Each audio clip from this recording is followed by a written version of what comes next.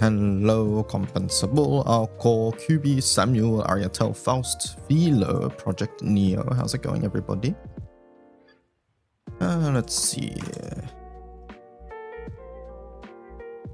Let me do a couple things before we get started.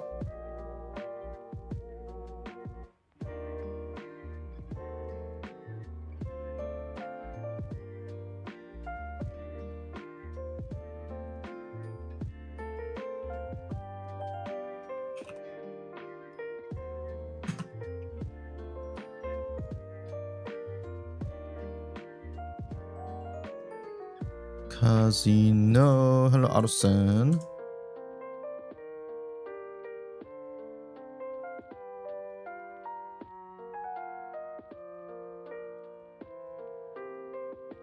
That one. How are you guys?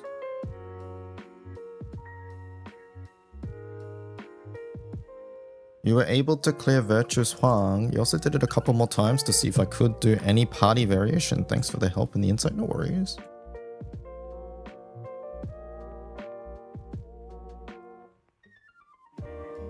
Hello, LED. How's it going? Supla. Supluck just subscribed for 26 months. Thank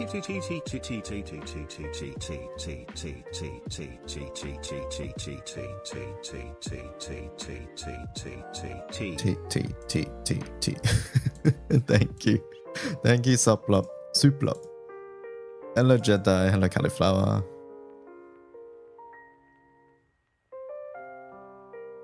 Hope we're all doing well.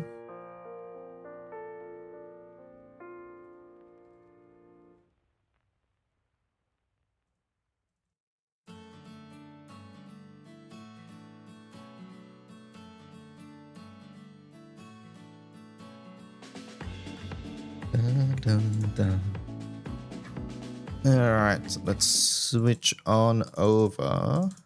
Good morning, hello Gramps Zodian. How's it going?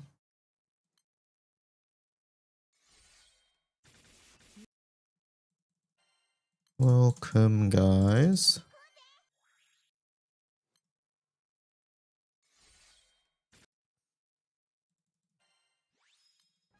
I just realized Suplub sub is a tier 3 sub. Holy. Thank you, Suplub. It's like in tiny text for me. Thank you, thank you.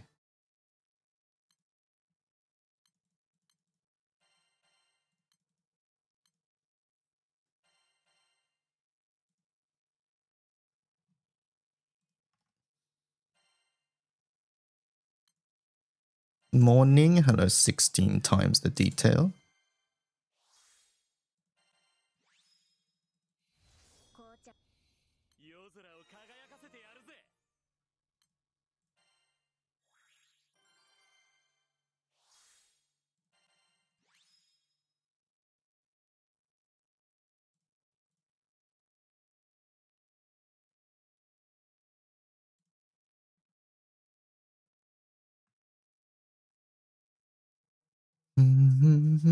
Let me skip these. Let me enter the field to perhaps defeat Strawberry's archer hacks.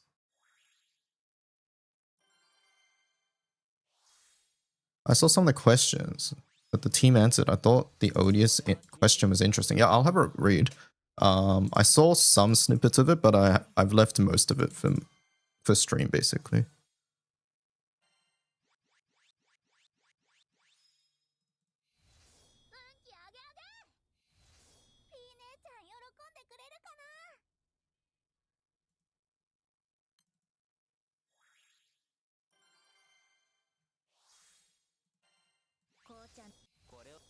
Where's my bow?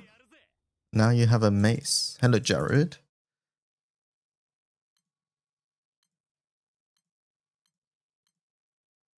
Angel Halo Pro.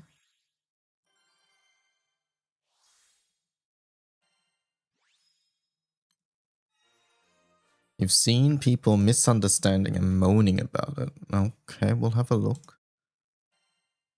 Curious.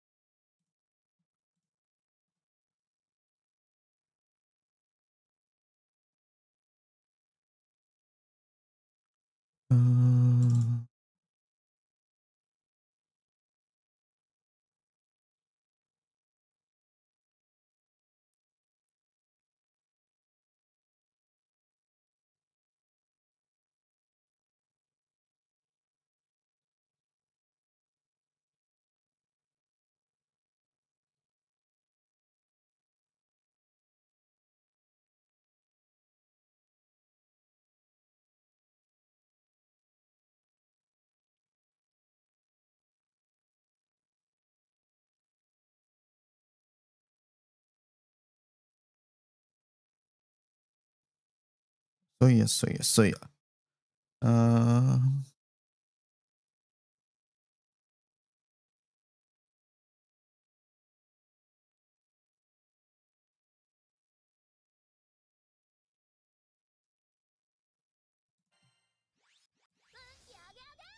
Hello, Casual Breloom.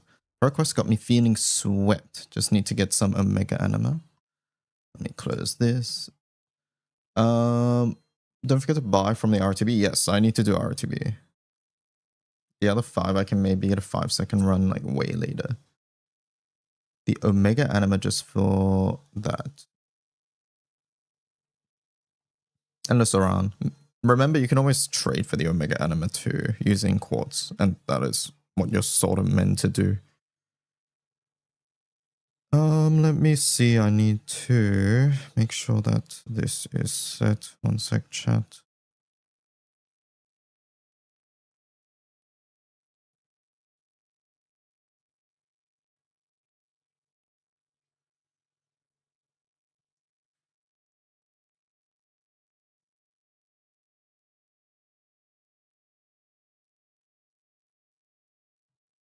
Okay, that's done.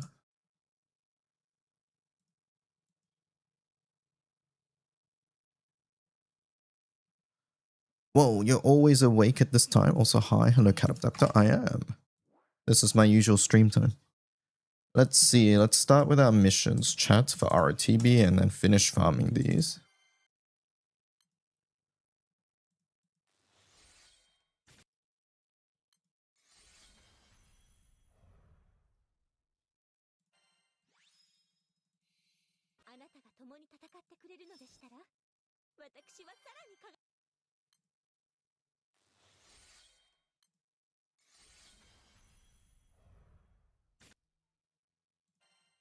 That is done.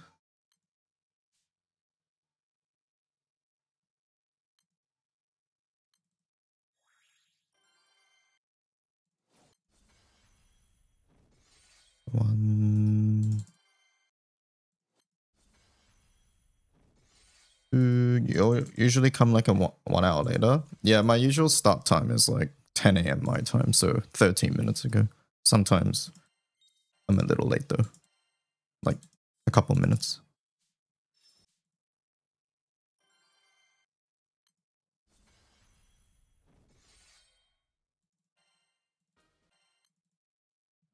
Okay, that's done. This one.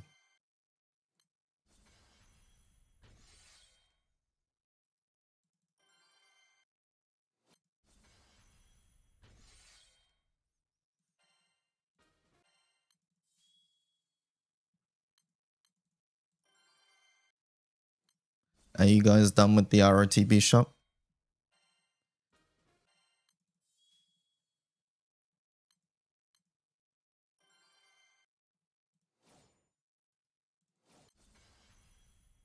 Yes, you are. Have you farmed up for next run?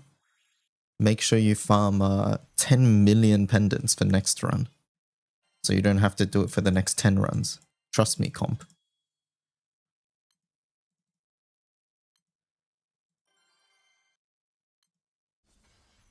I'm not baiting, I swear.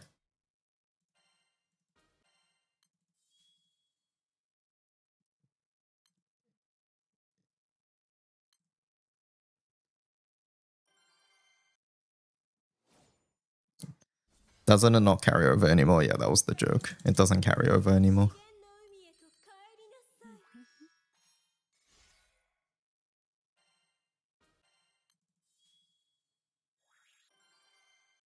You got your Shenxian badges and you called it.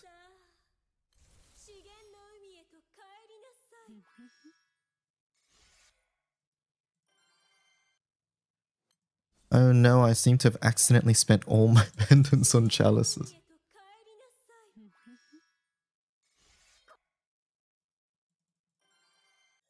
After finishing up the grind, this event seems so much chiller. Yeah, ROTB is very much a event. The newer you are, the more things you have to do. Because, yeah, there's not as much stuff if you've already got everything from the shop. Hello, Top View. Hello, Ore. All the gold nuggets I'm unable to buy will carry over, correct? You don't miss out anything. Oh, okay, that's not true. You miss out on some things in ROTB, but the important stuff like gold nuggets, you never miss out on.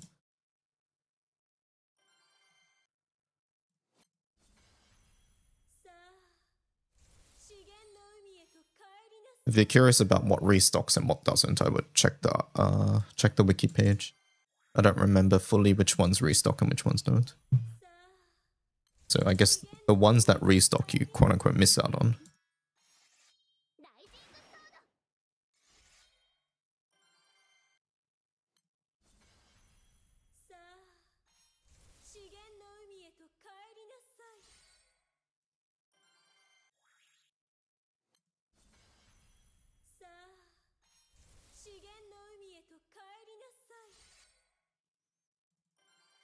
You'll be able to clear out one stack, but the other stack is like 180.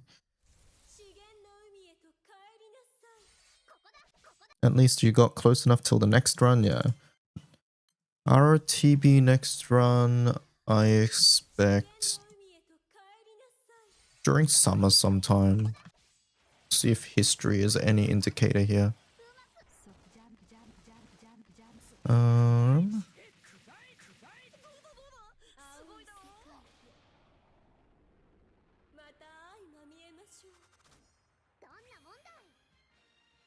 Let's see. Last year we had one in June. Yeah. Something like that.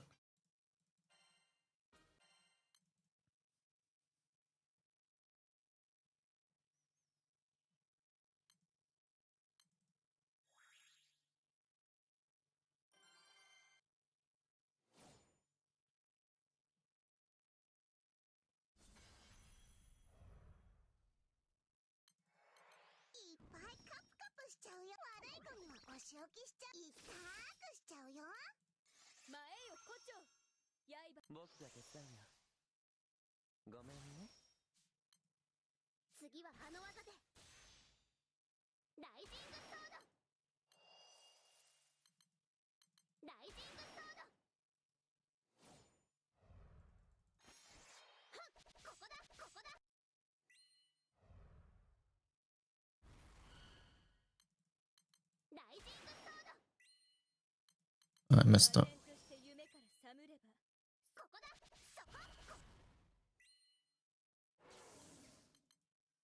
Hello, Jam Man.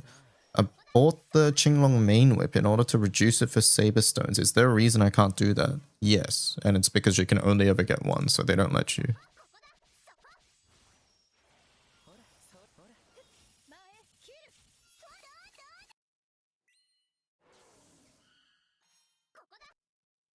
They don't want you to brick your account by accident, so even though that weapon is like almost certainly never going to be used, yeah, they're being careful basically, which is a good thing, honestly.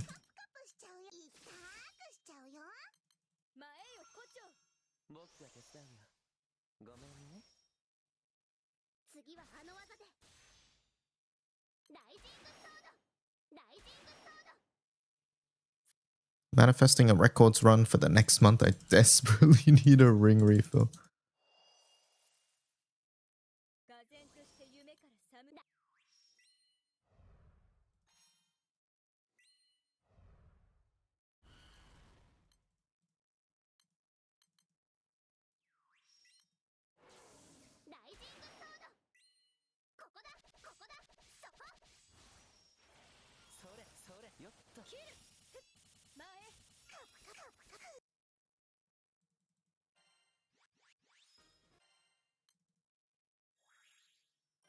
Hello, Argentum. Does Yggdrasil Bark Bracer often used? Yes, it is.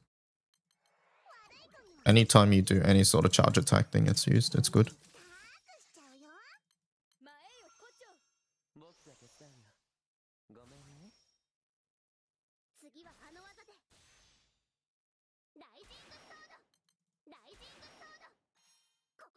Can I ask, is there anything to take note for the new Zodiac Camp event, or is it a boxing event? It's not actually a boxing event, so it's a rerun event.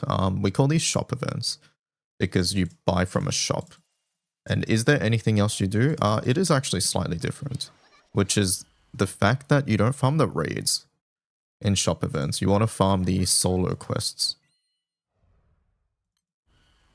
So it actually is a little bit different.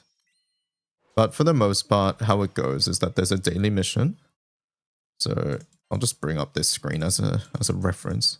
But there'll be like a mission. Like pretend this says Zodiac Camp, right? It'll say Zodiac Camp. There'll be like a mission. And the mission will be like defeat the event raid 5 times. Or is it 5 times, Chad, or 3 times? I think it's 5. So do that 5 times. And then there's going to be a bunch of story quests. So there'll be like a special quest button that you can click. If you go to the special quest button, it's going to take you to like this screen here. And there'll be like the event quests, the solo quests, and then event raids. Basically, there's a maniac one that you can do 2 times per day. If you're strong enough to do the maniac, do the maniac. And then after that, you farm the solo quest, not the raid. The raid will be at the bottom, the solo quest will be at the top, and do the hardest difficulty from the solo. Solo quests are better than the raids for rerun events.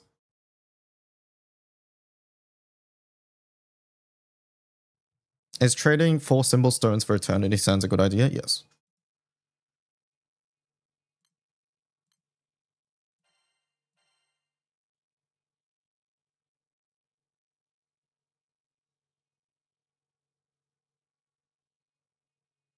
You decided to wait? Yeah, I recommend waiting.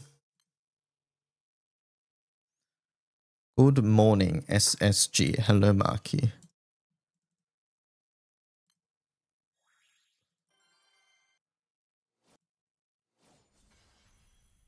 Hey, DY. Hey, chat. Hello, Vinny.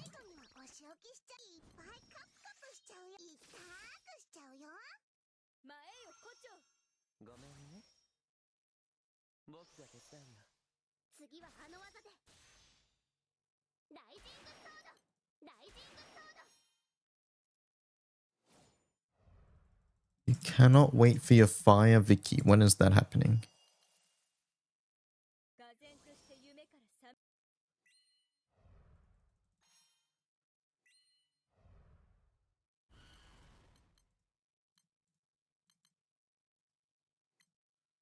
I didn't post it yesterday because I was speedrunning RTB, but Grand Blues is Rosine versus Octavia, Senbei versus Hard Candies. They appear to be offering their treats, but they are in fact feeding Cassius faster than the normal I can see. Wait, let me see. That sounds funny.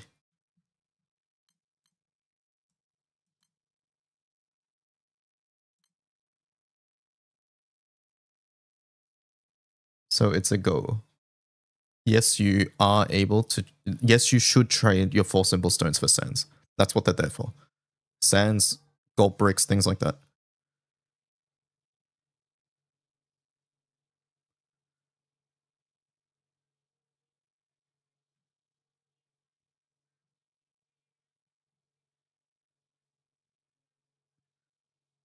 Fat Cassius.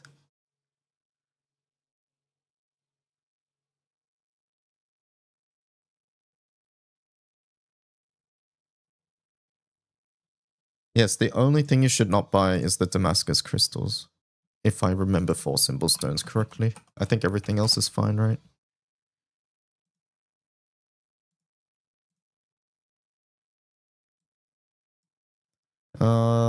Yes.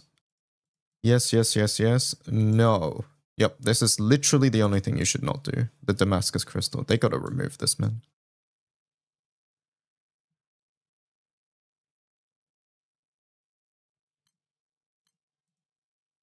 In my RTB video, there was actually someone saying, hey, why not? There's nothing else good. I was like, are we looking at the same shop? I was like, okay, I guess if you don't want the outfits, like in my mind, I didn't say this out loud, but in my mind, I was like, I guess if you don't want the outfits, but then even then, you should just save it.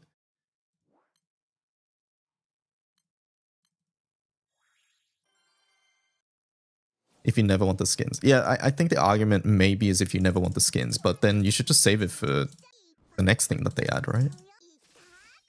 At the end of the day, it's Dharma crystals. Why did they even put out Dharma crystals? It's just there to brick accounts. I don't know. I think, okay, look, I think Dharma crystals was added once again because Dharma crystals tend to come from these really hard raids. And I think it was there as a way to bypass that, so to speak. It's sort of like the Proud Shop having the Fahich mats. But yeah, I don't know. I don't know. Because like arguably anything that drops Dharma grains is like a higher tier raid, right?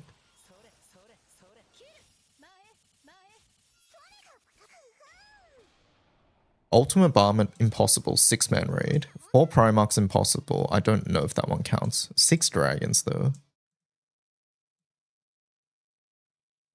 Yeah. I think the drop rate's sort of low here, but like all of these are like 6-man raids. 6-man or like just harder raids in general. So look, I'm trying to make up a reason. I don't really see it, but like I think it's for maybe a similar reason why Far HL is available in the Proud Shop. I've met some people that bought crystals, don't regret it, but they're the most casual of casual players. Yes, I agree. Right? Like I'm maybe it's there for those people, right?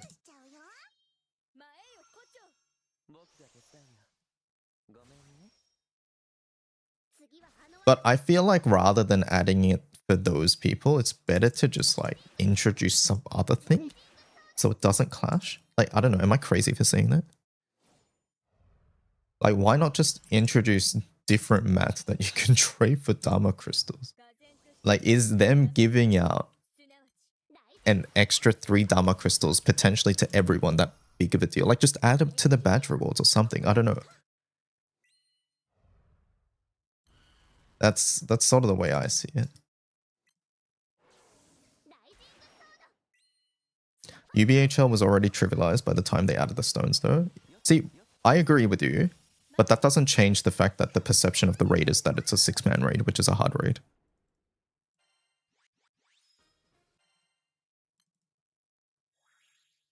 Hello, Perro.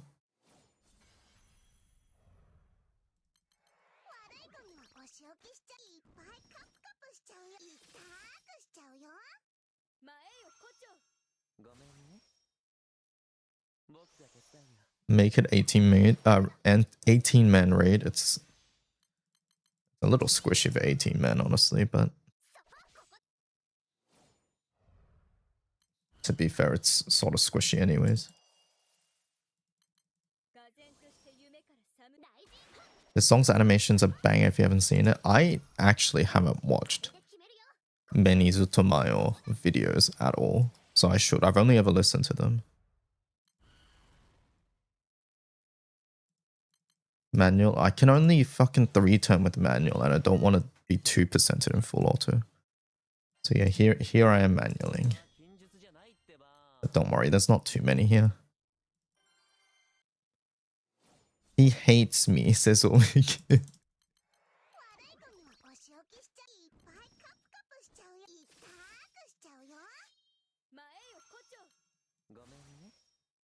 I have a question about Journey Shop. If we have 50% RP from current boost, does it stack? Yes, it stacks.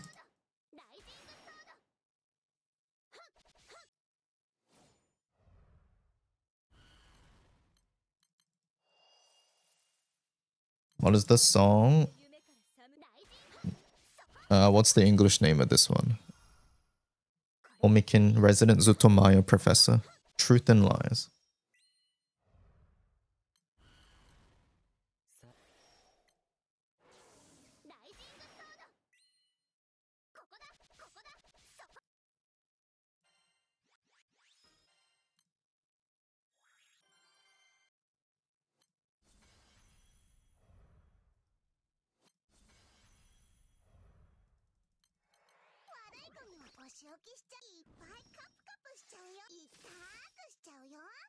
I don't think I even need to click Orology anymore if we're manualing.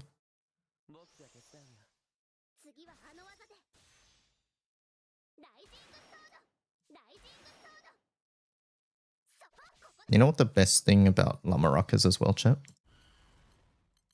It's something very underrated amongst meta characters.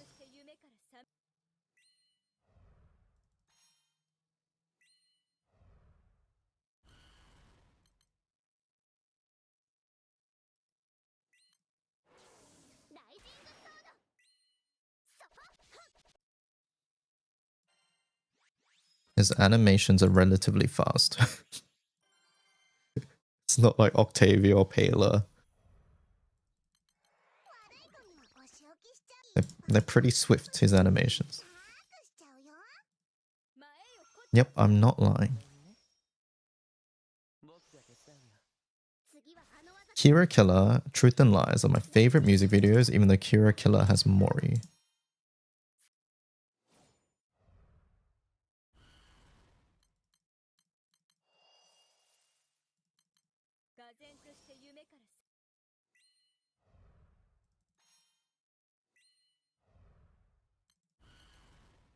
But yeah, most my music listening for like J-pop and things like that is on stream, so usually I'm listening through Spotify, so no video for me.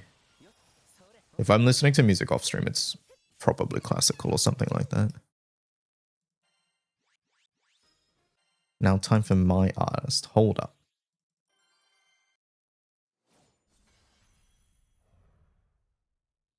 How can I get Valentine's characters out of February? You sort of can't. There's a rerun in, is it September?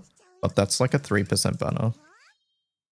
But this is why, this is exactly why I recommend people spark on seasonal banners. That reason right there. It's very hard to pick up a seasonal character outside of their season.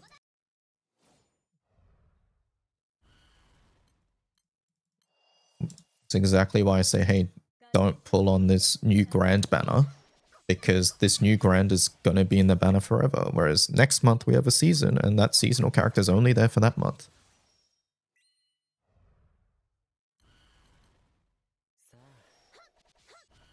$18.12 overture with cannons. I know that's too late to be classical. No, that's classical. Alright, okay. It's grouped under classical. Thank you for the follow.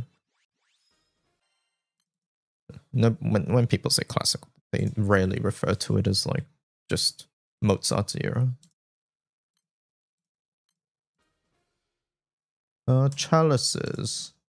Yep, that's all we buy. How many chalices do we get? 33 wows. Amazing. I guess give me these. Sure. Alright, we're done. The event is done, so. You're scared for June Flash?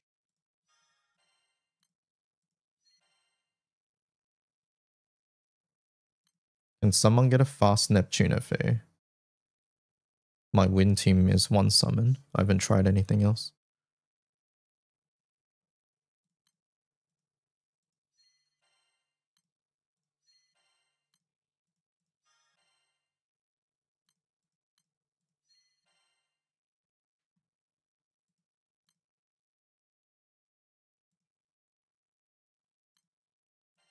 Yeah, first of all, you can probably open fire it. I haven't tried. I'm too lazy to change. For a fight, I do like 2 times.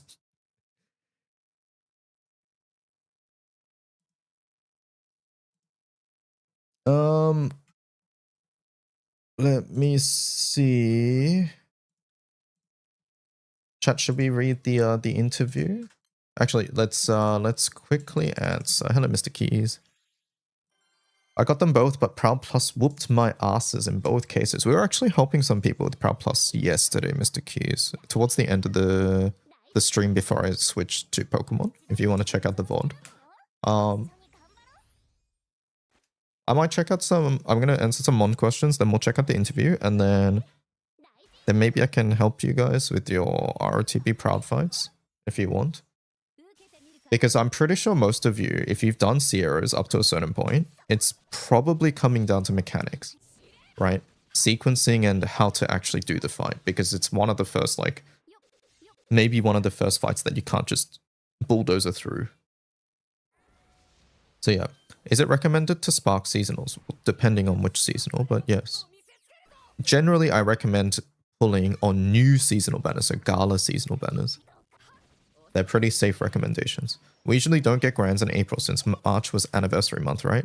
I don't think there's a usually, but you can look through GBF Wiki, go to SSR characters page, and then look through the grands and look at the months they were released in.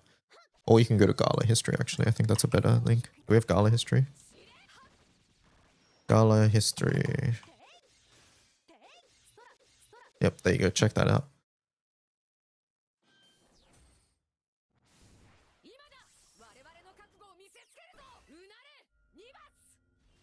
Yeah, basically just watch out for the mechanics. I don't know which ones you're struggling with. I'm assuming Juchue, many people are struggling with that one. If I were to give one piece of advice, maybe try Light Bunkle or something like that. Alright, let's answer some Mond questions. Is the best way to get silver relics just sitting in Akasha?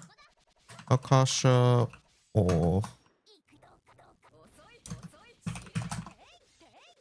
Dimensional Halo?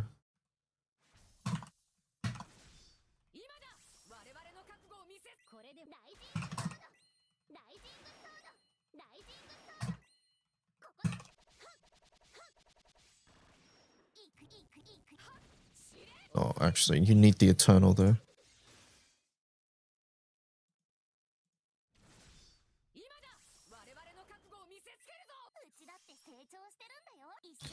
If you have the Eternal...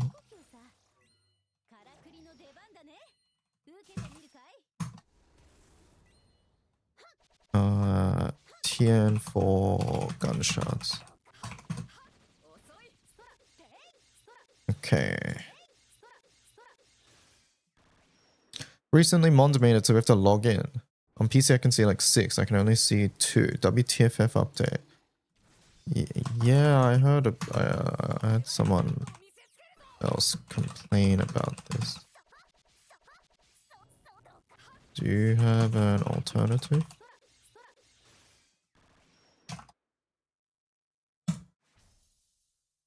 Nightmare Angel Halo can stack infinitely and don't expire. Right? Yes. Correct. Correct, they do not expire. Stash Gamers BTFO. Chat, what does BTFO mean?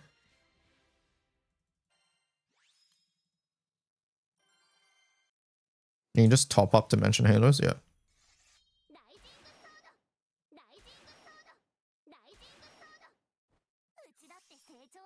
I think it's back the fuck off. It's blown the fuck out. Back the fuck off. Alright, we've received 2 different answers. Who's correct, chat?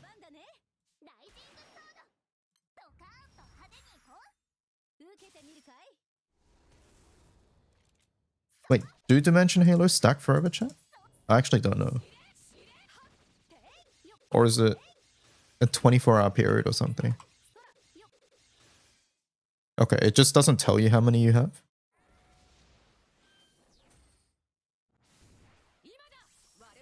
They stack forever. Okay, that's what I thought. I just thought it would tell me a number when I went to the screen, but it doesn't tell me a number.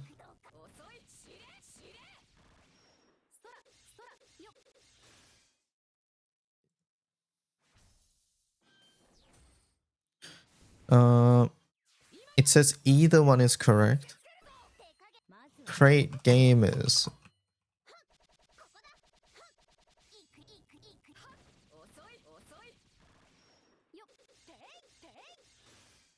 Hi, I'm a beginner in Vesusia running water without destroyer. Is 3-turn mandate normal? Is that too slow? 3-turn mandate is great. You're doing fine. If you go in attempt, it shows you. Ah, okay, okay. For HL raids like Hexafar Zero, do people usually spec into Defense Awakening? Yes. In general, yes. Most people do change to.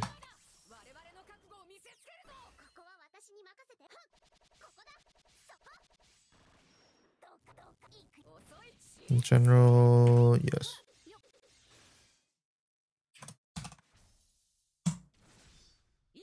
I think the full auto checkbox doesn't work. Oh, let me check.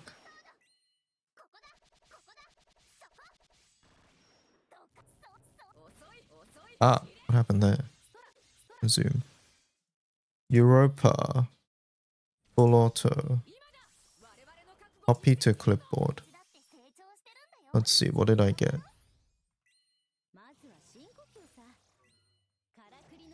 I think it's not working as well.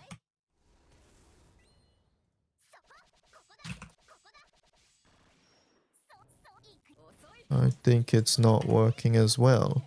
That just says Grand Blue Europa. Ah, what happened? Alright, let's have a look, see, shall we?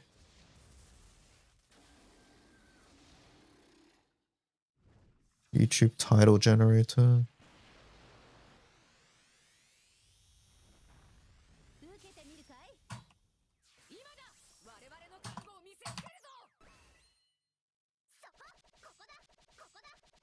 Should be the widget.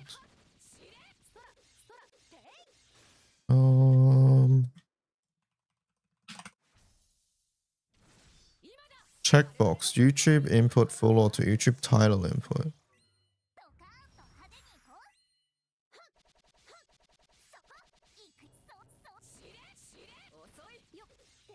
Does any of the other ones work?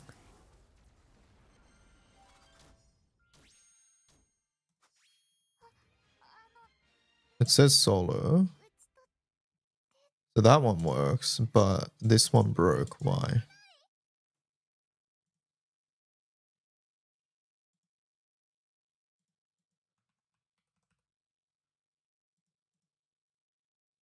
Get solo. Get check solo. Did someone remove FA? No, get FA. FA equals full auto.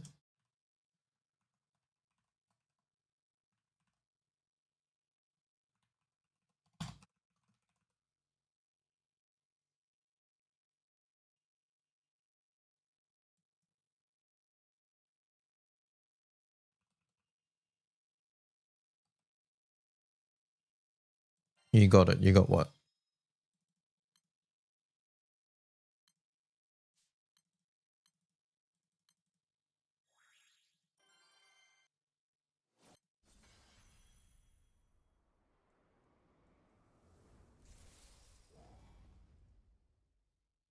The ID is the same. ID YouTube input full auto. Oh, I see it. Right. So that should be blue chest or something.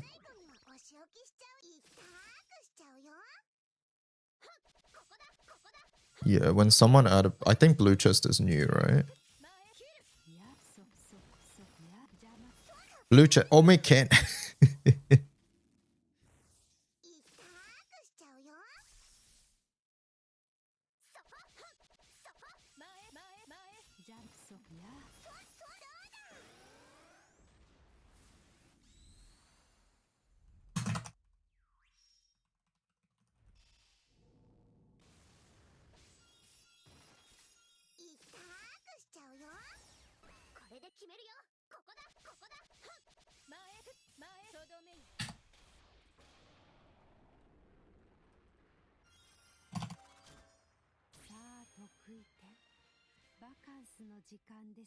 That means we don't even have blue chest here, right?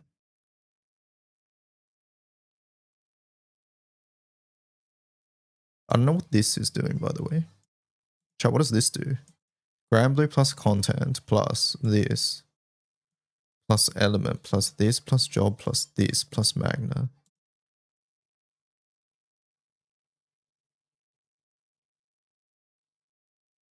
Is it just adding a space? It's a space, okay. I guess I just add blue chest here. Wait, what was the variable called?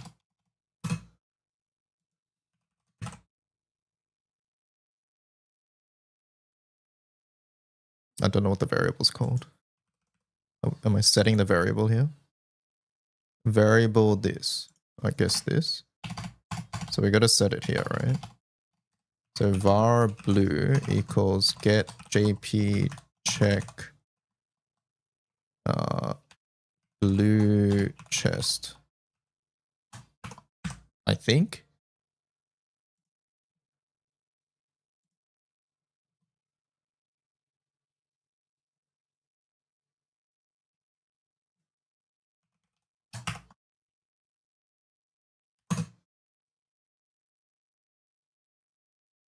Do the spaces need to be around this? No, I don't think so. I don't know. Let's just click fucking save. We can revert it if it's not correct.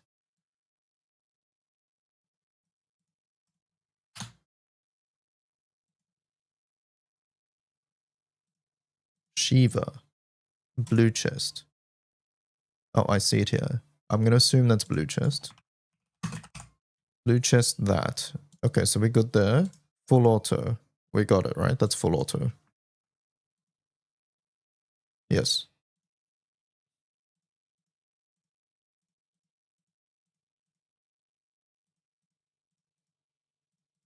Okay, should be fixed.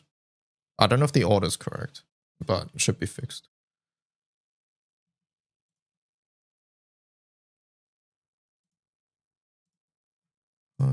Answer. Should be fixed. Thank you for reporting. Do it in the wiki code. Why my mod?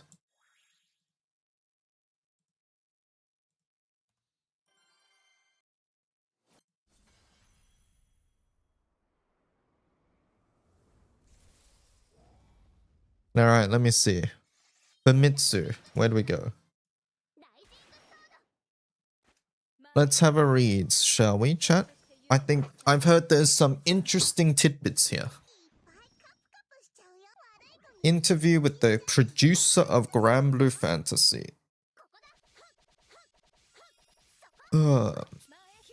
As usual, all errors are vibrating sheeps. Let's do this. Alright.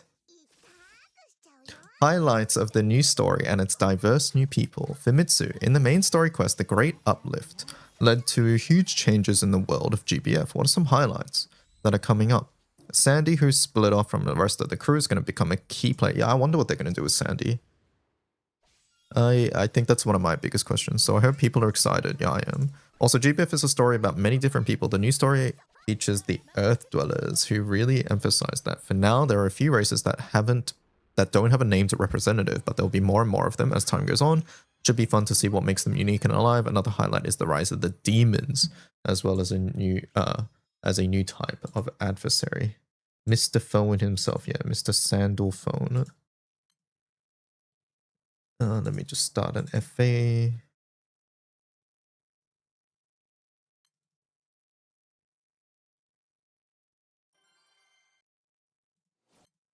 The demons. Give me a sec, chat. Just need to do this.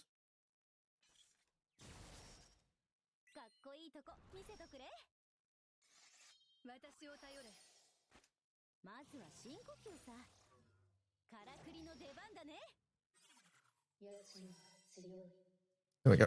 Robot people, yeah. Alright, the demon in the main story took over Philcus's body and possessed a few others on its rampage, didn't it? Before I read the answer here, I'm not sure I like this gimmick. Personally. I've never really liked this gimmick as an antagonistic thing. Because I feel like, look, they've sort of like made it where it's like you can just fucking beat the shit out of them and it's fine, they won't die or whatever. But like, I think it can, we'll see what they do with it, but oftentimes I feel like it just leads to lame conclusions.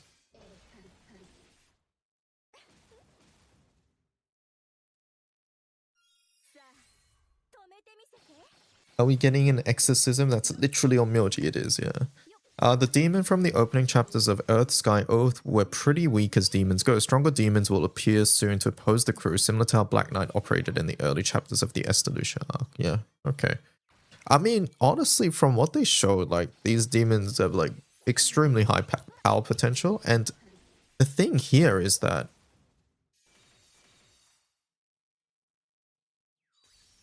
they can possess strong things. And I think that's the thing I don't like about them.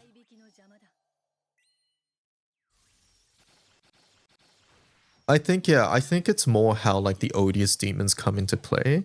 And honestly, I think as time goes by, it's gonna be like... Basically, what I'm worried about the demons just taking over people is that it becomes annoying rather than cool. Where it's like, oh no, he took over Sandy, we have to fight Sandy this time. Oh no, they took over Catalina, we have to fight Catalina now. Oh no, they took over the primal beast of this island, now we have to fight this primal beast. Like, it's sort of very... I feel like it can get very old and stale and annoying very quickly.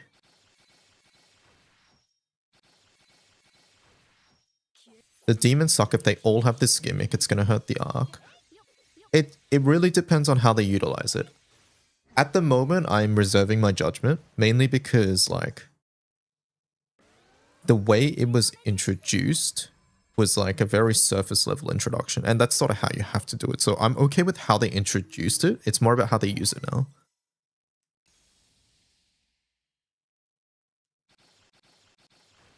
Possess seems like a character design issue. What do you mean?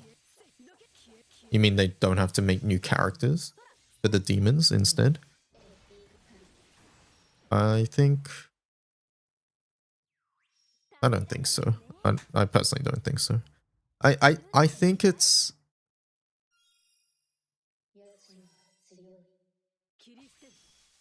Yeah, no, we'll just have to see how they go with it. Like, if the big threats in the world are like the odious ones, and then like they're not doing the possession thing, then that's fine, I think. But if the story quickly just devolves into, oh, someone got took over, now we have to deal with them, like all the time, it's going to become incredibly stale. So we'll see. We've already learned the names of Levlieth, Geonoid, and Wolvia and Grockle in the main story. From the very beginning, GBF has been about more than just the main human, Arun, Draff, and Haven races. We've had Vania and Vetus vampires or the Crystallians such as Lily and Aaron. Even though there are fewer of them than the main 4 races, we didn't minimize them as a culture. And one of the appeals of GBF is its many characters of all shapes, sizes, and colors. It's important to us that even though we have so many different races, we're not confined to just those and continue to add more. Yeah, that's cool. There are notable rules for each of the races, like how Aruns won't have any voiced consonants or P sounds in their names, or how Havens always have 2 R or L sounds in their name. Do the new characters' races also have those kinds of rules in places? Translators note, the rules don't always carry over in translations, but they are there and consistent in Japanese. Yeah, now like, there are definitely like names, right?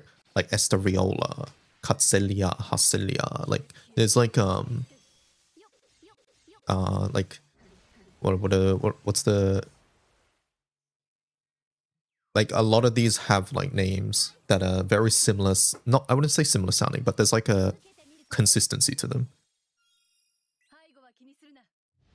Yodaha is one that doesn't translate. It's like Yodararuha.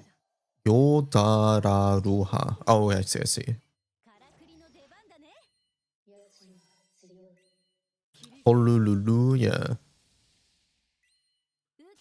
Yes, those rules were firmly in place during the design stage. It wouldn't be as fun if I spilled all the beans now, so you can enjoy figuring it out once we have more characters. We announced this during the live streams, but when Philcus became a playable character, she'll be listed as Levlieth and not other. The Xeonoids, Wolvia, and Grockle will also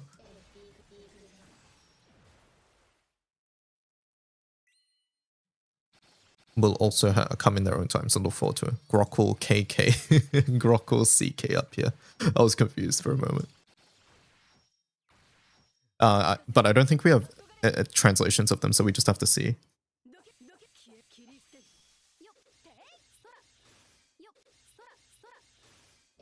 Neo and Exception. Yeah, Neo, I would say Neo and Form don't really count here, right? We only know 2 Eternals' actual names, which is Jing and Zamba, yeah. It's like their titles, right? It's not actually their names. Me naming my kid 11 to guarantee they become an Eternal.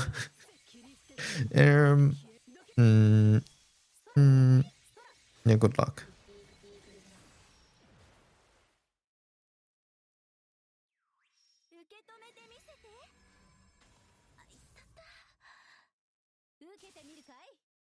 Someone asked about Vajra, and she has a legacy name. Her name's Sanskrit, not Arun, yes. That's correct.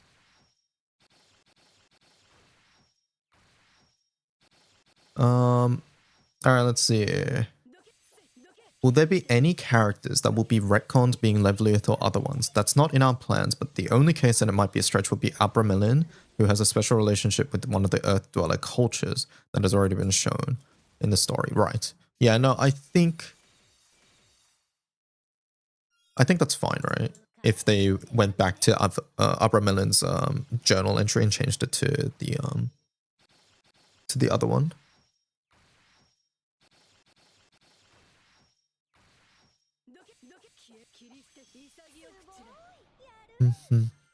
The Estalucia arc ended up taking 11 years. What will happen during the New Earth Sky Oath arc? At the end of Estalucia, there is a preview called this. Wolf, Moon, Taboos, and Wings. Sandy is the one. Sandy is the wings. Moon refers to Dex, yes. We hope you're looking forward to all these stories. Okay. Not playable anyways. You feel like they might retcon Wolf? Maybe, right?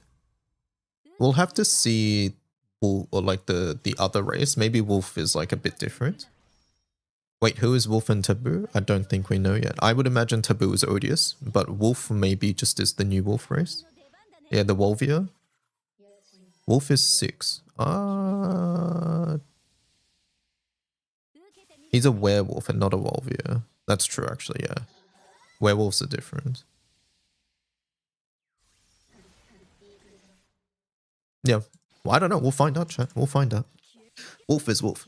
Alright, players have been talking about Lulu, Holu, Constance, and other characters from story events joining the gacha. How do you take in players' reactions? They say Xeonoids can have 2 horns too. Okay. But put simply, seeing the reactions from Skyfarers makes us very happy. GBF puts a lot of thought and care into its characters, and we like having the opportunity to say we care about this character too, and go back to them and their story. It's very satisfying. It's incredibly difficult to give every character the spotlight, but we plan on making it a regular occurrence for characters from past story events to show up again, as well as current R and SR characters to reappear at SSR. Yeah, I think a lot of people really do appreciate it when they when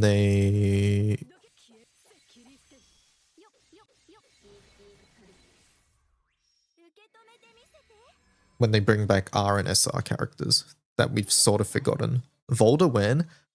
I wonder what is taking them so long for Volda, unless it's an intentional choice for them to not diminish, quote unquote, diminish the first character you ever get in the game.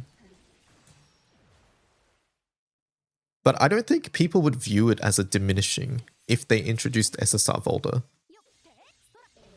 Right?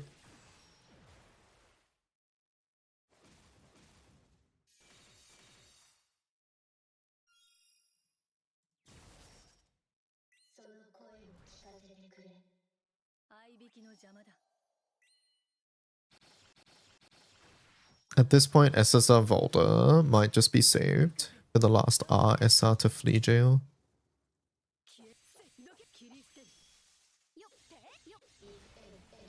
In previous interviews, they said they want to have a strong story about Jade ready and not just go like, hey, Jade's back, everyone's happy.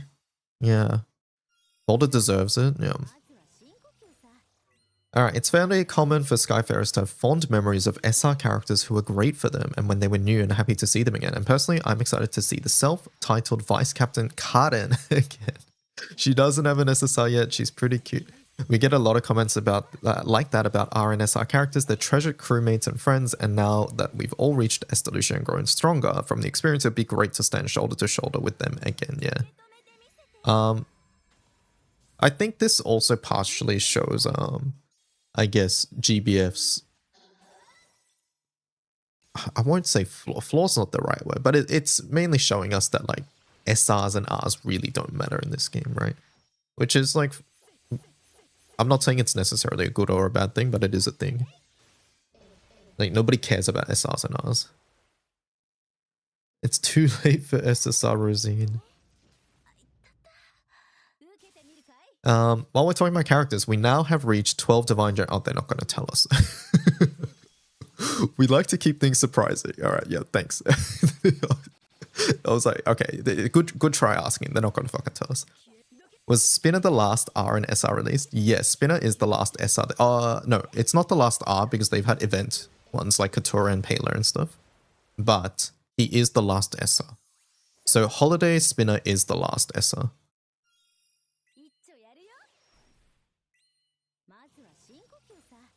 Still can't believe no Kamyu.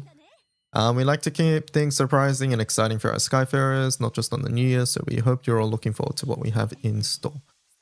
As in-game content, the Eternals and Evokers have been a big part of the game since they were first added. Do you have any plans to add more characters like these, who are unlocked and empowered via treasure? We've already announced Transcendence. GBF has always been a game with a huge amount of goals and things to do. We develop our content with the amount of load it will put on players, foremost on our minds. We don't want to put too much on their plate at once. Yeah, I think this is a good call because, like, you guys told me that, was it M2s? What did they release when they released all 6 raids at once and people were quote unquote like quitting because there was like too much shit or something? I think K18, you were telling me about it. Was it M2? Yeah. They released M2 all at once and people were frustrated. Like, you see it with their modern design or release philosophy where like they release 2 elements at a time, 1 raid at a time, things like that. So yeah. It's like, if they announce Transcendence for Evokers, and then they say, hey, here's like Saints FLB that requires just as much farm, then people are going to be like, hey, I don't know what to do. So like, they'll keep these sort of limited, right? Saito said it right. They said M2 was the most disastrous drop they ever did, yeah. Thank you for the follow.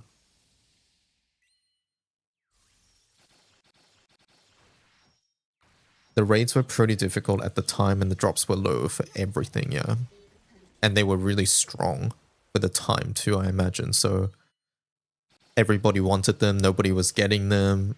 There's too many like raids going on at once. Yeah, I can imagine it being a disaster. So yeah, with Evoker Transcendence announced, I imagine for a big grind, they're probably going to wait a fair amount before they introduce another one. At most, it might be just like a Guild Wars skin or something like that, right?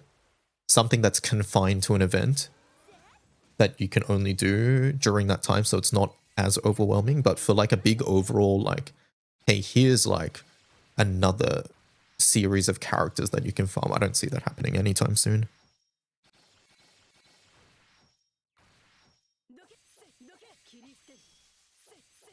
Magna 2 made almost every Elements Magna better than their primal counterpart. Avatar had his You Die move too, yeah, arch enemy. You think Saints Uncap? Yeah, I think Saints Uncap is probably within this year or next year is what I'm thinking. ROTB is due for something new to be added to it for veteran players, so... Hello, Hero Bunny. It feels like when players start GBF, the game guides them to recruiting an Eternal and Evoker. Feels like how far a Skyfarer has progressed on each of these goals represents a big milestone in their progress on social media. Yeah, 100%, right? I think it should as well. It's a good goal to have. That's definitely true. I see that on social media a lot. On the other hand, returning players see the Eternal and Evoker recruiting process as a very high hurdle, so we continue to think about how to make the process less intimidating. I know that this is going to be like probably very hard for them to do because it's like spaghetti code from like 12 years ago or whatever, but like I really think they need to just go through the Eternal process and just change it. I don't mean like change the materials. I just mean like the actual process of doing it. I really think that they need to go through and just streamline the upgrading of the weapon process, or like I know the new element change helps things, but like even just the reduction part is so scary as a new player. No crystals, please. I honestly don't care about the crystal. I don't care about the cost. I just think the way you go through the menus, the way you have to get the materials needs to change. You just got blue skin, such a waste of mats. I mean, once again, I'm not talking about materials, chat. I don't care about the materials. I care about the way you actually get them, which is going through this weapon screen here. You go to this. You go to weapon series. You go to Revenant. If you haven't done this before, then there is no upgrade to element change step. This step doesn't exist. So if you haven't done it before, you're here. Then you click on this. Then you click on this. Then you, oh no, it has to be level 100. Let me go level up. Like I'll click this and it's like, oh, you have to do this. All right, let me go do this. Let me level it up. And it's like, you've leveled it up. Now what, right? It's like, yeah, 1 second. Select. Let me level it up. What happens next? And it's like, okay, let's go back. Weapon upgrade. Oh, where am I again? I don't know. Hold up. Let me click. Oh, I don't know where I'm at anymore. Let me just go back to the menu, the shop, the weapon series, the Revenant weapon. Okay, we're back. Let's go again. All right, I got the weapon. Click. Click this to do this. Sure. All right. Like you have to do this like 30 fucking times. Right? And this isn't even talking about like the next steps that come after this, which is the weapon souls. I think that is so scary as a new player because you're like, I need to reduce this thing that I just made. Like, I think it's fine, but it should just be like, hey, what you need for this step is just put the fucking weapon there, right? Instead of being like, hey, go and reduce this thing, just in this menu, it should just have the weapon here and be like, okay, you just use this now. Right? Just trim parts of this out. Right? It just, like, this has this SR weapon here. Just put this weapon here.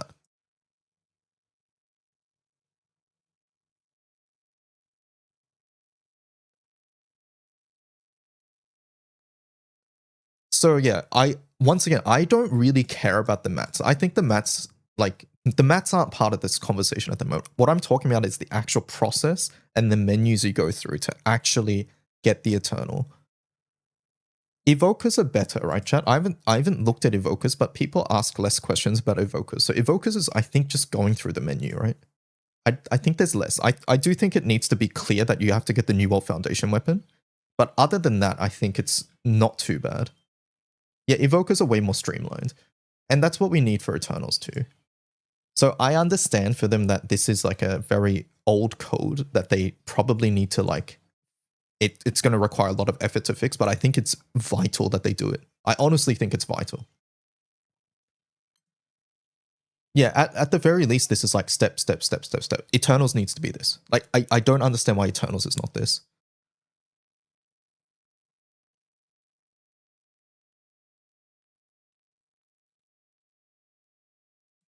So yeah, like I understand once again that Arcarum was released many years after the Eternals, but they need to go back and just fix the Eternal process.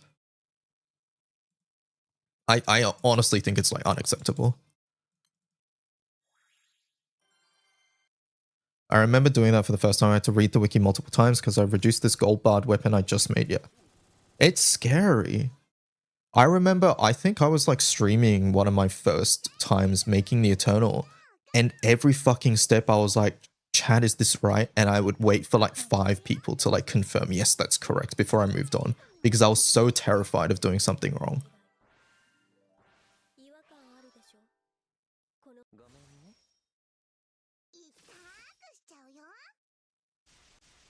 You needed a friend to guide you? Yeah. Like, it's atrocious, to be honest.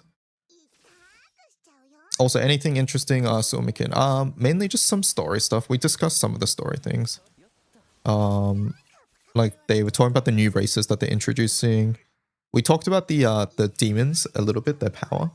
I was talking about how we have to, I'm waiting to see what they do with the demons like possessing people, because I feel like it can become very stale and old very quickly, where it's just like, you know, it possesses like Catalina and then we have to fight Catalina, and it possesses like Primal Beast Tiamat and then we have to fight Tiamat, and it just gets more annoying than actually like a bit of a like good story, right?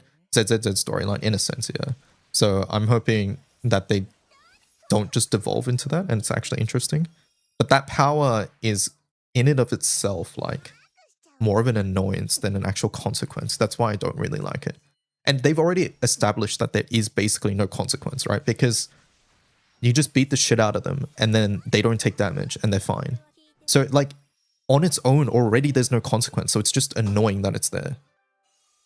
So it really depends on what they do with it.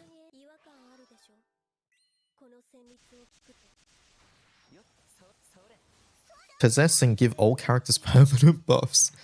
Alright, let's continue. Where are we up to? The latest story chapters introduced us to Filkus, Daridara, and a few more. Could you talk about what roles they'll be playing? For Daridara, we wanted a supporting Sun Maime role who could keep the story moving forward. Okay, Sun 3 Maime. Chat help, what does that mean? Having too many cool, aloof characters would make it hard to pace. We wanted someone who could carry the comedy. Yeah, I think Daridara being like the straight guy, the one who keeps the story moving is a good call. The third billing on the post-its, a kabuki role. Okay. There's leading man, supporting man, and the third guy who doesn't need to be cool or sexy. Yeah, got it. As for Maminas, Miamint, and Gerion, they're much more like Sturm and Drang, your foils and rivals. We hope they add a bit of spice to the story. Okay, alright. I like it, I like it.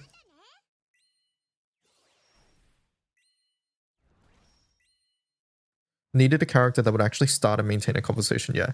Like if we look at our crew, it's like 6 who is not going to be the one starting conversations, right? MC doesn't talk half the time. And then Catalina's very like Catalina. So like there's really nobody else.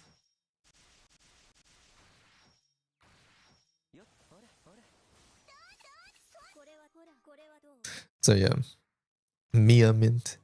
Alright, let's see. The Earth Dwellers feel very different from the Sky Dwellers we've met so far. Putting aside the fact that they live on floating islands, Sky Dwellers have a culture that's pretty close to modern Japanese people. Compared to them, Earth Dwellers have a very distinct and different culture. We designed them with their environment in mind. How would they have developed with such otherworldly conditions? Okay. So you've not only designed their history and world, but also their lifestyle. Yes, hopefully you get a feel of that from the clothes they wear and how they look as well. Okay. Were there any inspirations for them taken from real-world countries or cultures? If anything, we took care to avoid any real-world inspirations. Our art team, story team, and planning team spent a long time coming up with great designs that would avoid any resemblance to existing other races, yet still feel like they belonged in the world of Grand Blue Fantasy. Okay. The challenge of refreshing a familiar soundtrack. The new main story quest chapters included new music. What was the concept or theme behind the new tracks? To start, we gave our composer Narita Tomo-san the task of composing the Odius raid music as horror-themed tracks that make your hair stand on end, rather than our usual stirring fantasy music. Okay. The easiest one to hear this is probably the music for Mortality Verboten Nihui Vinte. The whole track is starkly creepy, and as you reach the end of the battle, it becomes much more orchestral. It reminds me of something like the Celeste raid music. Right. It's not a completely new genre of music for us, but hopefully if you listen to the songs long enough, you'll feel a bit of a chill down your spine. On the other side of the ledger, the main story quest themes a very familiar GBF sound. What's my favorite Odious raid theme? I still need to listen to the two new ones. I still need to listen to the two new ones. Because when I listened to them, it was the old soundtracks, right? Odious raids. Hello, Flanring.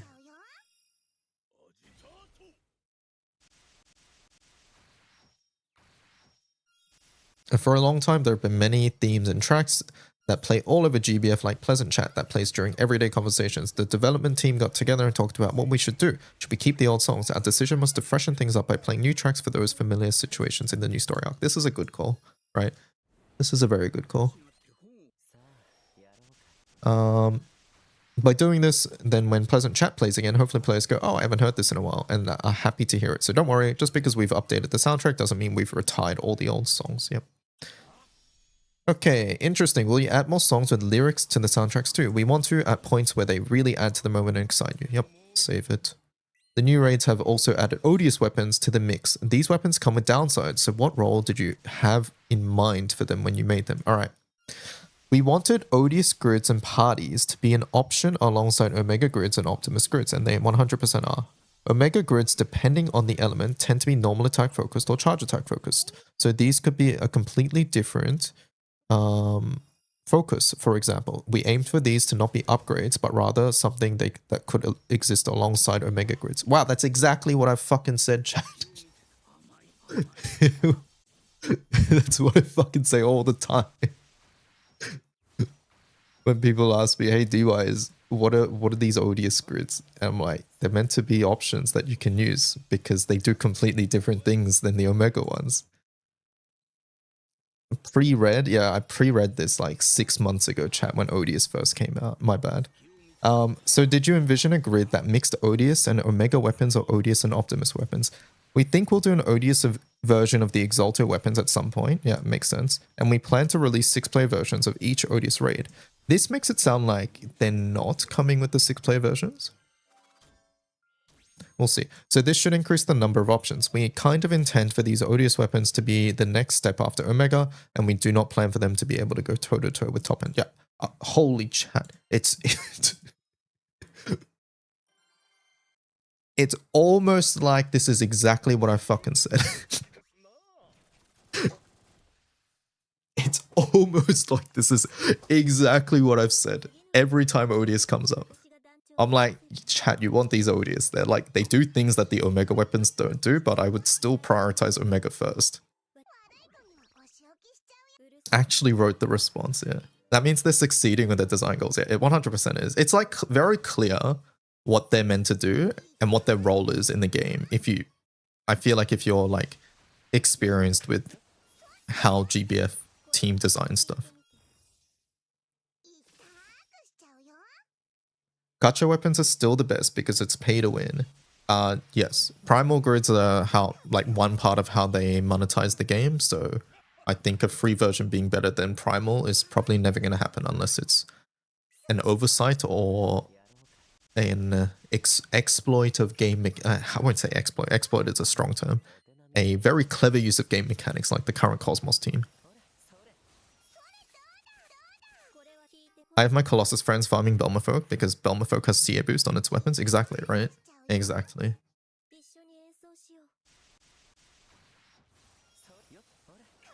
So Odius will kind of be the upgrade after Omega. No, upgrade's not the right term. It's a side grade, depending on what grid and what team you're trying to do.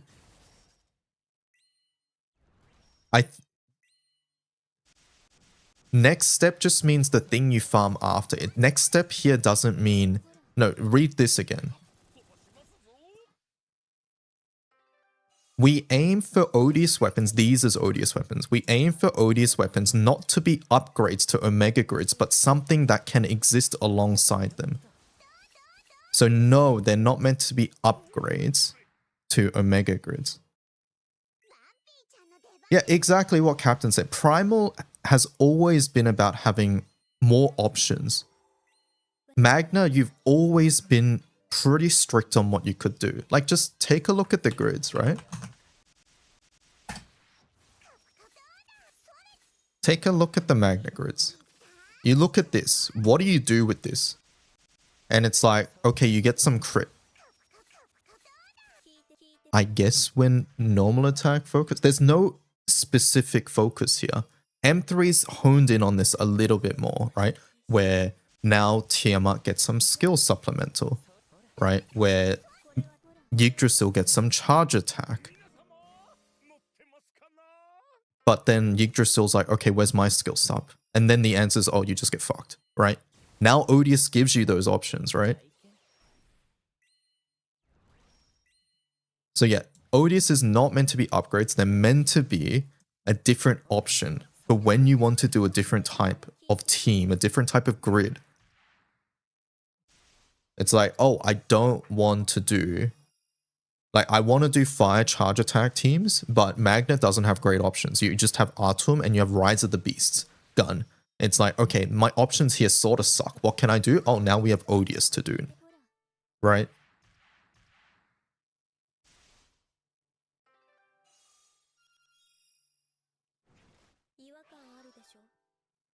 Are we going to have Odious weapon grids on the wiki soon? We already do.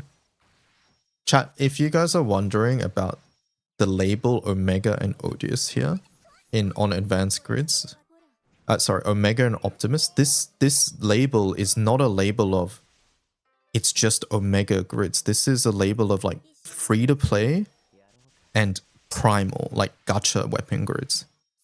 Like, I don't know, maybe we just have to change the symbols in the future or something, but like Odious weapons exist up here. It's just there's not many yet because not many people have created some.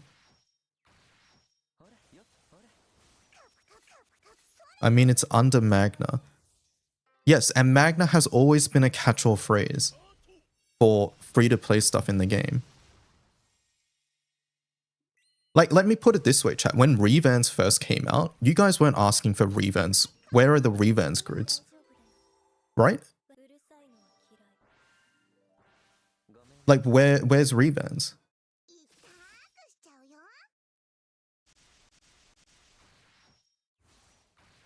I don't see why Odious is any different here. I guess the main thing is that your summon is different, but once again, Magna has always been a catch-all phrase for free-to-play things in the game.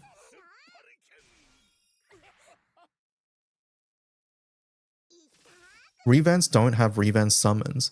But do you guys disagree that Magna has always been a catch-all phrase for free-to-play stuff?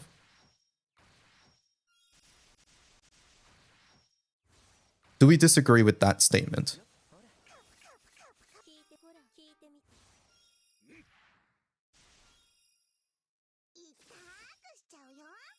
I think the vibe is very different because of the summon boost part of Odious.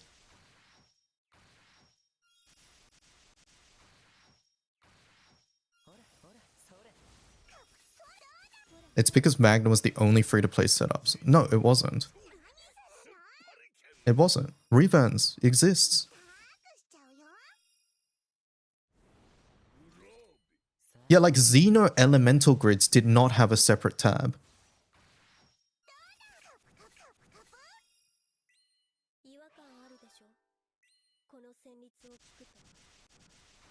I disagree because there are some Magna grids with grand weapons. Yes, there are.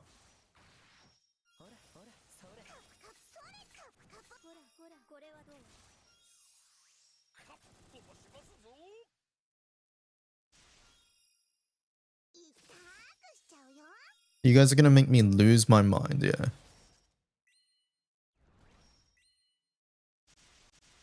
Technically, you can be free to play for both. We're not gonna list Prometheus grids, chat. Do you guys want everything hard to find on purpose?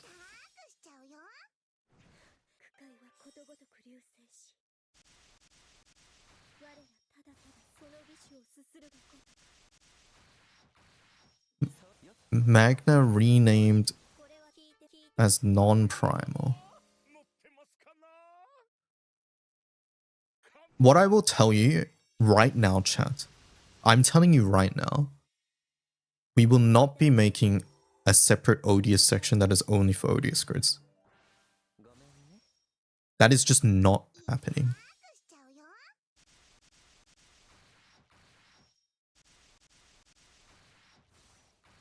Once again, Magna has always been a catch-all phrase for free-to-play stuff in the game. Grids that are primarily free-to-play. At most, maybe just the icons need to change in the future, right? Depending on how relevant these things end up becoming. But we are not adding another row of 6 summons here, is what I'm telling you. Hopefully you understand why. And if you don't understand why, I think you're missing the point of what this separation even means in the first place.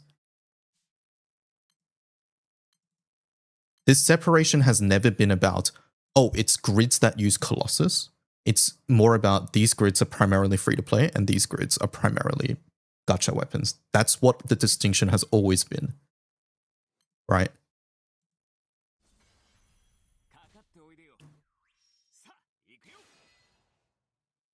I don't understand the scope of work, so therefore I think you're being lazy. I've always wanted to change the icon. It's just been extremely low priority. Yeah, exactly.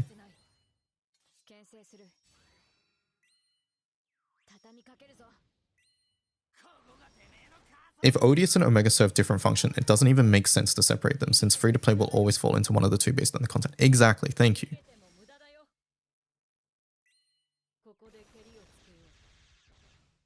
Odius seems to be kind of different from Magna and needs to be built kind of differently from Magna / unboosted. What do you mean?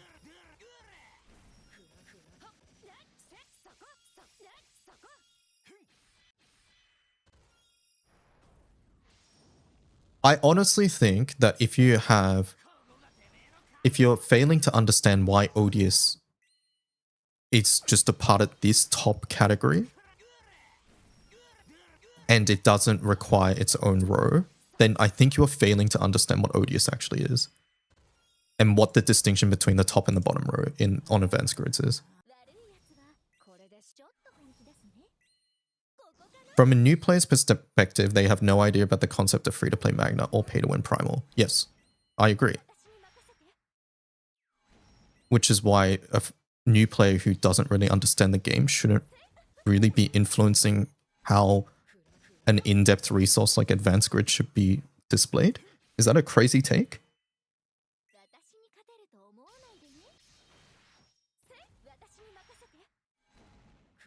I think in these cases, leaving this separation or this rule or whatever, the way we display things to,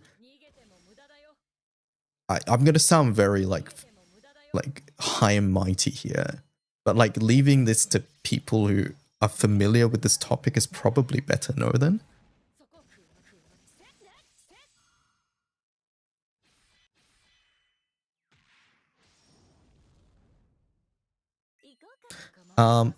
Yes, once again. I think the name and the icon is gonna change, chat. Like, I'm not talking about that. We're talking about adding a specific row for Odius. Just cut the images in half, probably. Like cut it in like in diagonals. Have Celeste here, Odius here, or something. I don't know. Like this is like, once again, we've been thinking about this for ages. It's just we haven't gotten around to it because it's low priority.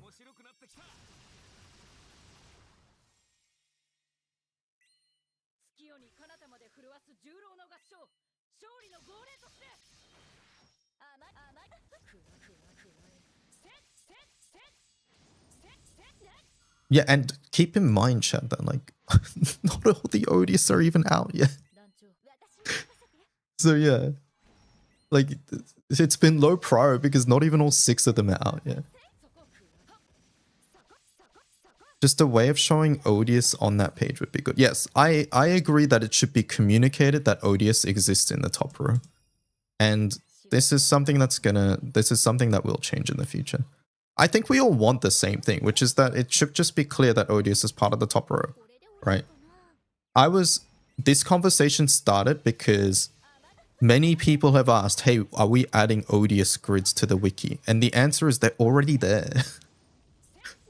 But people wanted like this to just have another row, and we're not doing another row is the main thing, right? It was just that, hey, this another row is just not happening. Like this was never the idea to just add another row in the middle. I was going to edit it. It's too annoying.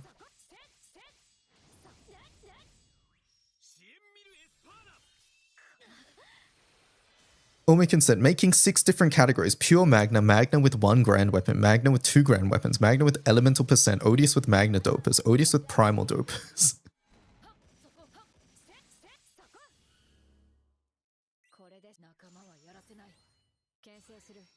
The start sounded like you wanted to keep the icons. No, that's dumb.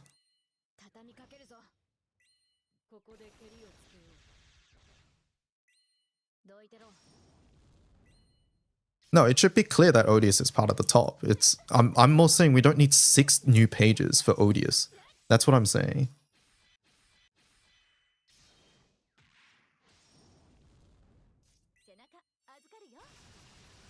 Don't forget Magna with off-summon main hand because it's falsehood.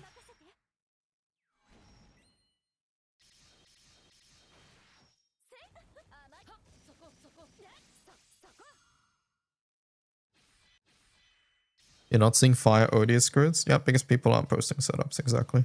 They're new. People are figuring out what they're good for. Many people have maybe not even farmed them yet as well.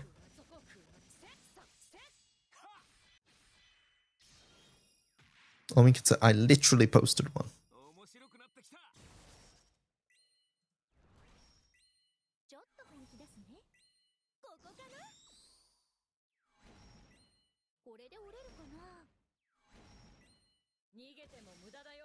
There's no update this maintenance. Yeah, there was no update this maintenance. There's on Thursday, so not tomorrow, but the day after. It's the summons that are off. Yeah, I mean, I would disagree with the weapons because of the befoulment system personally, but yeah, the weapons drop a fair amount. It's just getting the right befoulment might take ages. Odious and taboo. Is Odious taboo? Yes, it is.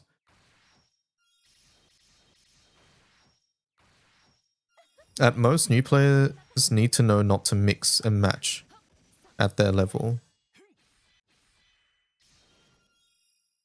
Okay.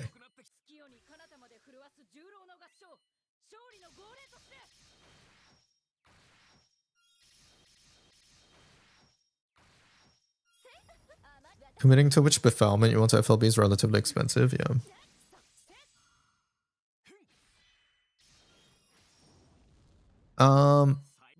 Alright, let's continue on. You guys said there was controversy around this answer? What's the controversy? This looks like no surprise here.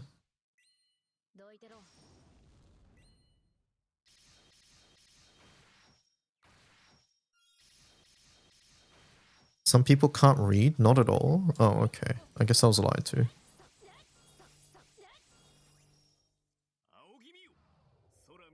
You think the biggest issue is that OD is just OD? Yeah, I think it could be a little bit more creative, but yeah. It's just people posting things out of context. Oh, was it this again? We kind of did they post this? People are interpreting it as Omega replacement. Okay, alright, let's just move on.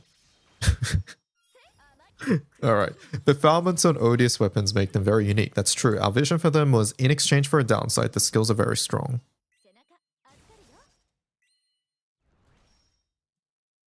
Yeah.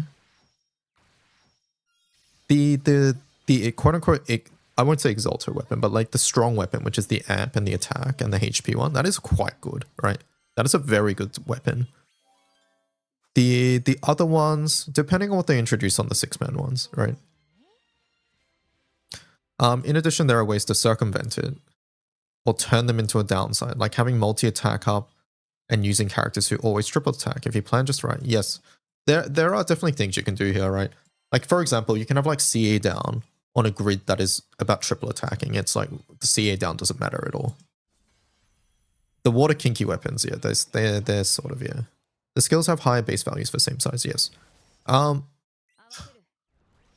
think the thing about befoulments for me is mainly just their RNG nature. I'm okay with the weapons having a downside. I just think it should be much more deterministic in the result you get. Like, I feel like AX was a failed experiment. And I thought the team understood that because they stopped releasing AX weapons and they made Awakening instead. If you guys didn't know, AX came before Awakening. And once they released Awakening, they sort of didn't release AX again. So I thought they were done with AX because they understood it was sort of a failed system and it's bad. But then they introduced Reverse AX, which is the befoulments. So I just wish that the values and the way that how much they lessened the debuff was like deterministic and not random. I'm okay with them having a debuff. That part is I'm completely okay with. I'm even okay with them dropping with random debuffs. I just want them to all have the same amount at the end once you upgrade the debuff, if that makes sense.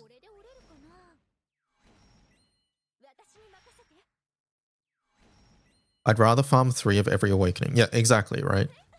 It's right now, it's more the fact that, like, if I look at my Odious weapons,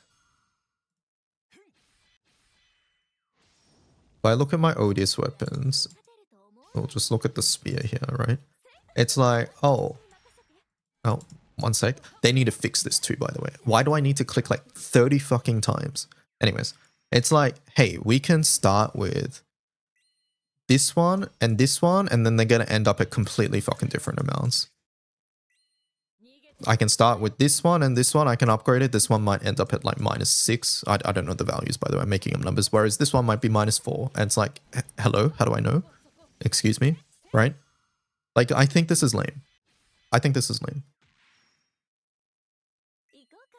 Yeah, the random decrease is nuts.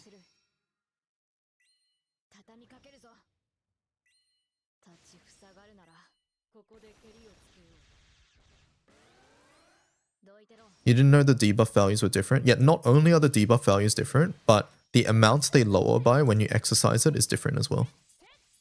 Like, you and I could both start at attack low at -12%, but by the end, it could be very different. Right? Like, look at this one, -12. I'll go up. Now it's -10.2. Right? Let's have a look at this other one. Let's go here. One sec, I need to click 20 times for this again. This one. Let's see. This time, what do we get? This time it's -9. Like, is that not insane?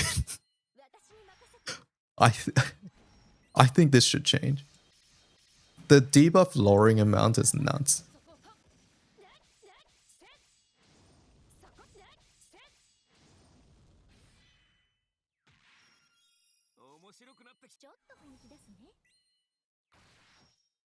It's AX with even extra steps, yeah.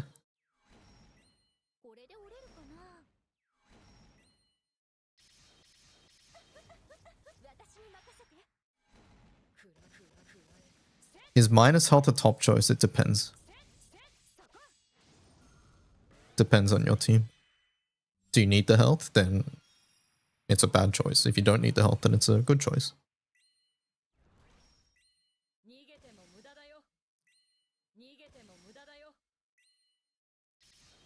Even farming a good base roll is ass.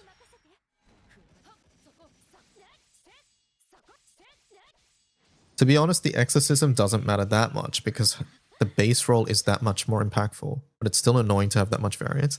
I don't like that, Wyvern, and the main reason is because, like, we live in a world where people are rolling for level 5 buff artifacts.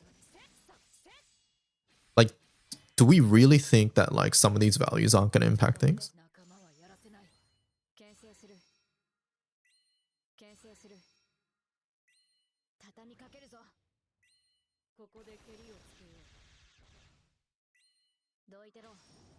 Oh, you got 1%ed on your setup. I guess it's because my Odius Befoulment didn't get the... It missed like 3 times. Oh well.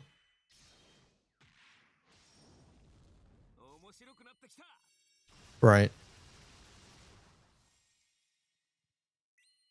I have no doubt that Befoulments will get better in the future, by the way. I'm pretty... like... What I mean is that a perfect roll isn't going to compensate a better base roll. Right, I see what you mean.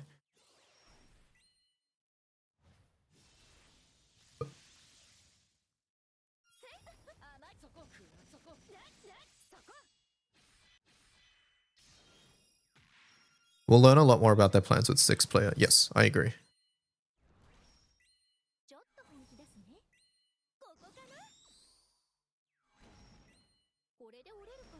On the minimum, 0.1 steps, getting a 1% lower base roll is like the same, yeah. So yeah, Befoulments, I hope they make it better extremely soon.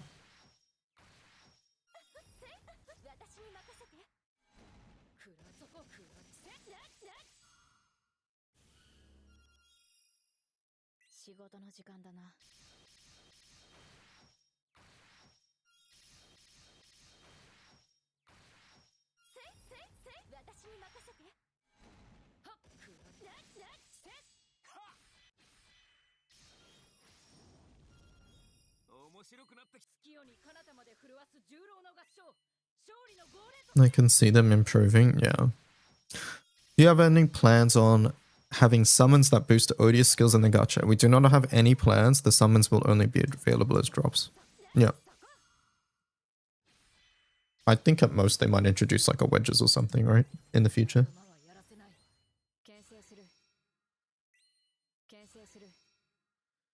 Do we have any gacha Magna mods?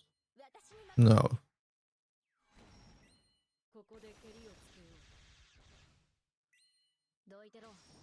Feels like with the current summon drop rates, making these grids will take a long time. We plan on adding Odius rates to the extra drops and monthly. Yep, they already have been added. And giving players more opportunities to get them. There are many ways to look at how strong a boss is, but with Serious Knickknack Academy for new players, they're making bosses too weak, or making them too weak could lead to players joining from backup one-tapping them. That would turn the process into a chore, so we hope that players will actually play the fights as they work towards making new grids. Okay, so this is more talking about their difficulty, right? This is more talking about their difficulty. Magna with packed weapon, no, not what we're talking about.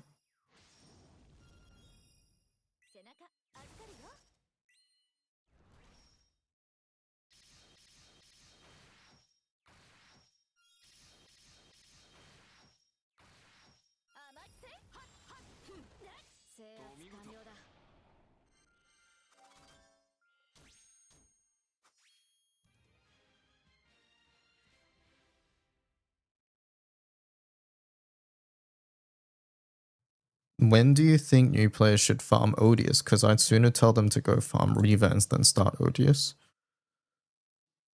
I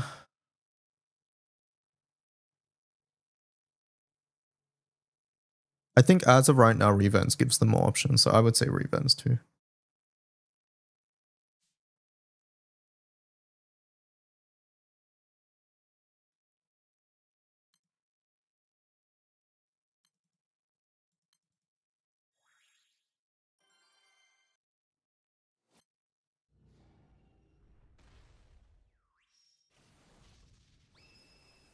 Odius are way harder to FA in comparison to M3. Yep, they are. This one is basically just we don't plan on obsoleting our new content immediately yet.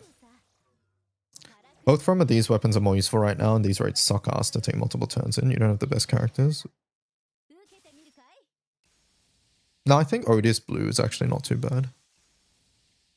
I think Revans Blue is much harder.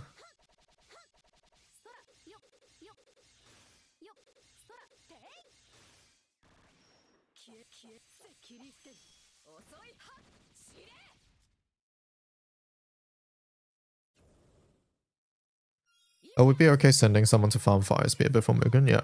I think it depends on the element and other things, but like for some people, like farming Agastya might not be an option, but farming the new Dark one might be. We don't know yet.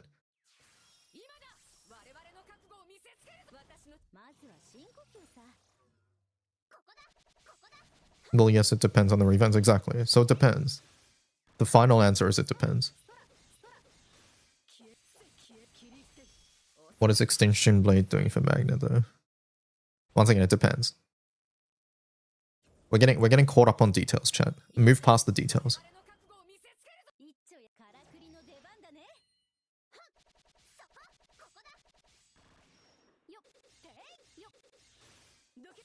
Alright, next. High difficulty raid battles ask you to be judicious with your artifact picks. Do you plan on adding more artifacts? We currently have no plans. Our priority will be to make artifacts easier to acquire and make it easier to try out a variety of different artifacts. Thank you for the follow.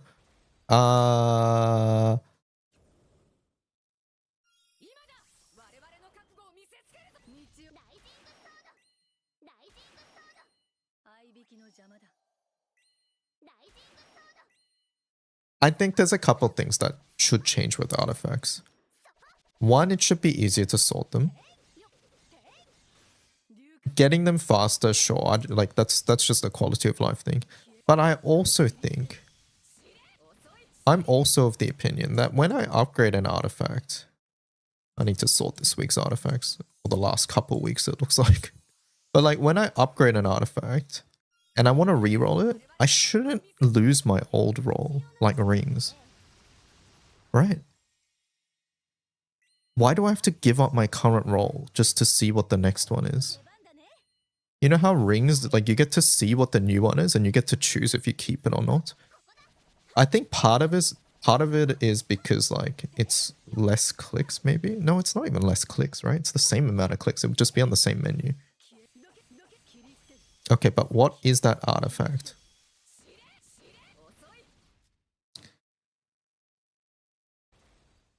But you do get to choose. No. No, you don't.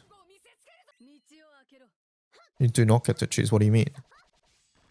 If I have a level 4 start the battle with X amount of buffs artifact and I want to try for level 5, then I have to give up my level 4, never knowing when I'm going to get my level 5.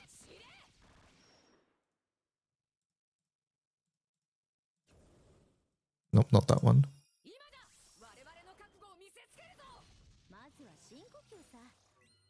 If I want to reroll this one and try for level 5, when I click upgrade and I click reset, it will reset the level to 1.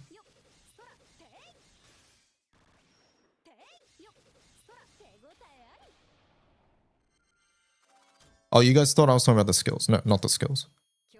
The levels. The levels should, like, it should show me what the before and after is and let me choose which one. I shouldn't have to give up my level 4 to, like, I shouldn't have to give up this to potentially get level 5 and never know when I'll get this roll again.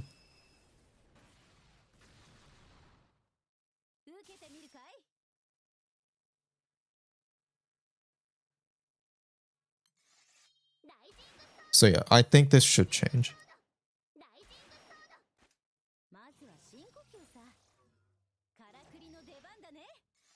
I was ringing some characters and I was like, why can't I use 10 equivalent rings to upgrade the bonus by 1? So take 10 TA5 to 6 at the cost of like 10 rings. I've always wanted rings to be a deterministic, hey, pay this amount of rings to get this roll. But it's clear that they don't want that.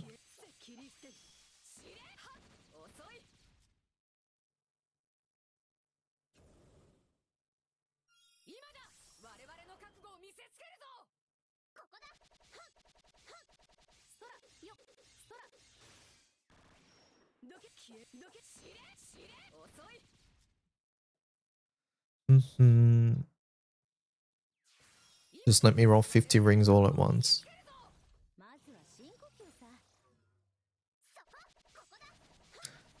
Use dozens of earrings and rings to get nothing good, yeah. Let me roll 10 at a time. I don't think it should be 10 at a time. It should be like, look for a stat you want and roll until you get that one, like at 10 at a time or something, if that makes sense. So you don't waste any. So that if you get it on the first one, you don't waste 9.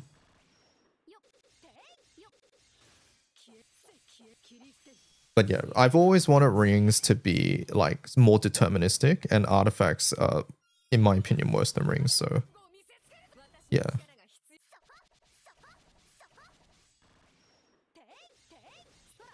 Tier 2 rings earrings should not have dud options.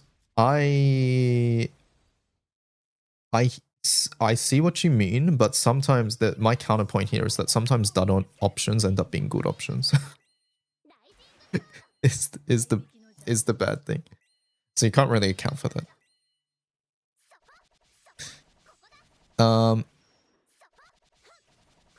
The importance of difficult quests that test your strength. At the end of 2025, quite a few new Skyfarers joined, partially as a result of streaming projects like Grand Blue Girls Club and the Nijisanji VTuber crew. What does the dev team think about this?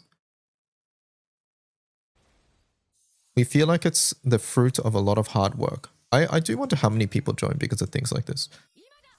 We feel like it's the fruit of a lot of hard work from the team's efforts, but we also have a lot of people to thank.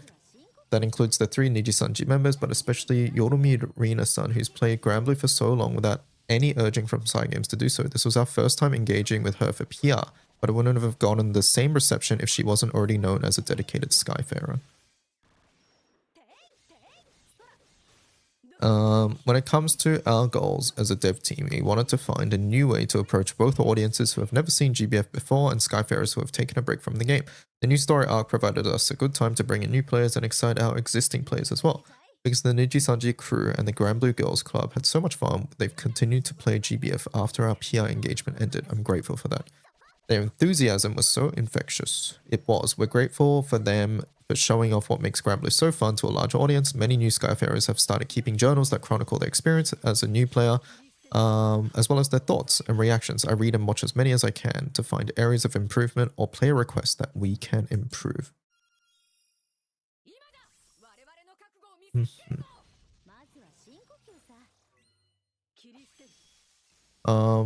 Probably more Japan. I think the pretty lackluster Steam release kind of sucked the wind out of a lot of people wanting to try. Yeah, I don't know. Steam being at mostly negative definitely doesn't help, right? But I know that there's been... Where's my music? Basically, I know that there's a fair amount of people who have started from Steam, is what I'm trying to say here.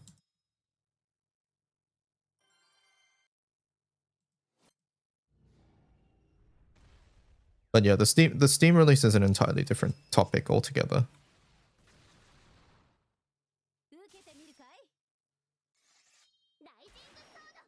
Me says Rizor.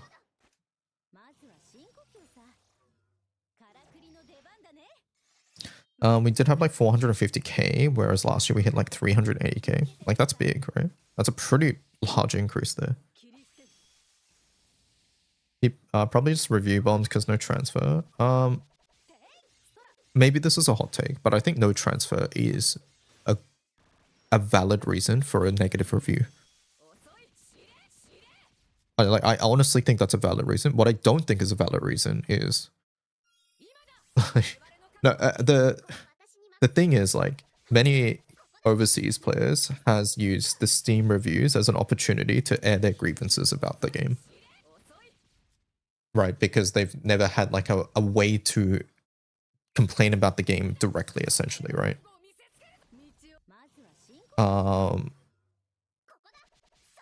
And some of that criticism I think is 100% valid. I also think a fair amount of that criticism is like just factually untrue and just people looking for things to complain about. So yeah.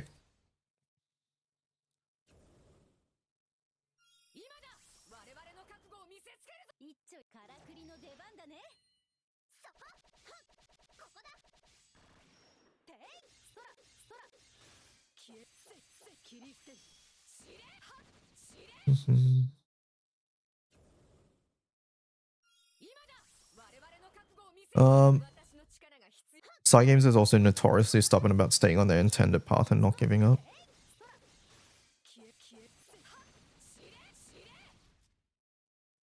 The more recent reviews are back to mixed. Overall should get it back at some point. Yeah, maybe. March player base increase. Let me have a look.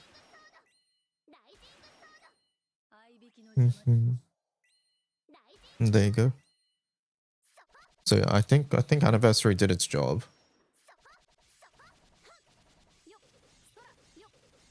I also think the issue with the Steam version is at this point it's kind of inferior to play at almost every aspect. It's a little faster on global, but that's mainly it.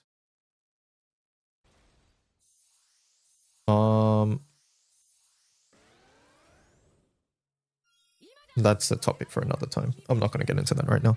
I'm grateful for the Steam release. I've known GBF, but the need of a VPN to play was keeping me from it, so that got solved with the release. Oh, that's good. That's good to hear. I kind of figured people would jump at the chance to have an official way to complain on EN, yeah. And if you guys didn't know, the Steam version actually has like a feedback form and things like that. And you can send things through in English and bug reports in English, unlike regular Grambler where you have to send things in Japanese. So, like, that's sort of big too.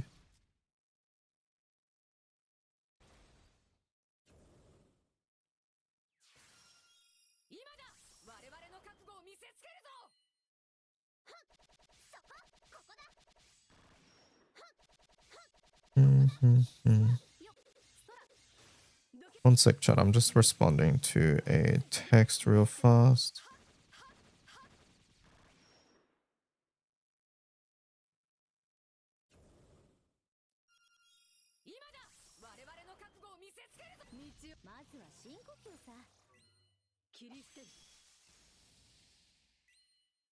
I don't mind the Steam version. I haven't reached the point where it's just inferior or haven't noticed it. Yeah. Like, and that is sort of what it is. Like, I don't, like, I think people who've played Grambler for a long time will just say it's inferior. But having played the Steam version, I don't know if I fully agree. There are definitely things I think can be better, but also all of those things can also just be changed by, like, if you're really like wanting the old way of things, you can just log into your Steam account on a web browser and you're playing with a Steam login and everything's the same. So yeah, JJ prefers Steam, yeah. What's the best way to farm for stands, Revans or World?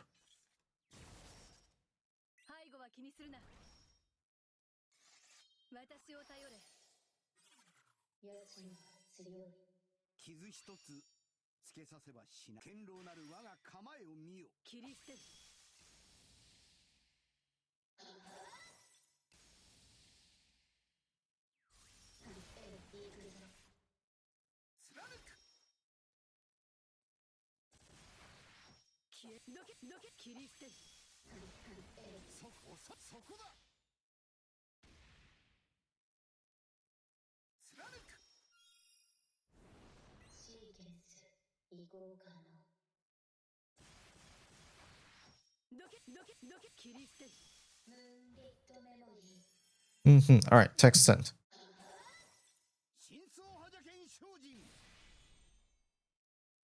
Is it inferior because of the lack of collab side stories? Because they re-released a web browser hidden as a game. I don't know. I just click buttons. I think collab is one part of it, the collab side stories, which I don't actually think is that big of a deal. I think the main thing is that you don't get to like maybe use bookmarks, but once again, you can just log into your account on a browser and it's the exact same. So yeah, I disagree. I think the UI can use a slight improvement. I don't even mean like general UI for Granblue and Steam. I just mean like the battle UI. Some things like just look pixelated because of the different aspect ratio. I think they should change that. They should fix that. But other than that, I think it's fine.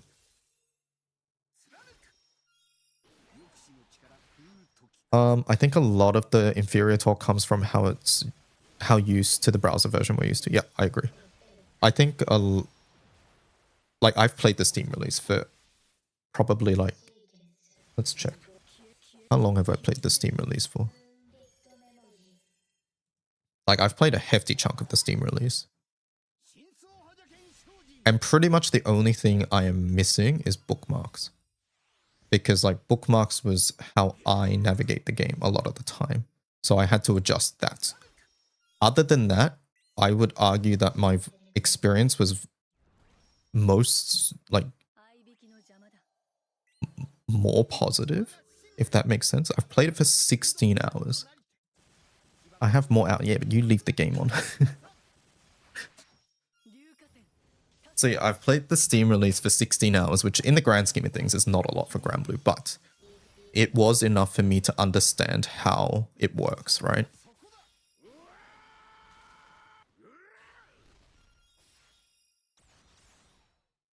And I think there's some UI things that they should change, but yeah, overall I think it's actually quite good.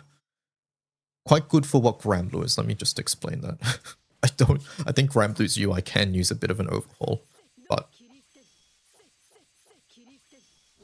in the grand scheme of things, yeah. As a new player from Steam myself, I moved to browser because of the bookmarks. Stuff like shopper buffs and raids are much easier to access with bookmarks. Yeah, they've introduced like the in-game system. I'm just mentioning this just in case some of you guys here might not know. Do you see these buttons here? You can actually add these on screens where there's this, it's cropped out.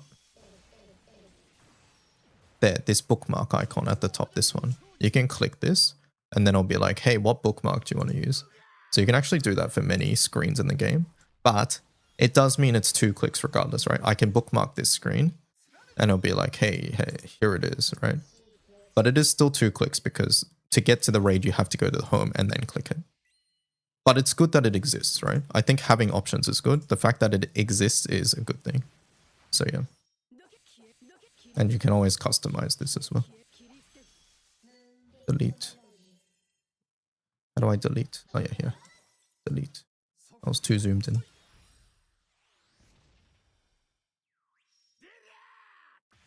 They updated the UI once and they wanted the... And no. That's more like a visual overhaul than an actual UI update. I personally think. Right, you're talking about classic and the modern. I personally think that's less... I don't even know how to change it. Is it this? Yeah. Like, I personally think that this is less of like a UI update. It's more like just a visual overhaul. And they gotta do more. Yeah, it's a style change, not an actual user interface change.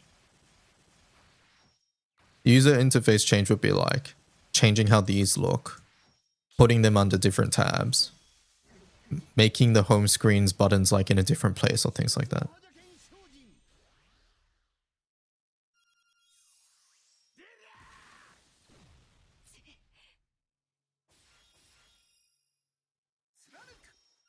You can't bookmark backup request and backup button. Yeah, they should add the bookmark button to more pages, I think. If you guys are on Steam, send that feedback, right? If you're on Steam, top left, there'll be like news, and then like there's going to be a button on the news page which is like send feedback somewhere. Send that feedback. right? Use it liberally, because we know from the Japanese version of the game that they do listen to feedback. We don't know how long it takes for them to act on the feedback, and we don't know like what sort of feedback they're open to, but like letting them know is important. They should add bookmarks to the menu page and not just the homepage. I agree, right?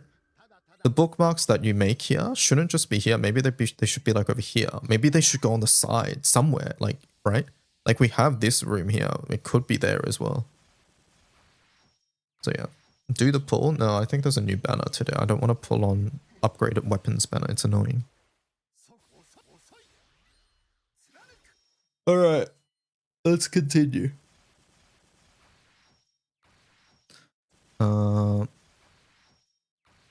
We have decent proof that this is true. The December update to Sierra's knickknack came 2 days after a new player posted that the mission didn't give enough anima to uncap all the Sierra's weapons.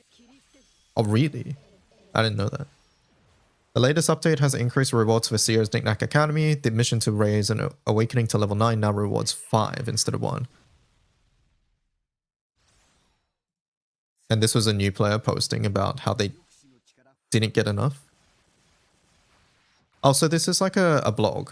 This is a new player's blog about getting through the game.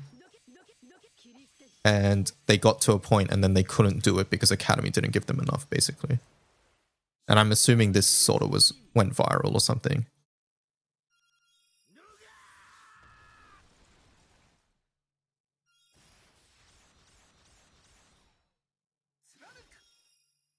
That was a bottleneck that you needed 5 for and it gave you 1, right? So they went, oh, okay, and gave 5, yeah. Like, and these are like 100% just oversights, right? That's the thing. Knickknack's Academy is it's intended to give you everything, but then they probably just put the wrong amount or something, right?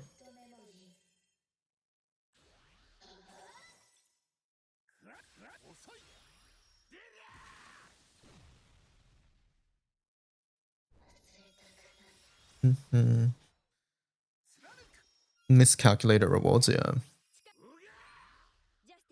The thing I've heard a lot of are missing Dharma for the Seraphic. Send the feedback, chat. Do it.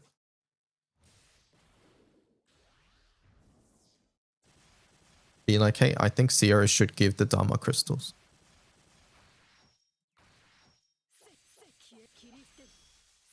Famitsu, partially due to this influx of new players, the January 26 Unite invite saw huge increases in honors, rankings, and borderlines. What are you thinking about? How are you thinking about changing the event in the future? We always look at how to update and improve Unite and Fire, but we will not do it for a while. We don't want certain elements to have a different experience from what the other elements did. So we usually wait until 3 or 6 elements have had their turn. 3 or 6, that's interesting. So half of them at least. We've been consistent with this for 2 years, so we don't plan on making any changes in reaction to shifts in player numbers. Okay, so essentially we won't get a big change until after Light and Dark are done. That's what this is saying. That makes a lot of sense. I think it's, yeah, I think it's completely fair. So until Light and Dark are done, we won't see a big change to the event. We've seen many new players who are grateful for Sierra's Knickknack Academies. Do you have plans to expand on it? 100% they're going to. Around 6 years ago, the plan to create a training ground for new players came up, and the team was split. Some thought that we should use our resources on content for current players, while others thought that we should focus on creating content for future players who are going to join the game. I'm glad they fucking did it. I don't think the team should have been split here. Like, I'm surprised there was a split. I'm honestly surprised there was a split. And I think this comes back to where we had this conversation briefly yesterday where Granblue makes sense if you've played the game for a fair amount of time. Like, I was describing Granblue's introduction to the game as having this huge wall, right? This filter, where if you don't get past this wall, it's really hard to get into the game. And Sierra's makes that wall so incredibly lower, right? Compared to what it used to be. And that is such a good thing. I think some of the devs not understanding that this is a problem is very dangerous because it shows that they're not really understanding what is a problem in the game and what makes it hard to even get into Granblue in the first place. Right? Like, I am actually baffled that the team was split on this. I would have thought that this is like, hey, we really want to do this, we're just not sure how. Like, that makes more sense because that's a problem Umikin and I had, right? Because we're like, hey, we understand that we need resources for new players. We just don't know how to do it exactly, right? Do we get them to farm AES when like M3s exist now? Like, do we make them do this? Do we make them farm Oberons? Is it worth farming Celeste Spears? Do we go through and give them SR weapons, like, right? When we were coming up with the original basic grids, these are things we had to ask ourselves. And it's like, we know we need this, but we don't know exactly what to recommend. Because the difference for us, right? Us as wiki contributors, we have to say, go and farm this weapon and then go and invest resources into it, right? So like, even though SR Magna weapons are probably better for your grid than random ass weapons you're going to get, it's still weapon skills and weapon stones and stuff you need to invest into. Which feels bad if you're just going to replace them with AES very soon, right? But in Cygames' dev position, they can just be like, hey, have these weapons, here you go, right? Which is like no resources there at all. So like it baffles me that the team was split on this. This should have been like very easy. It should have more been like, we've always wanted to do this, we just didn't know the best way to do it.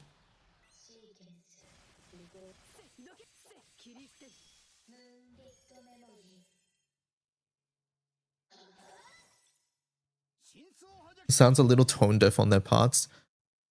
Tone deaf, yeah, maybe. I think maybe out of touch. I don't know. Like, once again, I think it's really easy to forget what confuses you as a new player once you've played the game for a bit. Like, for me, like, making an eternal weapon and getting weapon souls or whatever they're called, fragments, it's like second nature now. I know exactly what to do. As a new player, that shit is like one of the most confusing things ever. Right? One thing that nearly everybody here has probably forgotten, unless you were someone who started extremely recently, is the fact that Sierra's shop needs to be upgraded with rare weapons. Right? Like, that shit is confusing. Why does this exist? Why do I need to do this? Why do you need to hold on to these weapons? You're going to see these rare weapons in your grid. You're not going to know in your inventory. You're not going to know what the hell they're for. And then you might be like, hey, I don't need these. Let me just reduce them or reserve them or whatever, right? Like, it's sort of nuts. And yes, I know Sierra's gives them to you. I know Sierra's gives them to you now. But it's still nuts that, like, they sort of, like, don't think of these as problems. That stupid shop upgrade can simply explode. It should explode. They should just get rid of it. This step should not exist. I reduced the fire. You reserved the fire ones because you didn't know it was part of that. Exactly, right? And like, look at this. Caution. These lack weapon skills. They can be unintentionally sold. Like, Guild War can give them to you, but if you accidentally set up your Guild War box settings wrong, then you've reserved all of them. Great. Thanks, game. Like, it's absolutely unnecessary, yeah. So, I'm very surprised to hear that the team is split. Knick-Knack wasn't meant for active Skyfarers, and right after we released it, the reception wasn't entirely positive. However, the reactions from new players among the Nijisanji crew and the Granblue Girls Club, along with those who started the game, were positive, and I think our work was a big part of that, yeah. This part, I 100% agree, right? I know, like, me and, like, other people who focus on, like, guide, like, content were really happy for this. Because it made my fucking job a lot easier. Like, put it this way, chat. You guys remember, like, however many years ago I put out a beginner guide? And in the beginner guide, I was like, hey, I'll make a fucking part 2 of this guide. And I never did. And it wasn't me not making a guide because I didn't want to. And people in the comments were like, hey, where's part 2 of this guide? You said you'd make one. And, and I didn't fucking make one. And the reason was because I didn't know what to tell people to do. Do I tell people to farm AESs? Do I tell people to farm Ancient Oberons? Do I tell them to go farm, like, just farm Shiva Swords and Daily Host and hope for the best? What am I fucking meant to do? I don't know what the best thing is. And the thing is, whatever I tell them probably gets outdated extremely soon, right? This is when, like, I think M2 skip didn't even exist as well, right? So yeah, like for people like me, this was really, really, really good news because now I can be like, hey, go do Sierra's Academy. But I remember streaming very soon after when this came out, and Knick Knack came out, and many people were like, hey, what does this give me? And the answer was nothing, right? And when I say, what does this give me? I'm like speaking as if I was a chatter who was like a veteran player. It's like, oh, you get some M1 weapons. And it's like, I already have those. And it's like, okay, so you don't get basically anything. It's like, oh. And then it's like disappointing, right? But once again, this wasn't for veteran players. This was for new players. So I can 100% see that, like, yeah, they would probably get many reactions that aren't entirely positive.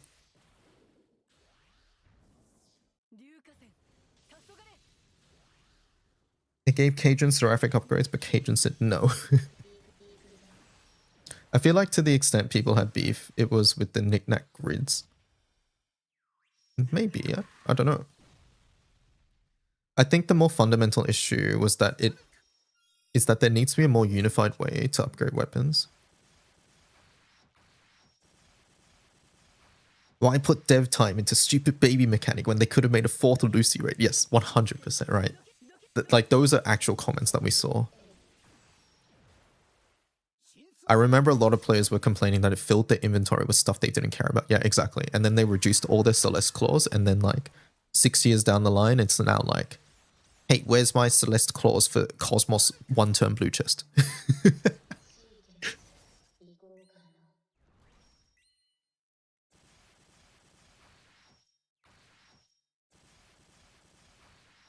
So yeah. I agree, by the way. They should unify a way to upgrade things. Some things being as part of the shop weapons screen and some things not. It's just confusing. Why do you have to call me out like that, man?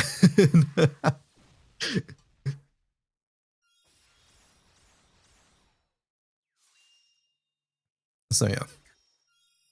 We do want to expand on it, but we face the dilemma of weighing the resource allocation required to develop it further against development time for new content and features. So it's more like a resource problem here. I think there should always be, like, this is me, armchair developer, armchair executive, DY being like, I think there should always be some part of the Grand Blue team that is working on the new player systems of the game. That's my take. I think there should always be someone in the like a team of people in the Grand Blue office that is working on improving the new player experience. Whether that's better tutorials, improving Sierra's Academy, whether that's revamping things and getting rid of this godforsaken step in Sierra's Academy, there should always be a team that is doing these things.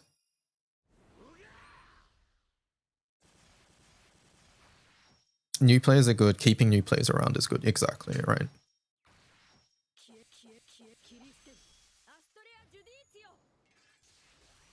They really should be if they expect new players to start playing, yeah.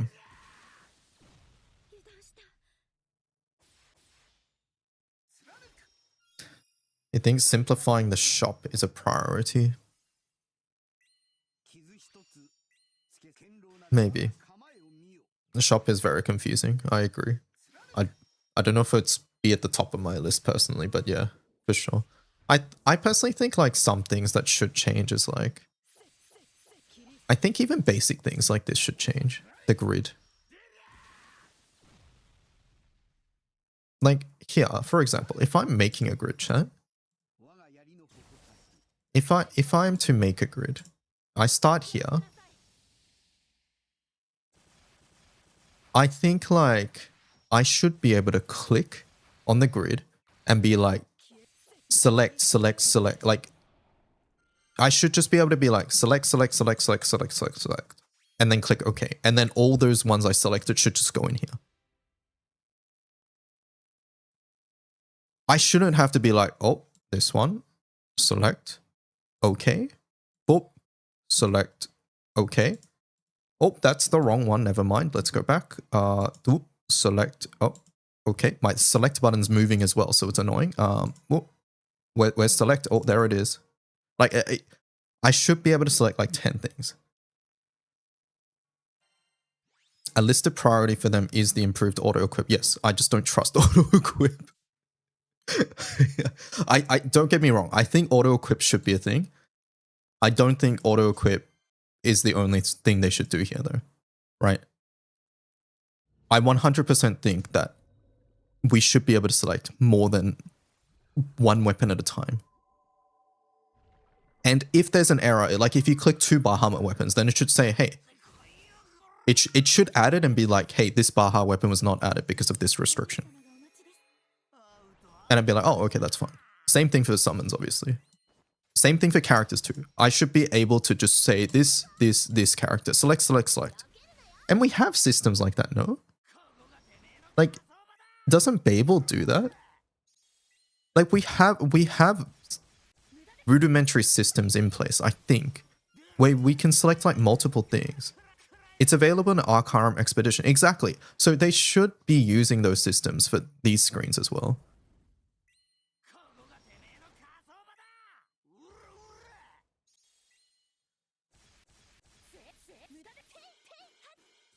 I think it's from defeating the Arcarum sandbox bosses to get the bottom 3 slots, by the way.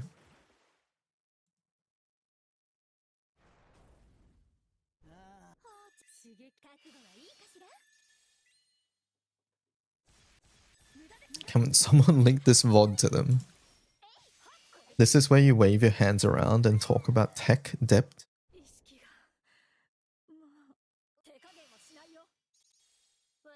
Grid templates when... that's the thing. They do exist. If you didn't know, grid templates exist, chat. But I don't think we want to talk about them. Where is it, chat? Characters party? No. Who knows where it is? I don't even know where it is. Basic guides? Nope. Where are they? Goals. We just got to the same screenshot. Oh, it's down here. All right, here we go. Equipment templates. So yeah, they exist. It's a good idea. They either need to make it so everybody can upload one, or like essentially they need to update these somehow. Because like, I don't think Titan stamina build is something that anybody should really go for.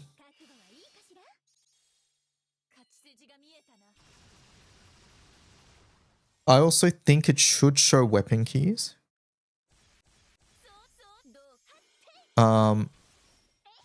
Earth Ellie X Omega Basics. Like, do you see what I mean? I think it's a fine goal. I think these are good things to have in the game. You can even click equip to a party.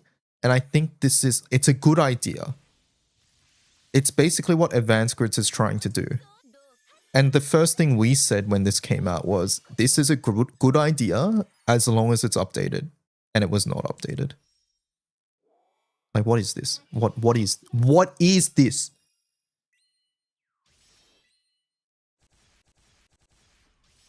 What is that positioning as well?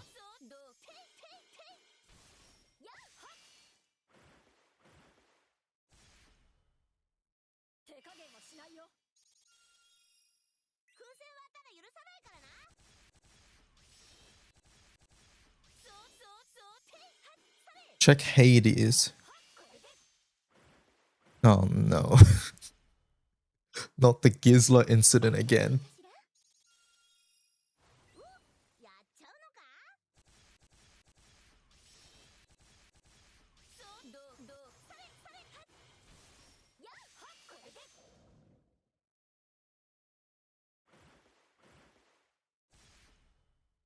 So yeah, aim for this setup to get stronger. I feel like, by the way, this was part of them trying to maybe offload like new player stuff, because this came out before Zero's Academy, to like what's good and not. But yeah, anti-Wilnus build. All right, hold up, let's see chat. Anti-Wilnus Oberons, you use mirror image. Anti-Wilnus build. Let's go. Anti-Wilnus build. Not the blue sphere. No dope. Was there no dopers? How did they forget dopers?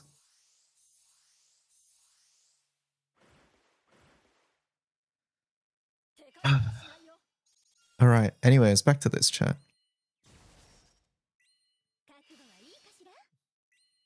Nah, they updated this recently. UNF Onmyoji. What's the grid? It has M3 fists in it. So they do update it? I guess it's just it has low upvotes? Is that what's going on then? It's this. Like, that's okay. Like, that's not bad.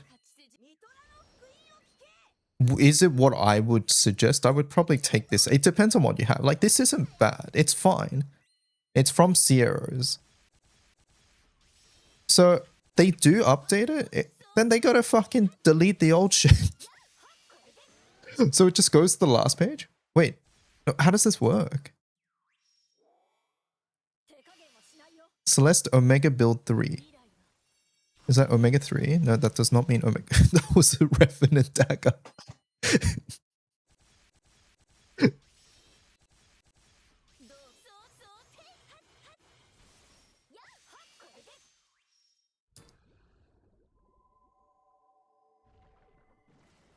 The Unite and Fight preview section has this every time. So they've added it for the new one. So we should have some for water then, right?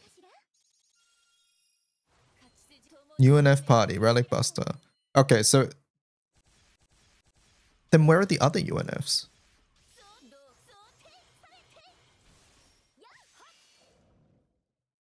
Do they just update the UNF one every time? I guess they just update the UNF teams. I just get rid of the old ones. Anyways, next.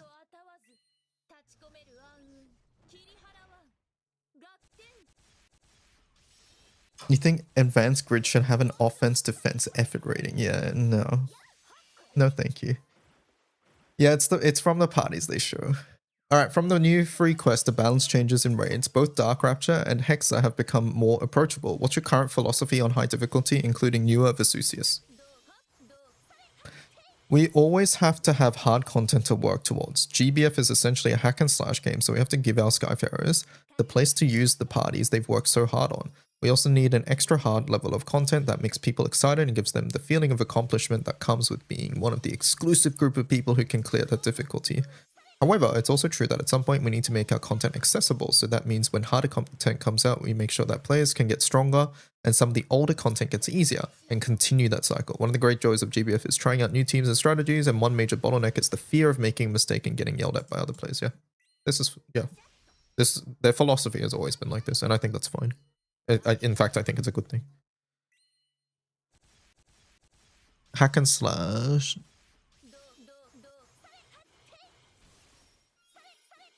I need to remove an extra period. ... Why is there a water monk? How many more years until they rerun Babel? Babel should be soon. They've already announced it. That's one of the highest hurdles to hard content. Failing and feeling bad about it is painful. We believe that one of the elements that made the barrier so high was the limit of one host per day. So that's why we implemented the Harder the Conqueror difficulty and the vote to disband function. I think these were great introductions. Incredible introductions. Skyfarers can use Harder the Conqueror mode to get used to a boss's mechanics. And even if they do make a mistake, they can disband the raid. So the mental hurdles are much lower than they've been in the past. After we've implemented those updates, chat, remember this is Japanese, translated to English, please. Let's not get bogged down with definitions and stuff. After we've implemented those updates, the number of Skyfarers who have Draconic Weapon Provenance and Transcended Dark Opus weapons has gone up a great deal. This isn't the end of our plans, and tackling this problem is something we always have to think about as a game team. Yep. Previous quests have received Ascendant Prayer, so that would make it much easier to clear. Is that an option? That's an option. We don't plan on it in the near future. I don't like Ascendant Prayer as much as them introducing things like these two things. I think these two things are way more impactful than Ascendant Prayer, personally. And I think the main thing is that Ascendant Prayer costs materials, and sometimes those materials can get quite expensive. I like Ascendant Prayer because Tamil does funny things. Ascendant Prayer doesn't teach them the raid yet.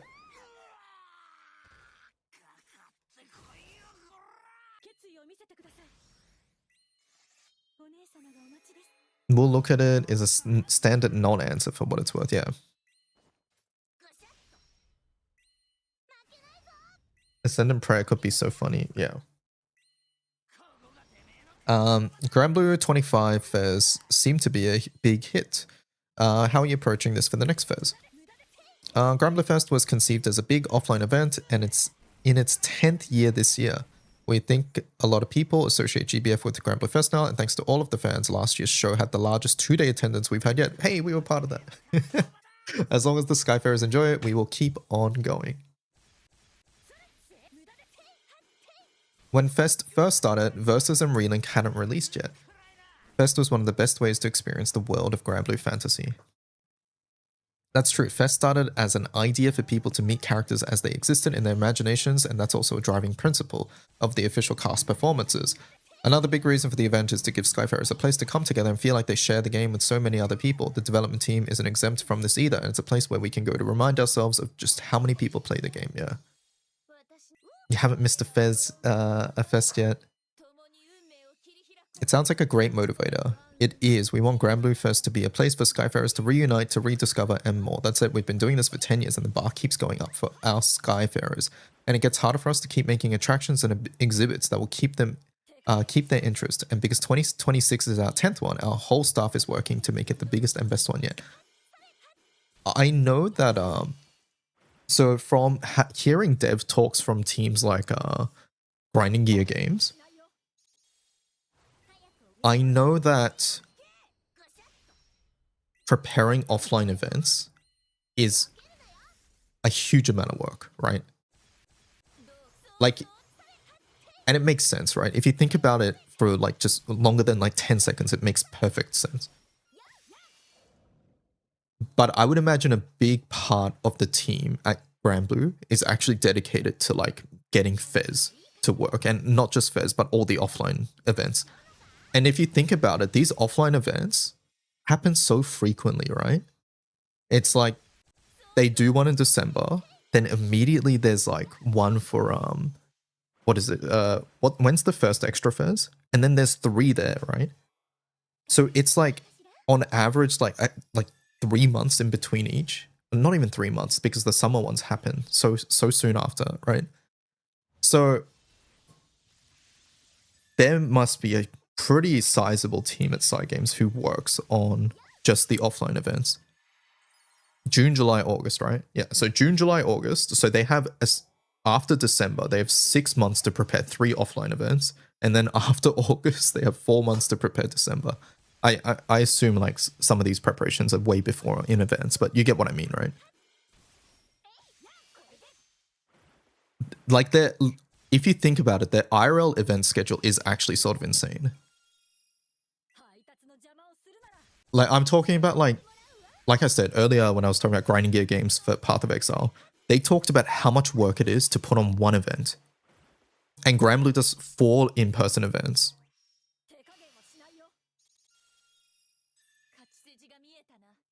First extra Fez is May. Okay. The core planning team is 4 people. And the number of people who actually work at all levels is in the thousands. Yeah, that makes sense.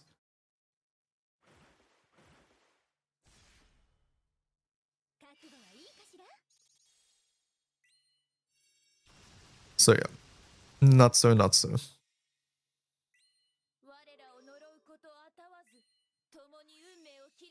God damn it, I can't afford that. It's their 10th biggest one.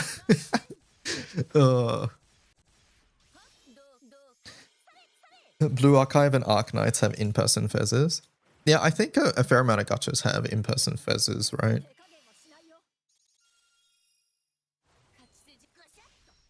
If I work at Fez, do you think they'll pay for my plane ticket? Yeah, get them to pay for mine as well, Omikin.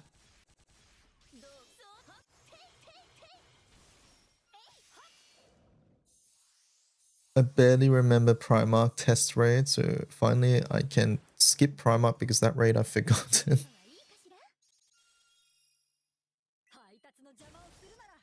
I think you need to jozu your Nihongo more. If plus just subscribed with Thank you for the Prime sub. We're excited to see what's next for GBF. Please give the Skyfarers one last message. I don't think many Skyfarers believed that they would ever see the story reach Estalucia. One major story came to an event, but the journey continues and it will get even bigger in scale. We're so happy that so many Skyfarers have come with us on this journey, and the game's team are all working hard to make sure you will always be glad that you embarked on this journey with us. Clap, clap, clap. Good interview. Lots of good insight here. Thank you for translating this sheep, as always. Lots of interesting tidbits.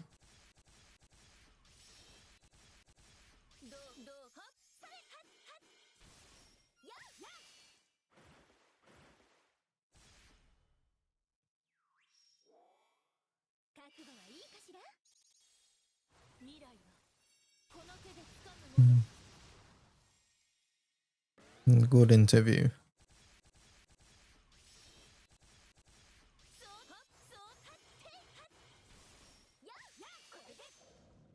Now we can go find out the degenerate kin in the comments for the Skyfarer poll. Oh yeah, there was that too. Is that just on Twitter? Let's have a look.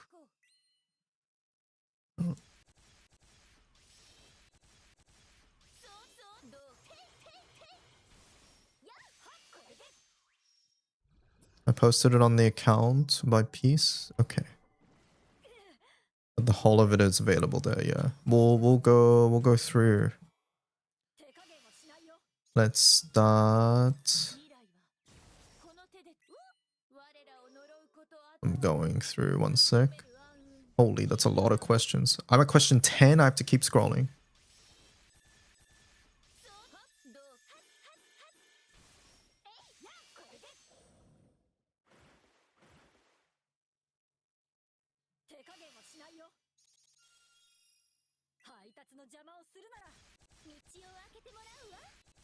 I thought they wouldn't post Gaijin nonsense.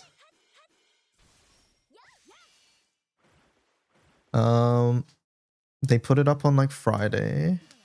People complaining at me that I was lossing over some comments. I was like, I'm restricted to 240 characters.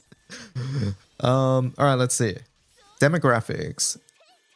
Responses, 47.2% male, 43.5% females, 30% in their 20s, 40% in their 30s. The poll leaned towards more experienced players. 32% started within the last 6 years, while 68% started 7 years ago. 42.6% were in the 376 to 400 rank range, which was the max at the time of the poll. There you go. We did this on stream, didn't we? I'm pretty sure we did this poll. Almost certain we did this poll. What's your favorite class? Number 1, Fighter Origin. The animations are cool and make me feel like the Singularity. 30s female. I play light and it works so well with Falsehood that I picked it. The Falsehood Origin.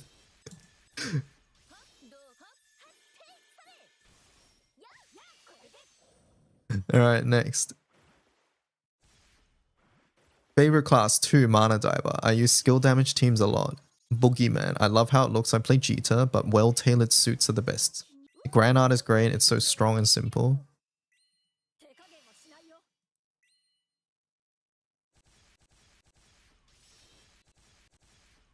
And there we go. Boogeyman is very, very, very good. Like the outfit. 4, Relic Buster. I've been using it so long, I've grown attached to it. Because I love society events. Kengo. Charge attack loops feel great and are fun. Relic Buster and Kengo. You know, this is one part that I don't think about, which should be, which is that, you know, some people just use classes because they like what it's attached to. Like the Relic Buster being attached to society stories, right? Very high damage and a ton of variability in play among the Manatura. The class also offers great main hand weapons in every element. There was actually an English comment.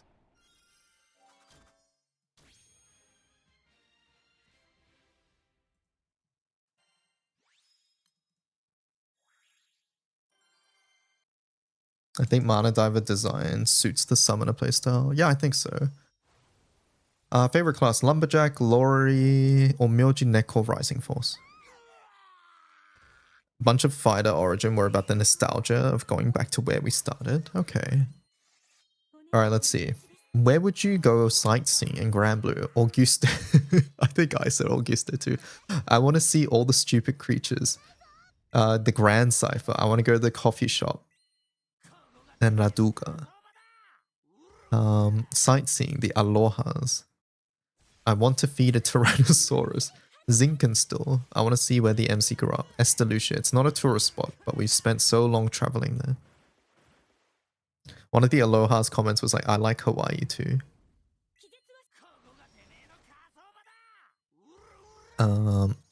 Next. Grand Blue Fantasy Sightseeing. Port Breeze, Fiendrache, Levin, Jewel Resort, and Wales.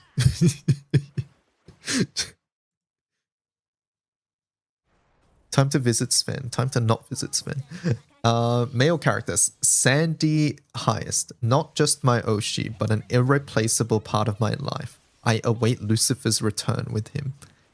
He's really cool. He has good characterization. All of his alternate units are very good. Question number 2 was Siete. A big brother who guides the captain and is the strongest in the world. Please talk about yourself soon. The longer you chew, the more flavor he has. I love you, leader. That second Sandy comment is in English. Oh, really? Okay. They included a fair amount of English ones then this time, right? Male character 6. I loved him in Seeds of Redemption. Thank you for putting him in the main story. Under 10? I got him to master rank in Versus, and he did so much work in Dark Unite and Fight. In the online one, yes, not the print one, got it. Male character Percy. When he's a Dragon Knight, he's so forceful, yet around Aglo and Lamarok, he's just the cute little brother. That's Gap. The Gap. His character and voice acting is really good and fun to watch. I do think Percy's voice acting is really good. Belial. He stole my heart. His voice is silky. The second one is also an English one. Okay. His voice is silky, yet he's so unique. I haven't found anyone like him. I'm fascinated by his loyalty to Silius. I started the game for him. His voice and looks are so sexy. I guess I'll fill out the Ys next year. Yeah, I don't think I did any Ys because mine was in English and I didn't think they would include English, right? The first Belial was I'm an overseas player, right? Okay.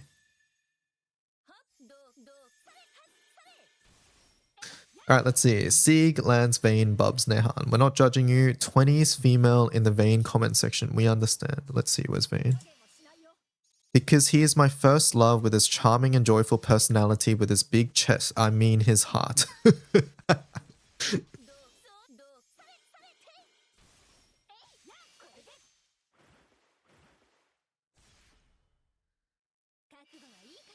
Let's see. Sieg.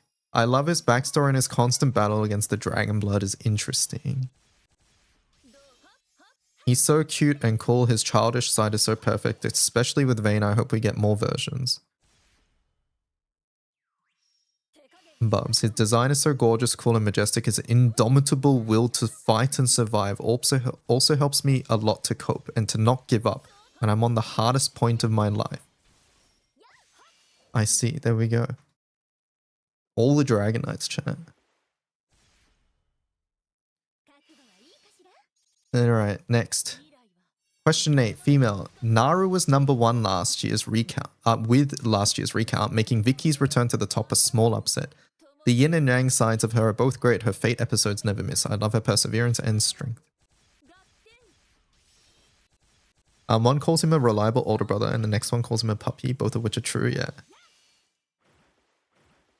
One day they will finish it. They'll get to it. They'll get to it. I think Dragon Knight is one of the consistent events they'll run at least once a year. Naru, she was so good in Relink that she got me into GBF. She's why I started playing Versus and how I started playing mobile. I want a big sister like her. And then Jita. The new jobs and outfits have made her just as cool as she is cute. I fell in love with her all over again. Cute, she's so bubbly in GBVS, and her animations and conversations made her even better. I do think amongst the player base, like Jita is like a lot more popular than Gran, right?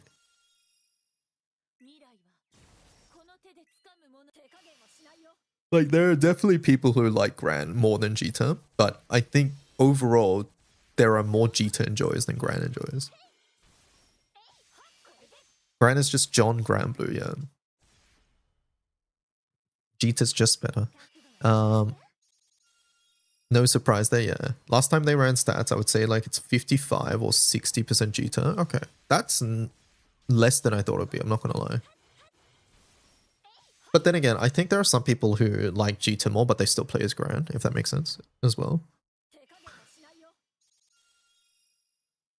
Did someone say John Granblue?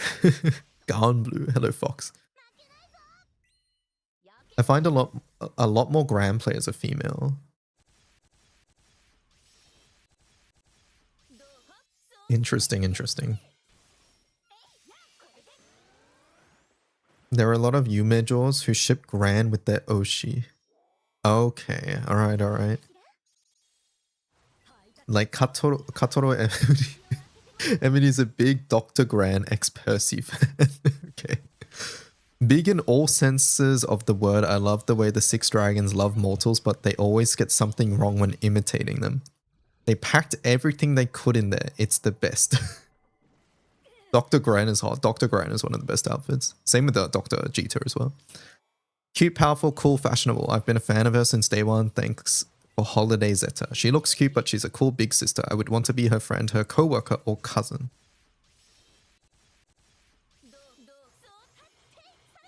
Alright, next. Female character, Ilsa Lyria. Tie between Nia and Wamdus and Hasselia. Both Galleon and Wamdus are listed in-game as other, meriting the asterisk on them every time we have this poll. Okay. She's harsh, but it's only because of how much she cares. It's interesting people see characters as older siblings, yeah. Lyria. Nia. My favorite evoker, her tragic backstory really touched my heart, and I just want to help her find a better path in life. I'm hoping my captain can do just that. I think Nia needs a little bit more help than just from the captain, but we'll see. When's our Granblue therapist character, chat? We need a Granblue therapist character for Nia. You can fix her. Good luck, Fox. That's called Tico. Yeah, I guess. Tico General Doctor. They would be dead. They would probably die. That is also true. Nia's a lost cause.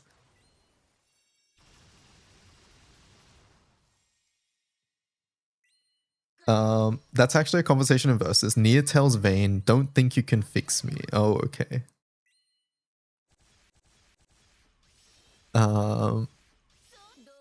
Favorite Divine General, Vicky. My idol. I want Yin Vicky to be happy. I was shocked when she wished me a happy birthday in the middle of a battle. That is really funny, right? If you guys use Vicky on your team and in-game in Granblue, if it's your birthday, she actually says happy birthday. Is she the only character that does that? Wait, you can do it, Omikin. You can still do it, I think. I mean, it's the 21st now. I don't know if it's only... I would imagine it's when the birthday tag disappears. It's your birthday today. Happy birthday. Yeah, in GBF, your birthday lasts for like a week or something, so... She's the only one you know, yeah. It is unique, so... Yeah, if you have Vicky and it's your birthday, you should put her in your team and use her, because yeah, she'll say happy birthday.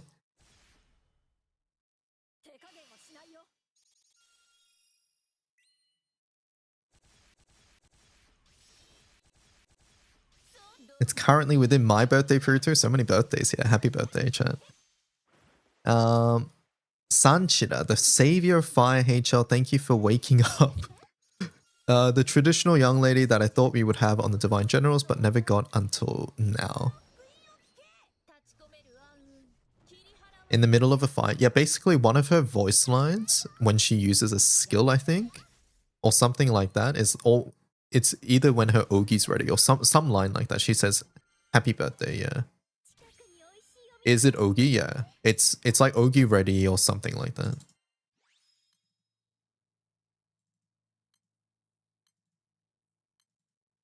You think it's also her victory line, okay. But yeah, if it's your birthday and you have Vicky, give it a try. Vicky lore trivia, here we go. Vicky says happy birthday upon using one of her skills during a player's birthday period. There we go.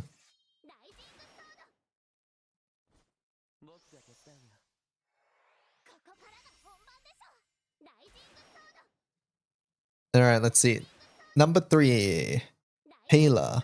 The lazy, useless lady vibes are so good. Also, her multi-strikes hit super hard. She probably hates it, but she puts in so much work. She's so good. English in the comments, we understand. Her assets are ridiculously great and easy to use in a squad. Her assets, yeah, okay. Alright, I see you there. I see you there.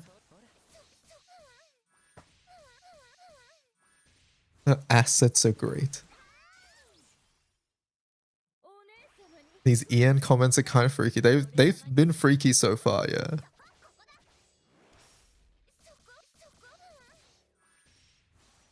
Alright, next, Vajra. I love her innocent nature and the sibling relationship she has with Basara. I think Vajra's relationship with Basara is really cute. Black Tights Forever. The first character I gave a ring to. I love her cute banter with Basara. Alright, Sidala. It's never boring with these two and their guardian Lao Lao around. I love the balance they strike between being cute, out of control, and awful. I love Super Sidala in Romance at the Divine Generals, yeah.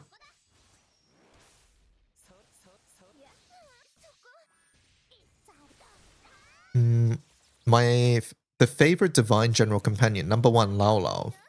I like how he gets sucked into everything by his troublesome twins. Tired dad vibes. He's always quick with a retort, yeah. Lao Lao is definitely like... Lao Lao's really cute because of how much he has to like control the fucking... The gremlins here. Lao Lao was a landslide, yeah, I'm not surprised. Lao Lao being Pepe mods, yeah, basically. Every time these two troublemakers do shit, Lao Lao's like, oh... He got like 300% of second place. And then second place is Garajana. Tosa dogs are cute. His voice is so cool. I love dogs. I love the little puppies as well in Vajra's art. He's by far the most present. Yeah, for sure, right? Lao Lao is the one who gets like the most characterization out of all of them. I do wish, right, that Hayla's Shikigamis played more of a role in Zodiac events and things like that. I feel like the Shikigami could definitely have played a role. I guess time will tell how much Kuroko and Shiroko will play a role, the horse ones. But yeah, I think some of the ones that actually have a voice, like Garjana and Dormouse, can definitely play more of an active role in stories.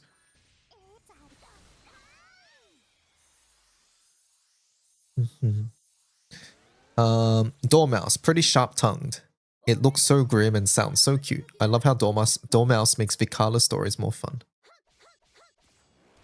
Never forget that Sanchida's horses have gambling debts. Don't forget that Dormouse is voiced by Iron Mouse, yes. Alright, and then we have Kuroko. You can tell how much they love Sanchira. I like how she's a sister and a best friend. Please read Sanchira's Fate episodes. Everything is in there. There it goes. Kuroko and... Oh, not Shiroko. Okay. Hayless Shikigami, all 10 of them counted as one character. I want one for myself. They're so handy. Cute girls in traditional wear. I love their look. I want them as a playable character. I do too. I really like the design. I think the Shikigamis all have really cool designs.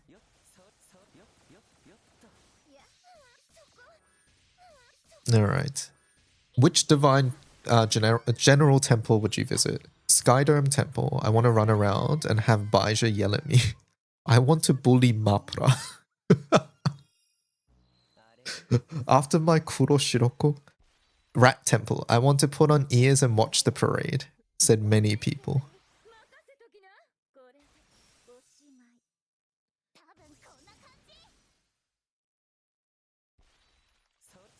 Poor Mapra, yeah. Dog Temple. I want to be covered in puppies. That would be really, really nice. Snake Temple. I need to blow off steam about work. Please help my back and shoulder pain. Dragon. I want to meet the cute Shikigami. Alright, let's see. Where do you adventure? Stardust Town, Pandemonium. Alright, which one's which? I don't know which one's which. Can I even check? No, I can't. I don't know which one's which. I'm in Pandemonium. Stardust Town Meta. Is Stardust Town Meta? Is it better, chat? Pandemonium, Wildly Grande, Western Fanta Grande, and blah blah blah. More. Pandemonium's the hardest one. You're a Pandemonium gamer? You go to Great Wildly Grande. Okay. Stardust has UBHL. It does? I should do that. The Stardust gives UBHL? Okay, I could do that. I'll check it. I've just been doing Pandemonium because I didn't know what to do. Alright, let's see. Who is your favorite Luminary Knight? Caesar. Stardust sucks, no Armilla. Oh, okay. It's meteorites. Oh, okay. I mean, I think the rerolls themselves are worth it. I don't know. I love his look and his sincerity. Now that we see what's under the armor, I like him even more. Apollonia number 2. Majestic and awe-inspiring. Alaya. She started out scary and stern, but then we dug deeper and she's a cutie. Zaridora. A precious Harvan Dilf. Volfred. We've only seen the tip of the iceberg.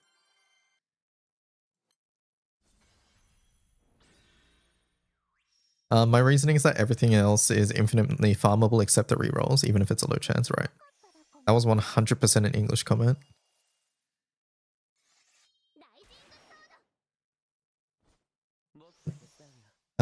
Which Luminary Knight would you like working for you? Caesar. A hard, honest worker. If I messed up, he would be kind but fix things. The others are too intimidating. A talented hottie. I think I chose Caesar too. Japanese was that. Oh, there you go. It wasn't. Apollonia. After a mere 20 votes separated them in question 13, Caesar beat Apollo by a mile. Yeah. 2020 votes, 717 votes. She'd speak the truth when no one else would. Honestly, I'd rather work for her than the other way around. True.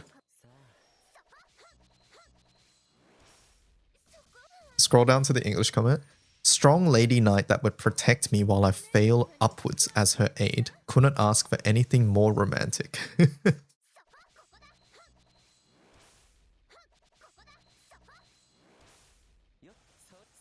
20s female, okay.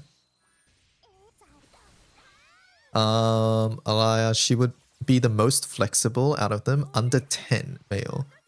I love Arun's 30s male. Her utter sincerity seems like a valuable asset.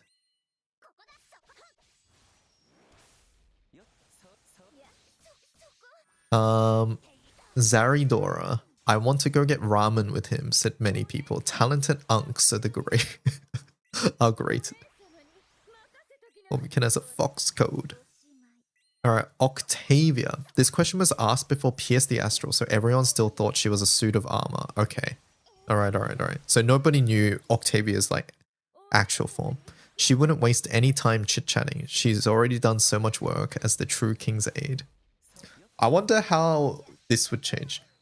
Would Octavia be higher than Caesar? I don't think so. I think Caesar would still be at the top.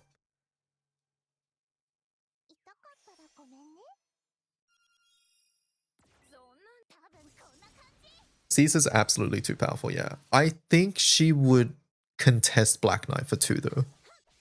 I think she would be 2.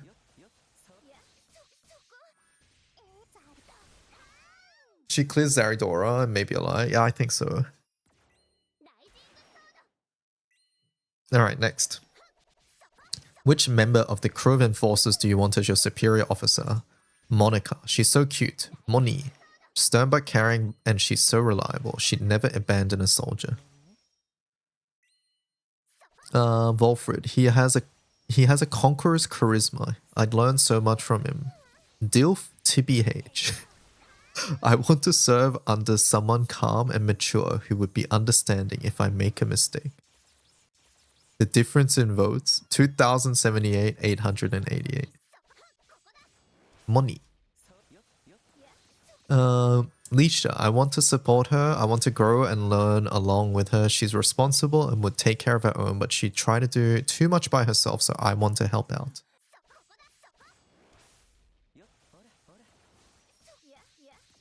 Alright. Dante. I love cats. He values freedom. McCoy. He thinks outside of the box. He seems flippant, but he gets the job done. He definitely does.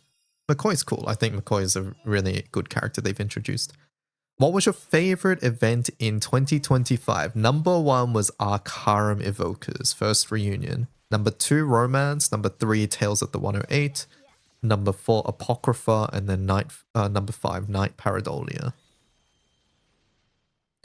Peak event, Arcarum Evokers, yeah. Event was funny. It was a good event. Base top 5? Yeah, I think so. A good top 5. Surprised they put Romance of the Divine Generals. I think, honestly, the Western community is far more critical of Romance of the Divine Generals than the Japanese community is. I think the main criticisms for Romance from the West is like, it doesn't feel like an anniversary event, but I feel like this also draws into some cultural differences here, which is like, for example, I know that so many people are confused whenever we watch like Granblue live streams and they're playing like mini games and shit like that. It's like, hey, what's the point of this, right?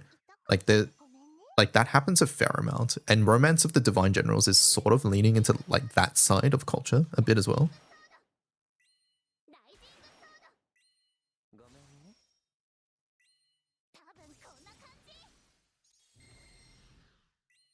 So yeah, there's that. Alright. What sequel do you want to see? What makes the sky blue? Marionette Stars. That was me. I voted for that. And Arcarum Evokers.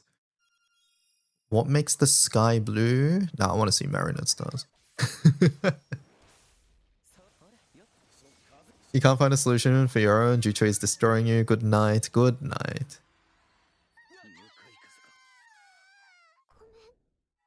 Cygames cut the silly mini games from Uma and people complained. Interesting.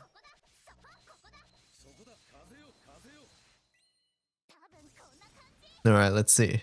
What's your favorite song? Soya. Kimi to Boku no Mirai. Eternal Desire. Ein Sof Ur. Shirube. Which one's that one, Chen? Welcome to the parade. Orison Shini Itaro Koi. Okay, I need help on some of these. I don't know 7 and 8. I don't know 5, 7, 8. That's 6 Nehan. Okay.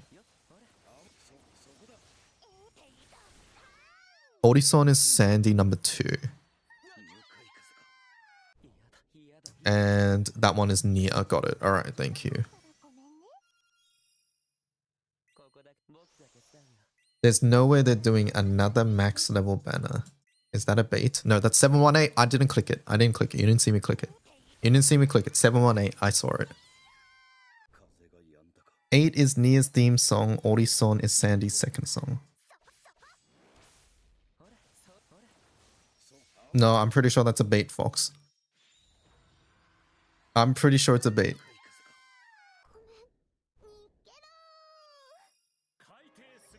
I will click it just to give Omikin the satisfaction. Yep, see. April 12th, 2025. This is a stream meme. She's posted this so many times that I remember like the last digits of the tweet itself. This happened because, right, last year I received like 10 comments back to back where people were like, "Hey DY, have you seen the next banner?" And people posted this. Like, and I shit you not, it was like 10 people back to back. It's like their chat wasn't working and they didn't see like who posted it like 2 seconds before them. So ever since then, this Omikin person has been posting this tweet in my chat every now and again to bait people. And in fact, she baited people this year, I think. Like she retweeted this or something and people were like thinking that this is the next banner.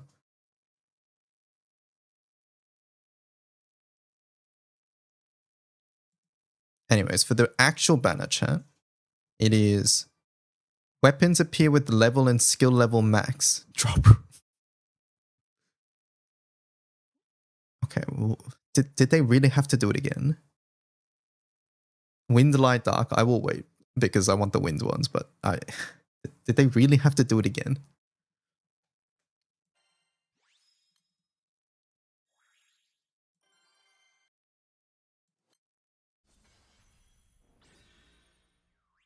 Why were these not together? Yeah, I don't know.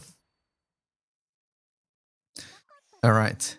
The game is back up. There we go. All right, next. What character do you want to get a song? Lobelia. Let me hear the greatest of harmonies. If the captain asked, he'd sing. I want to see him in the 3D character concert. It's as simple as that. You spent the free 10? It's not a big deal. It's basically the same. Siete. He has such a great voice. Let him sing for us. He could do a duet with another Siete. It might be the only way he'll ever tell us what he's really thinking. That's true. Siete, very mysterious guy. Razio. She told us she's good at lullabies. Chat, do you think Razio would actually be good at singing, or would she think that she's good at singing?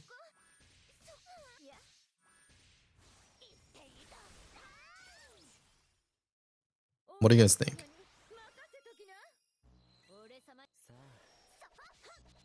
She would pull out a book about singing. She would think that she is because she read a book about it.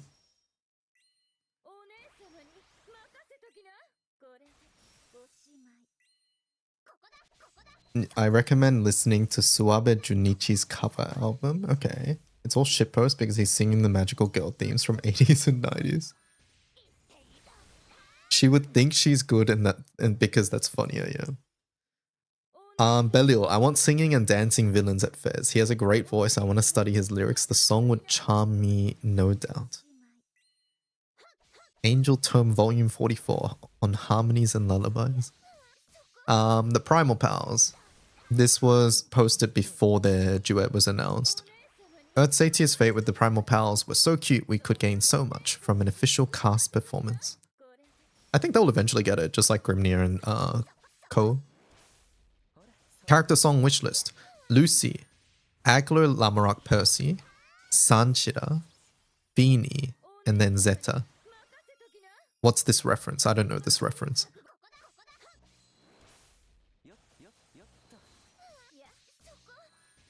Macross. That's Sanchira. Oh, okay.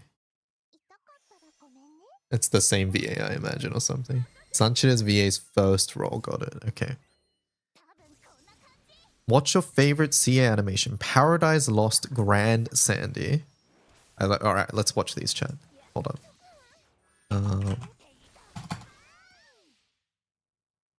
Let's watch these.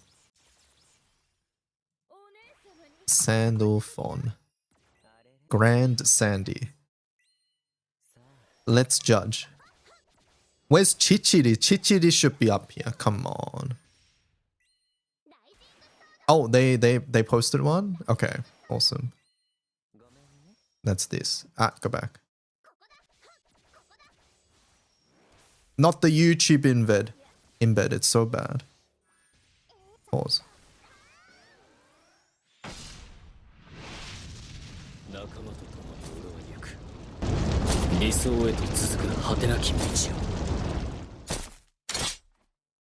Is this standard speed? I can't do this. All right, I can't do standard speed. I can't do standard speed. All right, hold up. Number 1, Grand Sandy. Here we go. Wait. Charge attack.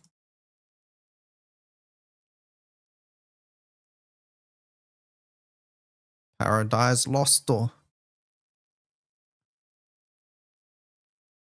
I remember editing this for GBF Awards so many times.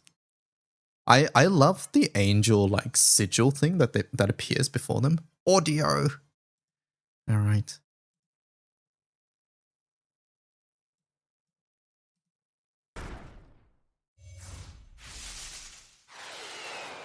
There's no voice lines though. Oh no, some of them. Never mind.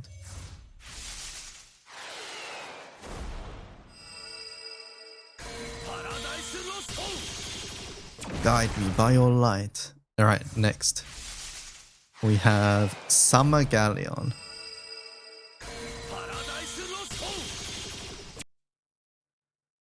You love Sandy's bells. They're really iconic to Sandy's like sound signature.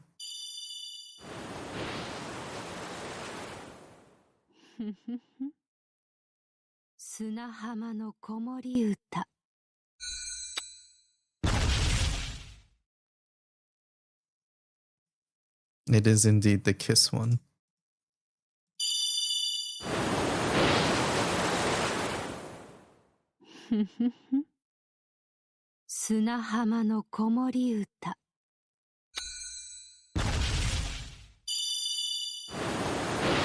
There we go. There's that one. Event Sandy. I actually like Event Sandy's more than Grand Sandy. I don't know if I'm the only one.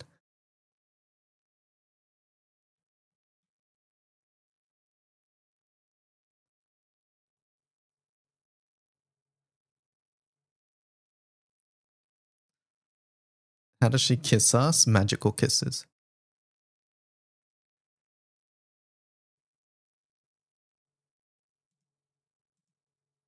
So we have a couple charge attacks here.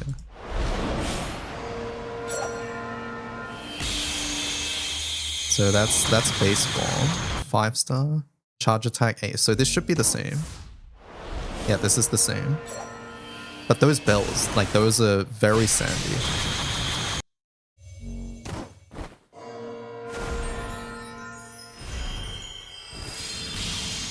Then yeah, you have Lucy showing up.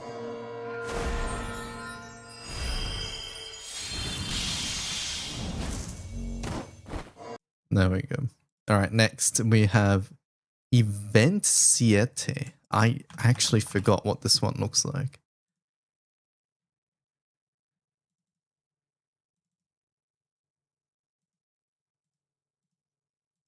All right, Event Siete.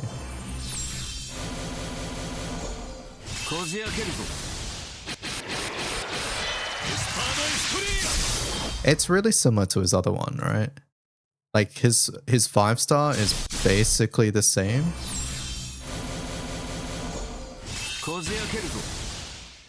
It's a little bit different. It's the same as the original. It's similar, isn't it? I don't think it's exactly the same. I think there are some differences here. So this is 0-star. Let's go to 5-star. Okay, so it is different, right? I remember that bit there where the swords are coming in. So it took the last bit, but it introduced some other things at the start. Yeah, it is a bit different. And then this one's completely different. So it took that part there. There you go. It is quite different. And then we have Grand Percy, which we did see a little bit of. I remember editing this one for the fire. Event has the avatars appearing, which is cool, yeah.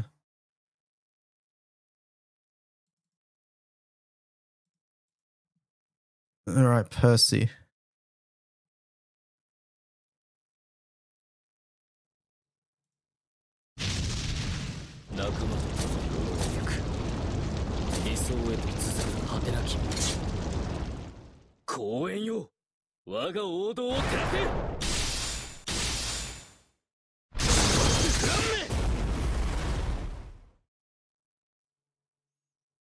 I like how his gimmick and relink is the avatars.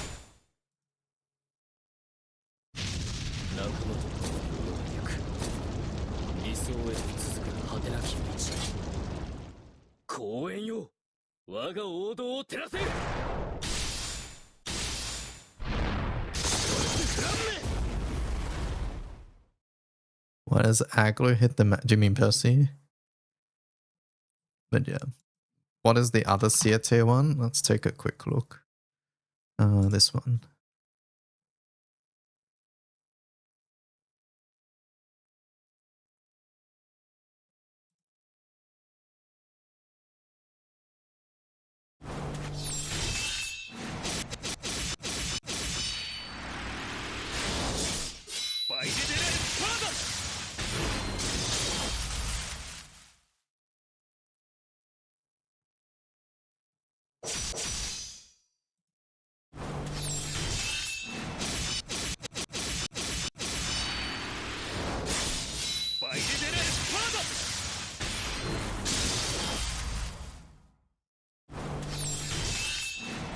You're a sucker for CAs that pull the color out of the world, that suck the color out of the world.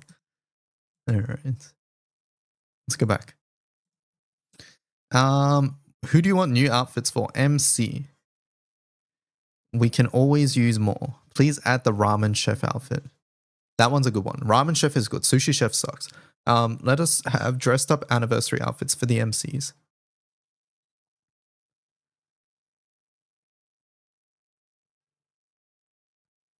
Sandy. I always want to see more looks for my Oshi. I want him to wear traditional Japanese outfits. I will wait for the sandal rail forever.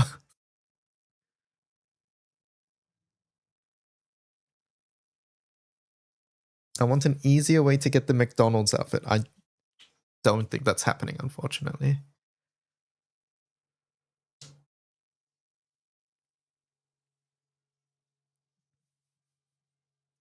Cosmos, please let us put the mask back on. I use her in so many of my parties. Character's been really strong for a while, but I don't have any skin or alternate characters. I want the Macca's outfit so bad. Eustace. I want a cool outfit. Formal Eustace. He's always wearing combat gear. I want to see him wearing casual clothes. This came out before Yukata Eustace was announced.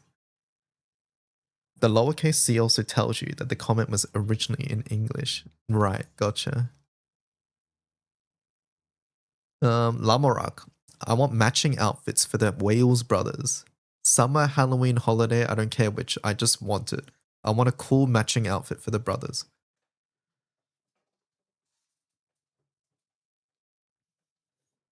All the brothers.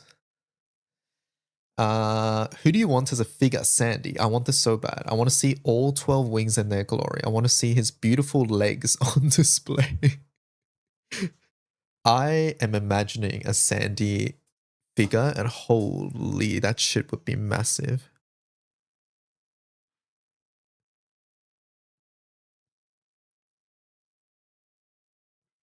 Those boots.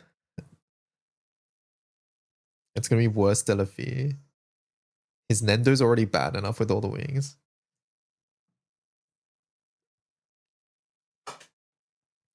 I've had to help with a perfect grade strike freedom. I do not want to think about a wing zero custom.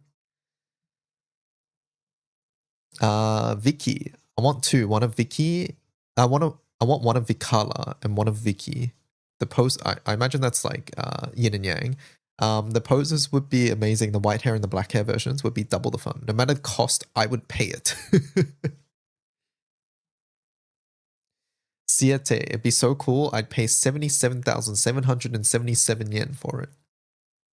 The Eternal's armor and cloak with the swords would be perfect for a figure. I'd buy it. Having all the swords as accessories would be so cool.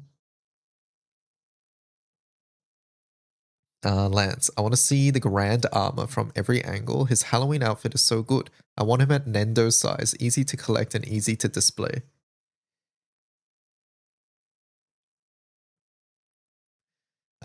Lucifer, I want to see his uncapped art in real life. I love him so much. It would be so beautiful in 3D. I would look at it every day. I need a Nendroid Lucifer next to my Sandalphon.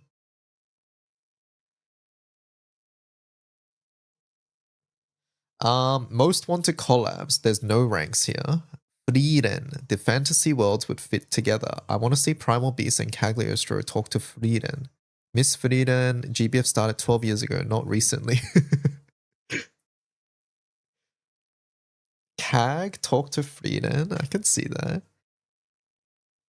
We have like demons in our story now too. Maybe they could play into that a bit, right? I love the VOD from yesterday, going through my studies with the video. They wanted someone wanted to Vikala to talk to Frieden.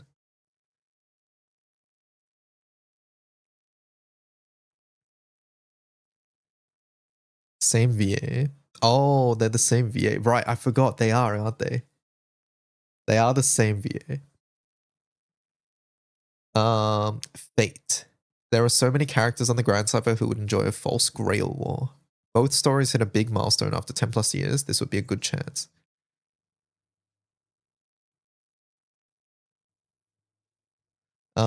Just a reminder of what we were denied. Grand Value Fantasy was the runaway winner of the poll for the fake Grand Carnival abbreviation after our boy Shimazaki Nobunaga, Jamil GBF, Edmund Dante's FGO tried to make it work in 2021. Wait, what is this?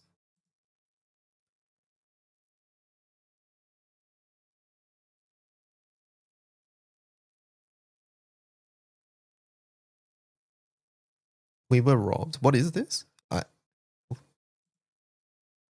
The runaway winner of the poll for the fake Grand Carnival abbreviation during an FGO stream. They held a poll for a collab. They took suggestions from the cast on what to call it. Go back to the fake collab tweet. This one, yeah.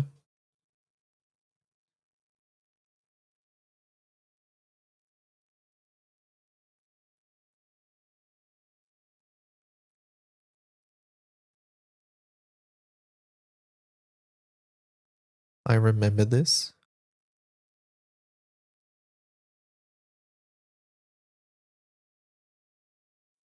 Atsumi isn't Sakura Tange. Wait, what are we talking about? Isn't Frieren's VA the same as Vicky? Or something?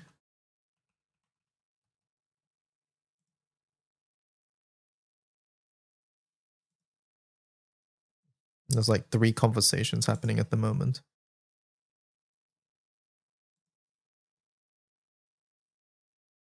That's what they said. They said CAG, not Vicky. No, I don't think so. Maybe I read CAG, but they didn't type that in chat.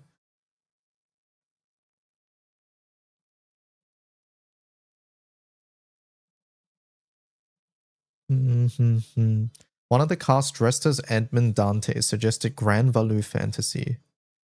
Shadowverse got Fate, but it was skins only and no story.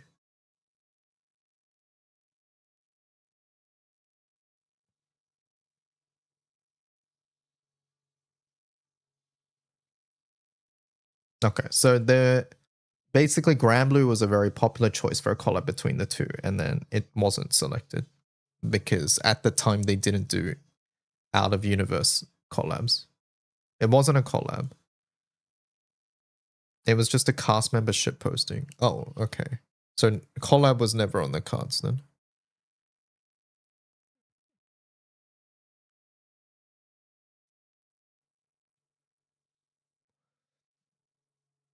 Yeah, I was confused because some of you guys were talking about collabs and I didn't see anything about a collab here. It's like, what should we call verses for short? And someone said KOF, right?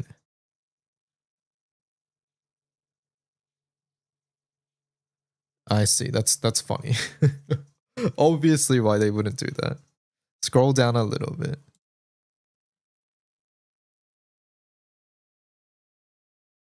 Hey, stop. Grand Blue Fantasy's trending. You see the moment Shimazaka says we should call it Grand Blue Fantasy?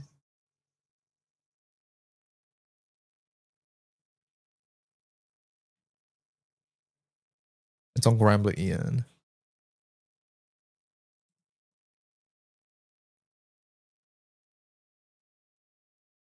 Not on the original.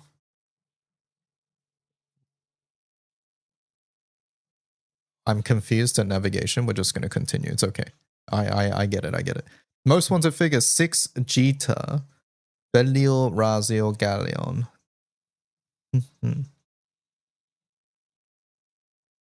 Most wanted collabs. Final Fantasy. Final Fantasy 9 is set in the sky. No, not 9. Yes. This person. Listen to this person. I want to see Sephiroth and Air. This person. Listen to this person, please. Not this one. I'm gonna flame 90% of chat here when I say no. Do 7, please, not 9. 9 sucks. 7 is the best. Do 7, please. People suggested tons of Final Fantasies, including 14. Nah, 14 sucks too. 7, please.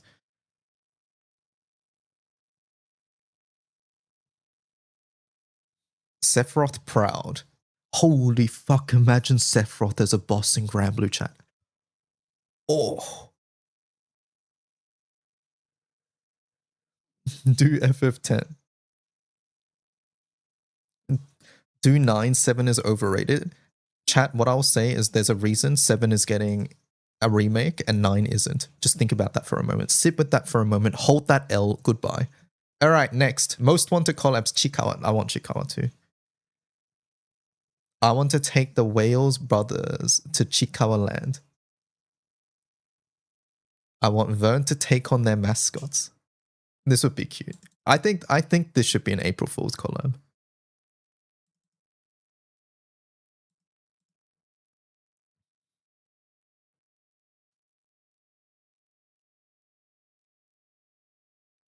Sanrio is out. Chikawa is in.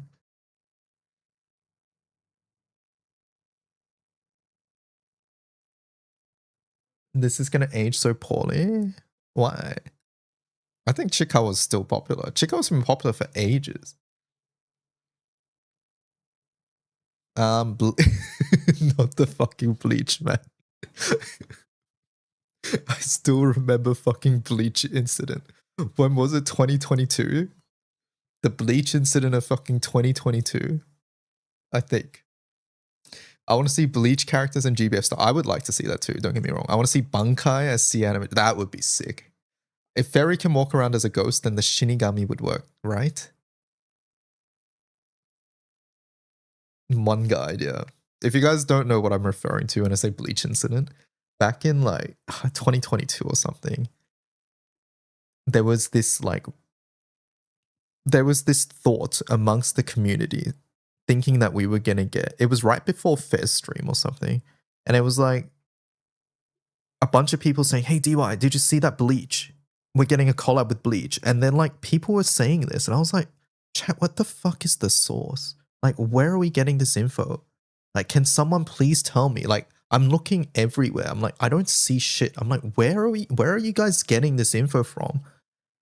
And we backtrack it and we find out it's just some person predicting what's going to happen in Fez stream on 4chan. It was just literally a 4chan screenshot. And it's someone saying like, all right, they're going to announce these things in Grand Blue Fez this year. You can thank me later. Right? And people thought this was a fucking leak. I'm like, chat, are you fucking kidding me? Like, I'm like, and like, this was actually like relatively big news because it like went around to a lot of different Discords and people thought it was like a real thing that was announced.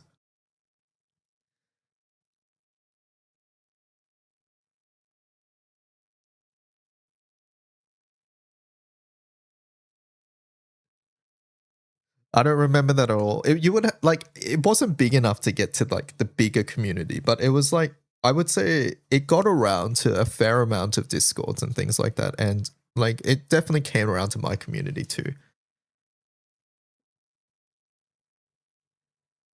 So yeah, the fucking Bleach incident.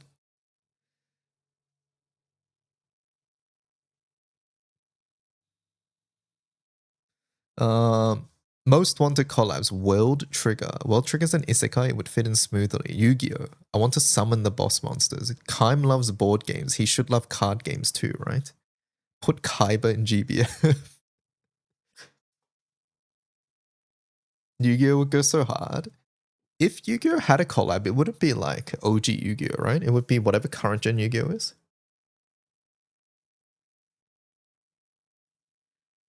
Remember when we could determine upcoming gacha weapons though? That was fun, yeah. GBF aims at anime boomers. That is true. Yeah, you're right. That is true. Like, everything we've done is like old stuff. Like how Card Captor Sakura was OG and not clear card, right?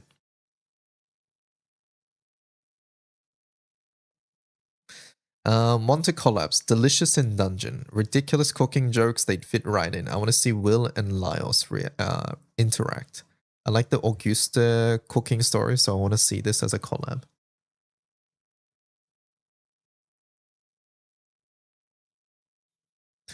Gundam. We have a lot of robots. Let's get Gundam. I want this with Ribomi. Zek Nova could make it happen. I love Seed. Lots of Gundam fans too.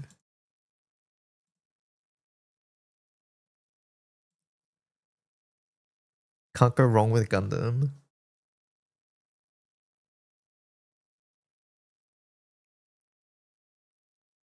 Give me Seed or Wing begging. Persona. I started the game because of Persona. The remakes would be a good opportunity. I love Persona 4 and GBF so much.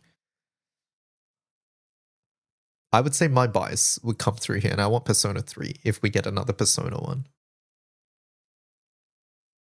I would say P3.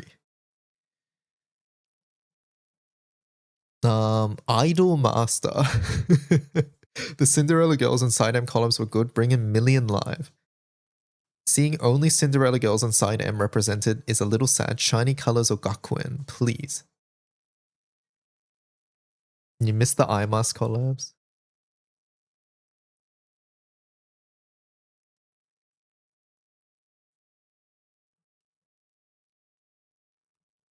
Question 23, Full Metal. It's my favorite manga. It would fit in the world, and GBF players are the right age, please. We have The Alchemist 2 would fit, and actors are already here. This poll was conducted 1 month before it was announced, so congratulations to everyone who wanted this, because it's happening, yeah. Please, just one more Cinderella Girls.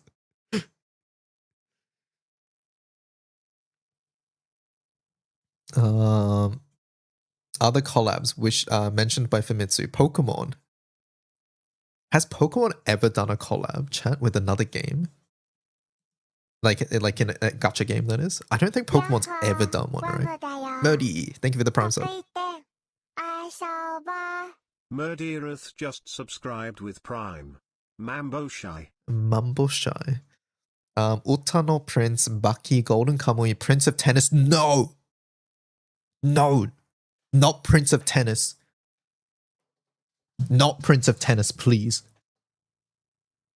No. Not fucking Prince of Tennis. What's the law here? Prince of Tennis made me quit reading or watching sports animes for like 10 years. Everything that was built up by like Slam Dunk and like other good ones, it was all ruined by Prince of Tennis. No, I'm going to start ranting about this fucking manga again. All right, next. Ensemble Star, Sword Art Online, Brave Bang Braven, Inazuma 11, Ace Attorney, Guilty Gear, Magic Knight Ray Earth, and King of Prism. I don't know half of these.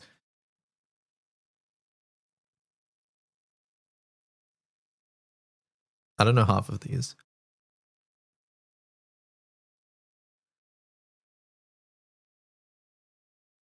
Inazuma 11 would be so silly.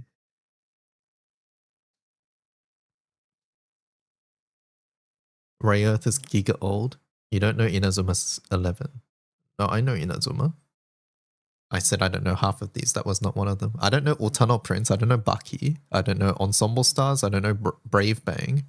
I don't know Magic Knight. And I don't know King of Prism. The rest I know. Some of these I've heard the name of, but I don't actually know what they're about. Hitman Reborn, that'd be funny.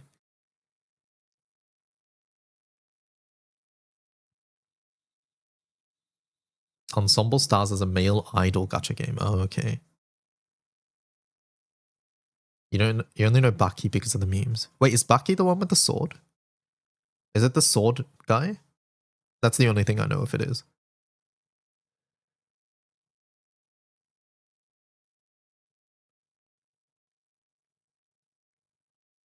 No. Baki's the super mega muscular martial artist guy. Okay, no, I don't know then. That's Kagura Bachi. Oh, I remember the Bachi part. Okay. Okay. All right, next. And finally, huge list of 12th anniversary messages, including the global fans who responded. Wow. Happy 12th anniversary, Grambly. Thank you for all the memory. I think I sent mine in Japanese. So there's a chance mine could be here. I just can't pick it out. Congratulations for 12. Thank you for making me love this game. Please add more content for my beloved Anturia. Oh, they got their wish. Congratulations on still going strong for 12 years. Looking for further expansion into the English world.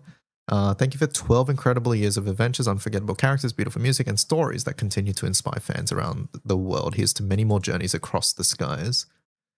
Happy 12th anniversary as an overseas player. It brings me joy when we reach another great milestone. Thank you for every character with a complex, touching, charming, heartbreaking story that makes me cry. It's worth it. That's why I love Granblue. Happy birthday. There we go. How cool.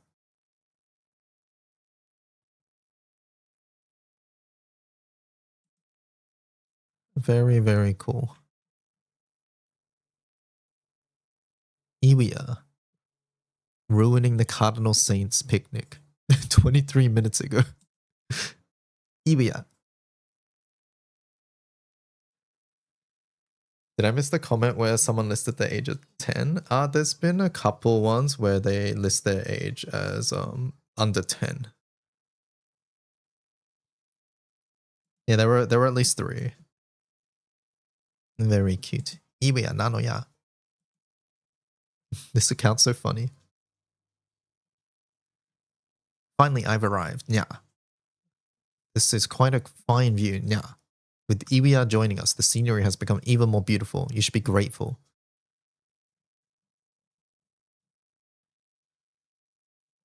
Take this.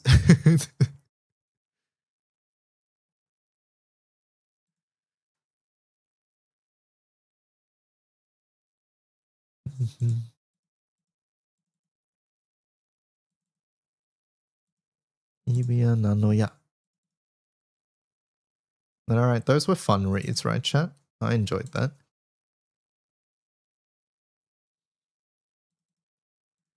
A good PR.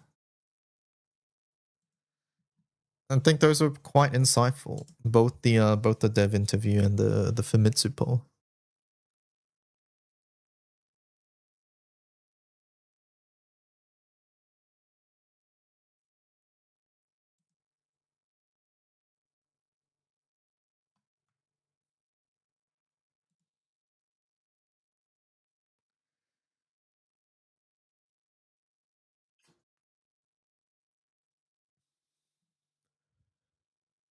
Dun, dun, dun, dun. Chatting me next. Thanks for the translations indeed. Sheep, thank you so much.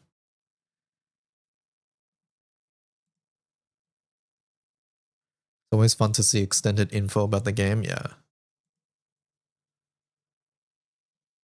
Chat Thursday, we get main story quest. How cool is that? Main story quest, new raids.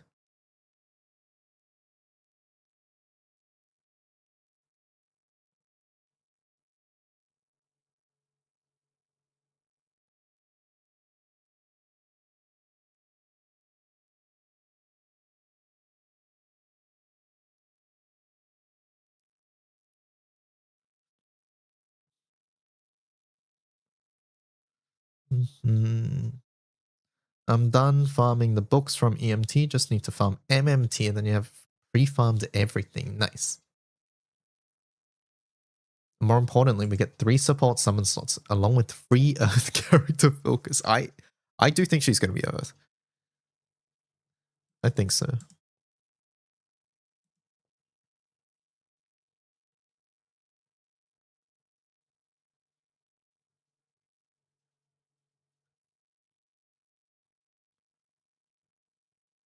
She's blue. That means she's wind. Blue means wind now after Blue Knight, huh?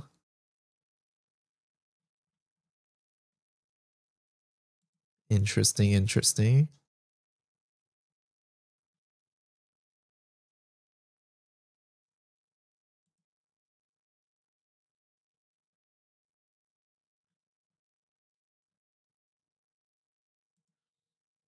Sorry, Roy Mustang is tied to Gacha.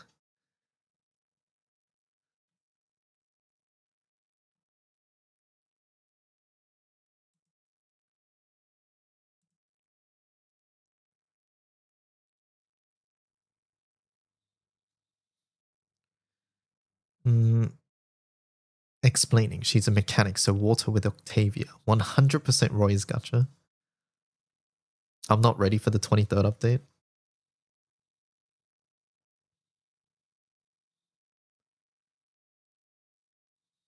Now remember the card captor event. That's about when I quit playing.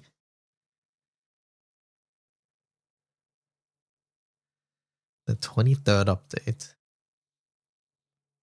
I hope the new raids release with their music this time. I hope so.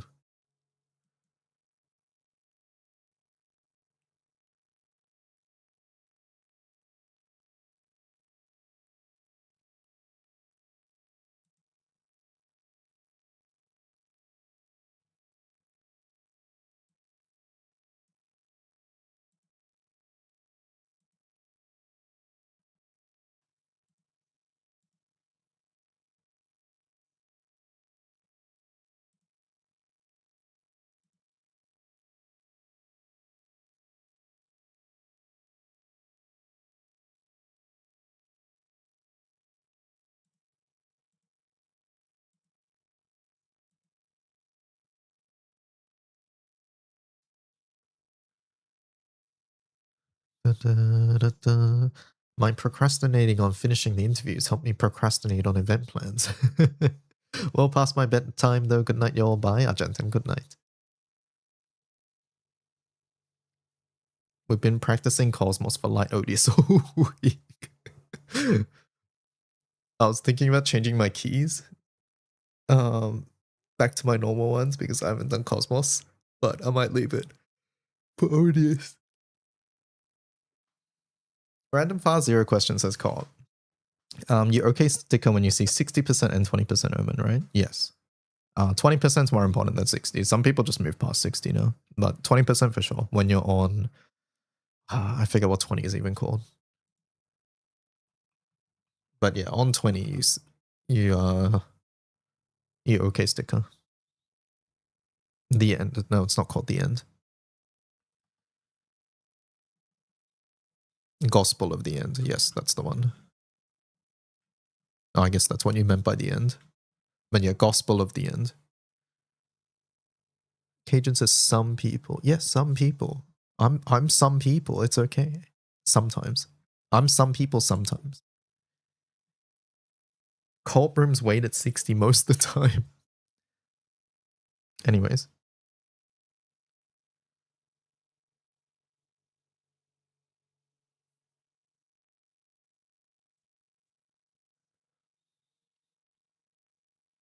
Omi, can I offer you this?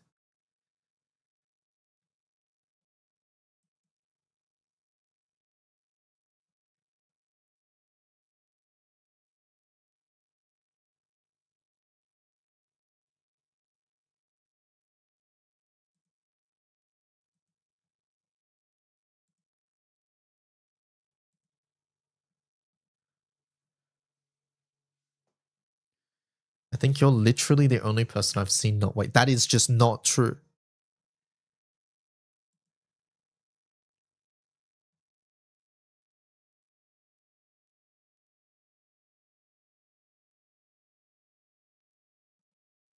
I'm not the only one, I swear.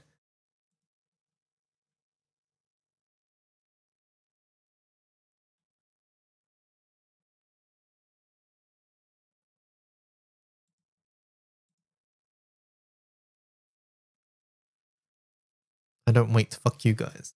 You also don't do the rate toxic raider.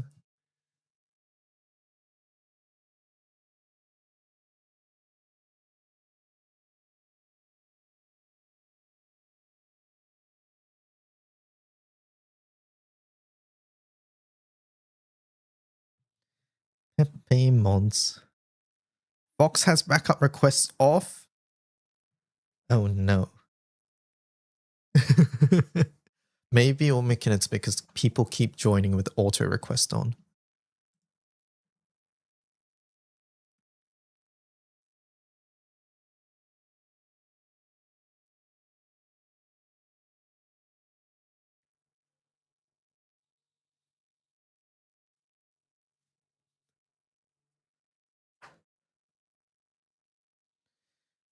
I'll be buying lunch. Bye bye. Have a nice lunch.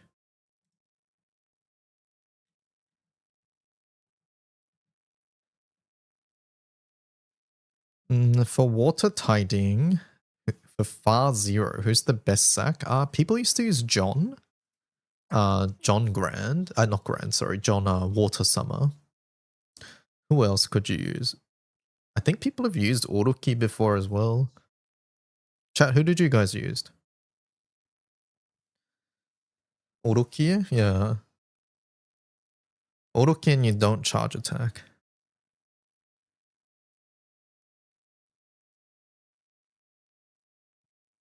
Fox says Oroki as well. You've done Far Zero. Use Pengi.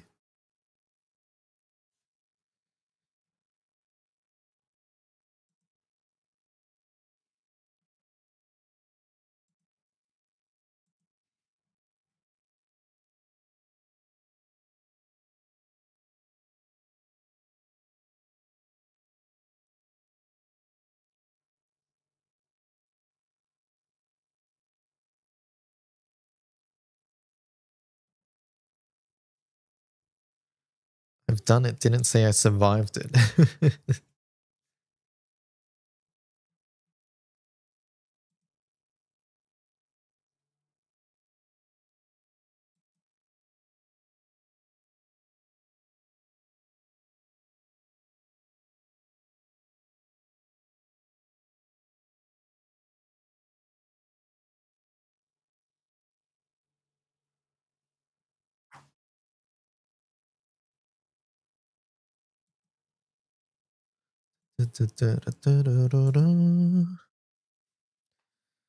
Fox finally ranked 200. Yeah, Cajun.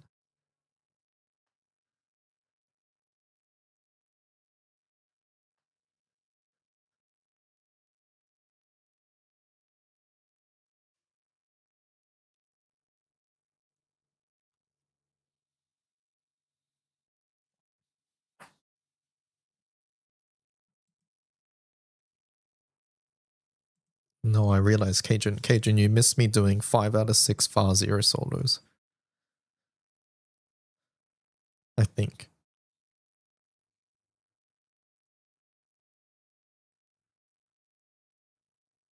We did them. I forget when we did them, but we did most of them. Yeah, that didn't happen. Good try. What? Earth took the longest. Because it was just fucking RNG. But I wrote down my attempts as well. This was 4 attempts red sword, 28 minutes 21. This was 1 attempt, first attempt, red sword, 24 minutes 38, with the wrong keys, by the way, and the wrong backline. I didn't have Frau. 5 attempts, red sword, 21:52. 4 attempts, red sword, 19:34. And then this one, fucking 20 attempts. 20 attempts, 25:07. Dirt was miserable. And dark, I don't think is possible. Wall's water, I did this. You have Shishio, yeah, I've had Shishio since Far Zero at least.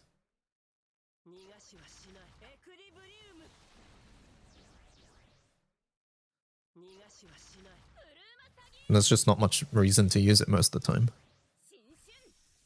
But yeah, this one was nuts so. I was literally in the raid reading what the characters do. And I had the wrong backline because we didn't have Frau. I had Mikael. And I was on Extremity Key instead of Supremacy as well. So yeah, that was a fun one. Magma Rush instead of the second Senden, yep. Can that FO comp work with Magna? Give it a try. What I know is that the fire one was very easy. Like, I did it without knowing what my characters do. Levi, is Yule used in an Ogi comp? She can be. Like, she was in that team just then. I mean, I don't know if I'd call that a pure Ogi comp, but yeah. Is Dark impossible for you or just in general? Dark is much more accessible if you have Whamdus. I do not have Whamdus. Without Whamdus, so okay, so for reference here, this Dirt solo took 20 attempts, mainly because of RNG. If you get Red Sword, it's an immediate retreat. You can't do Red Sword. So it had to be Yellow Sword, right? So that means 50% of the time, your attempt just fails. Immediately at 80%, when you get Red Sword, it fails. Dark is also like that, but there's even more layers of RNG. And by the way, this attempt also has a bunch of layers of RNG too that you have to win. So it's less that it's hard, it's more that you have to get every dice roll, right? You have to get Yellow Sword. You have to, not even before that, as soon as you leave the end, the first trigger, you have to make sure that your first Omen is not debuffs when your Shalem has like blue and no yellow. Because then she won't have unsealed herself yet, so you can't clear debuffs because you need to clear debuffs with blue, and then if you don't, then you fucking die, right? Because then the end gauge takes up too much, and then like blah blah blah, right? There's also a debuff RNG once you hit 50% or below, because if you get petrified too many times, then Luo can't clear it, and then you're a charge attack team with no charge bar, then you're sad, right? And then at 20%, you have to make sure that your labor is not 7. I had labor 7 a couple times, and then those runs failed because I just ran out of time. So yeah, there's just a lot of RNG. Like a lot of these other ones, you can live with bad RNG. It's fine. It's just a little bit more annoying. It's fine. You still get it done. This one, no. You get bad RNG, it's over. How do you remove Petrified? Luo. So this team has Clarity. So if it's on the last slot, you can Clarity it. If it's not on the last slot, then Luo removes all debuffs with this one. So yeah. Now, what I know about the Dark team is that you need that, and you also specifically need Dark Labor 12 or something as well at 20%. And I just decided I'm not going to do that. I don't care. I'm just going to wait until I get better tools in the future, because I don't want to sit here resetting every 25 minutes at 20% to make sure I get Labor 12. And this is not even including the Dark Restraints RNG you might get, because if you get Dark Restraints, then you can single attack, and then Katura doesn't activate, and then you're sad as well.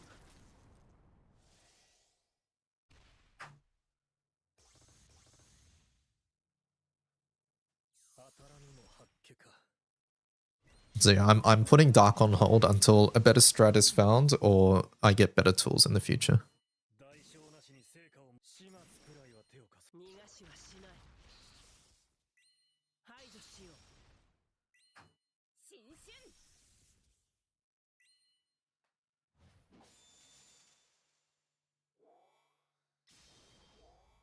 Oh, right, no Summer Tickle. I do have Summer Tickle, I think. Do I? I think so.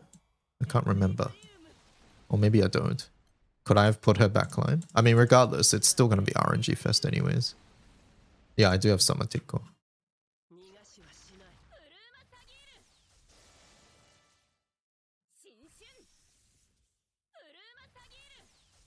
And plus, that was a Keim grid, so there was no room anyways.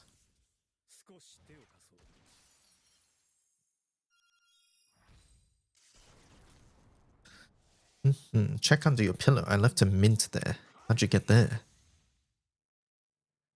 Good night, confection. Which one's the standard pulls? I don't fully understand the question, but this banner here is... Wait, do you mean classic? Classic is over here. Premium is over here. This is where you can do your daily 10s if you want. The banner does change to have wind, light, and dark rate up later.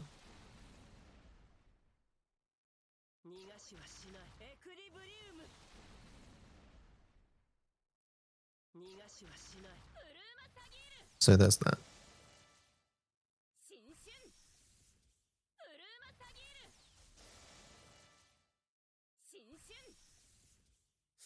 I can confirm pedal. I was also there. No gacha in chat, no gacha in chat, yeah.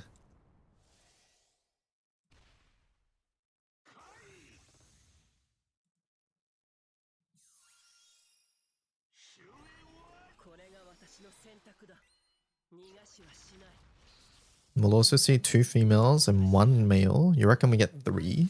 We'll have to see. You come seeking advice, sure.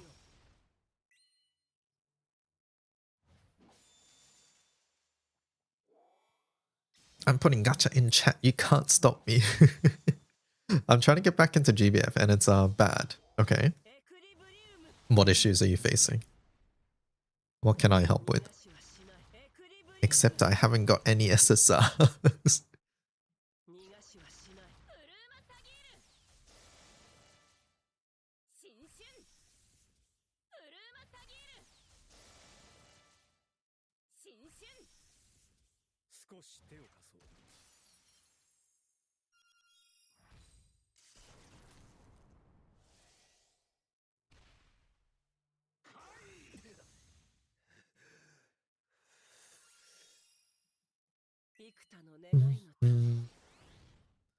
I can't even blue chest M3 raids. I need an M3 fire grip for Guild War. I'm struggling. I don't even have 5-star of all the dopuses. I think you start there.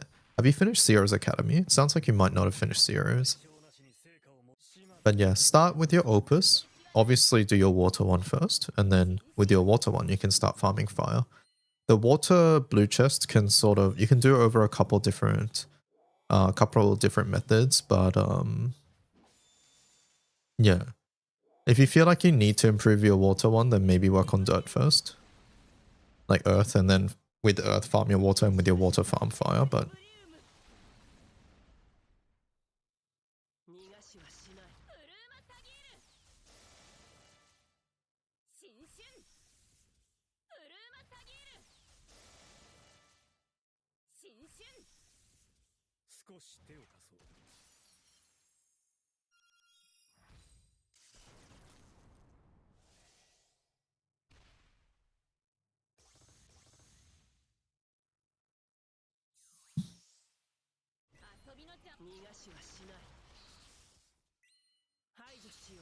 I have not, but I'm in a weird spot because I have Primal Dark.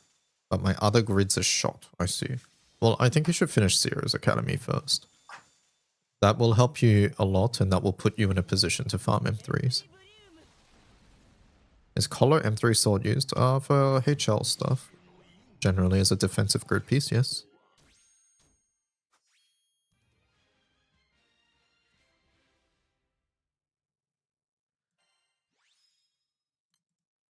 Have I watched Genazad's video about GBF? I did watch it off stream, yeah.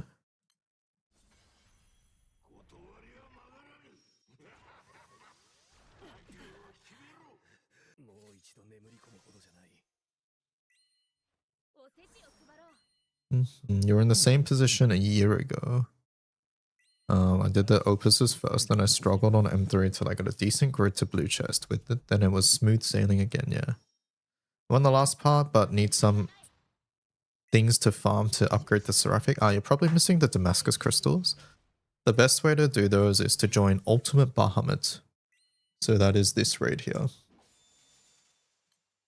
Imperial Ascension Impossible, this one. By doing this, you will get Damascus grains. This one. You get these, and then you trade these for Damascus crystals.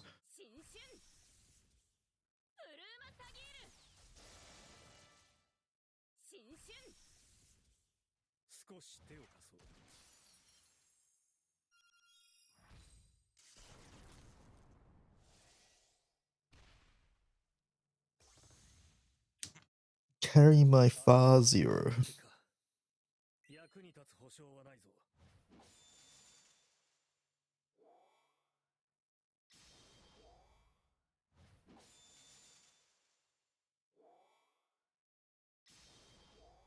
Oh, you have those. It's quartz and urns you need. Okay.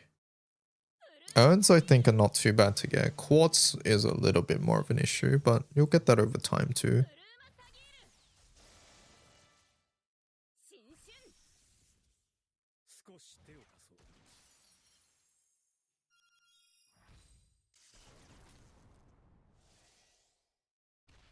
Urns is just dragon farm, yeah.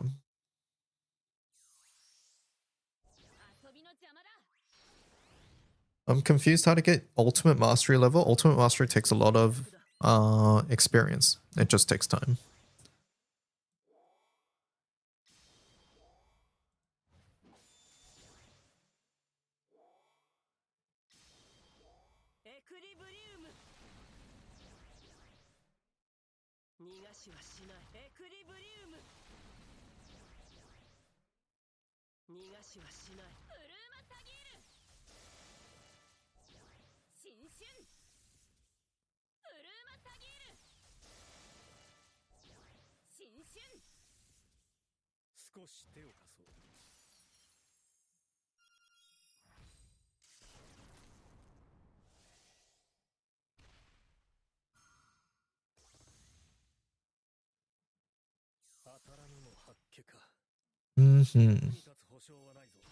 Isn't ultimate mastery the one where you have to submit mats? Oh yeah, it is. You're right. It's not experience. You're right. I bought the mats, but nothing changed.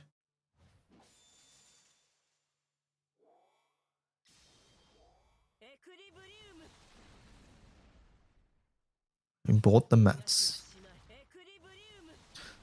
Okay, maybe we're misunderstanding. Hold up. So, we're talking about ultimate mastery, this one, right? Yeah, you spend mats to increase ultimate mastery level. So if we're talking about this one, sorry, I got mixed up with master level. This one, there's like a thing here, and you feed it materials.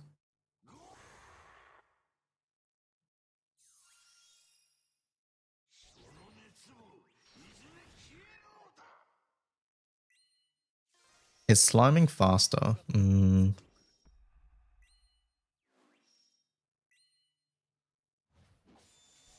I think on the weekends it is, but I recommend you do campaign quests because you get other useful things along the way. And it's also pot positive to do campaign quests, whereas Slimes is not. Slimes is pot negative.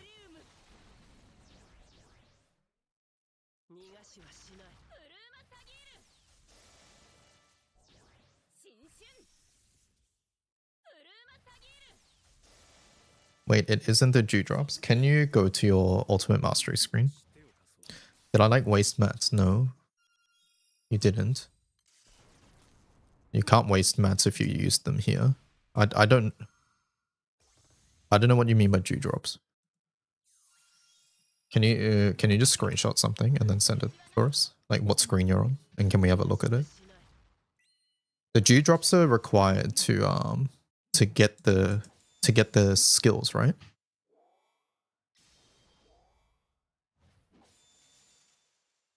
Yeah, dewdrops are for buying the skills.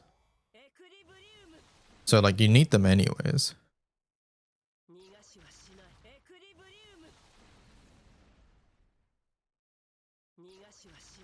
I spent like 50,000 CP on them. So you bought 10 total basically then. So yeah, there's more than 10 classes. You're going to eventually need them. But like if you're trying to get something from level 1 to 6, you need to spend the materials. Do you have a screenshot that we can look at?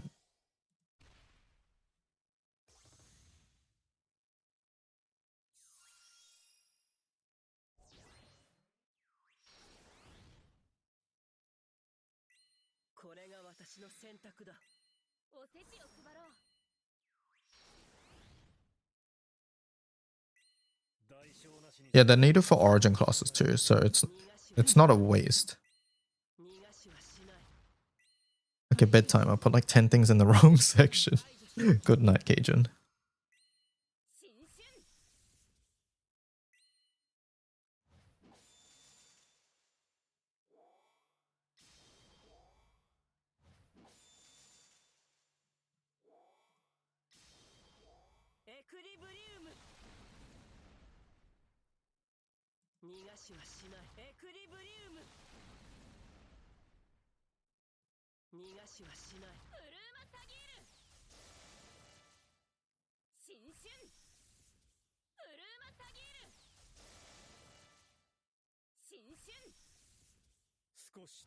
By the way, chat, is anybody struggling with Juchue, Prowl Plus, or things like that?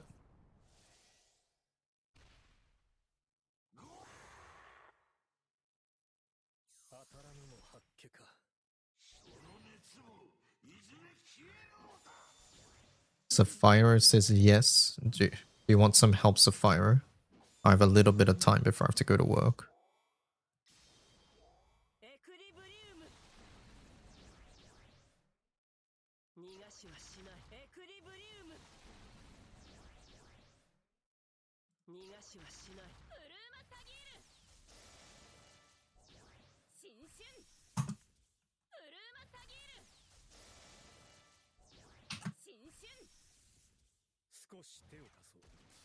You couldn't touch the bird either. Yeah, I responded to your thing. Clicked view bonus.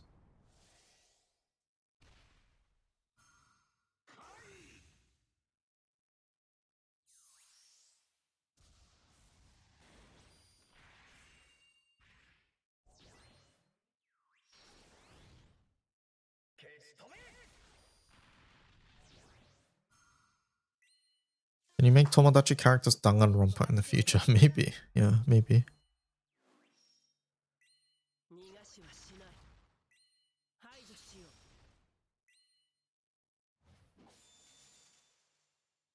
It might be impossible. You like a lot of things.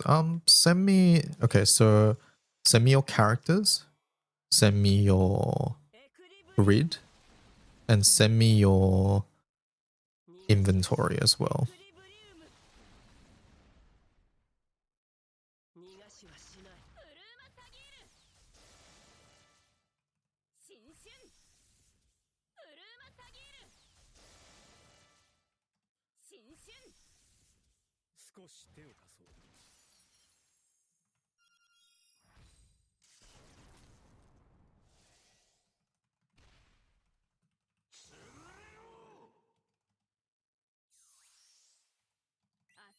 I think we sorted out Blue's thing.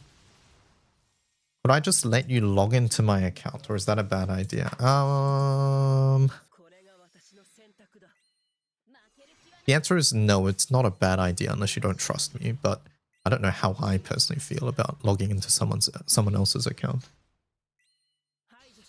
Is the main thing. It would be infinitely easier, but I also think it would be nicer for you to see what I'm doing and then try to understand what I'm doing. So we'll say let's not do that. But either way, I'll work with Sapphire first. And then maybe me doing that can give you some ideas.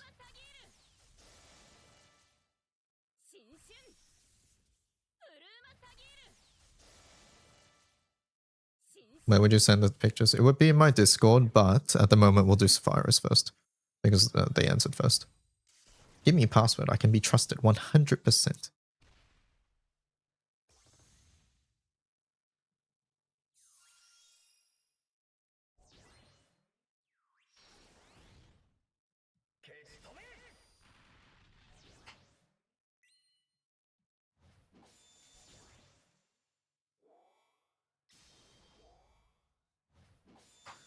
So yeah, send me your characters, your inventory as well. So your character inventory for water characters, your weapons inventory, but make sure I can see the weapon skill level like this for water. And then send me your current summons as well. And then we'll try and do things. It's 676767. Wow.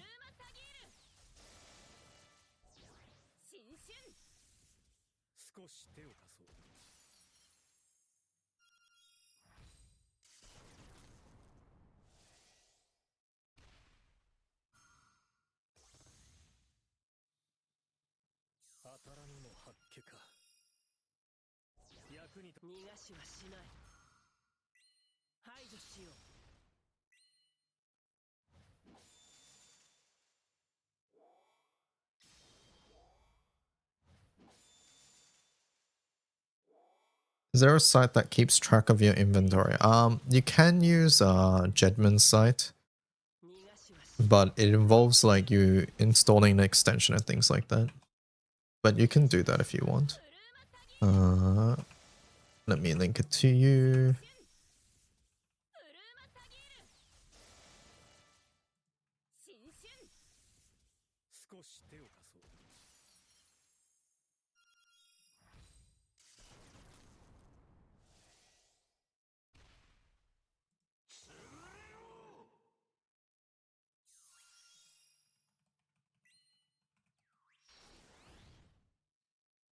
Does Jedman have like a page where it tells you what to do?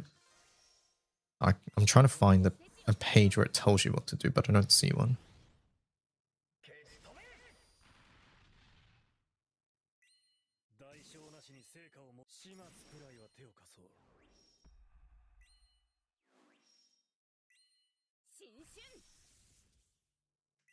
Do you want any advice for Arcarum? I'm nearing my mental limit doing this. What have you done so far? Have you finished out your guidebooks? I think getting a really efficient setup for Sandbox is pretty much the same as Guild War, is the way I view it personally. Like once you get an efficient setup for Sandbox, it's like basically meat farming and then spending the meat in Nightmare, is the way I view it.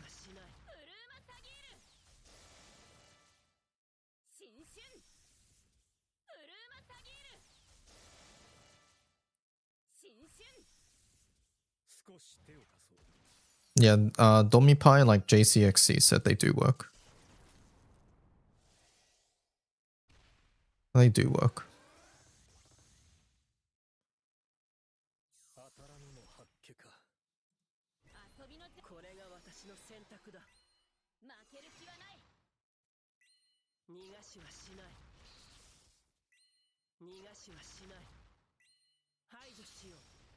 Almost done with swords and doing my guidebooks, yeah. The other thing about Sandbox Fox is that once your teams get strong enough, you can just use one element. You don't have to make all the elements. It depends on how strong that element is and compared to your other elements, right? Yeah, upgrade the universal guidebooks. So I think you can sort of see, you can, in Sandbox, I think the main thing is early on. Since you don't have an extra summon, you feel really weak, but once you get the guidebooks up, you actually feel a lot stronger than regular content. Sapphiro, did you want me to help or should I ask somebody else? I don't have much time, by the way, chat, so we're gonna get started soon if we're doing this. I helped some people at the end of last night's stream, so if you check out the section before I switch to Pokemon, you'll find me doing the Juchui and Huanglong fights with very limited things, with things that the people who asked had.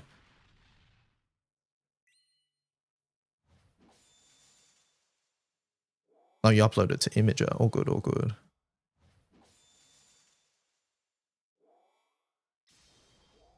Okay, good start. I would, yeah. All right, let's start making this, sure.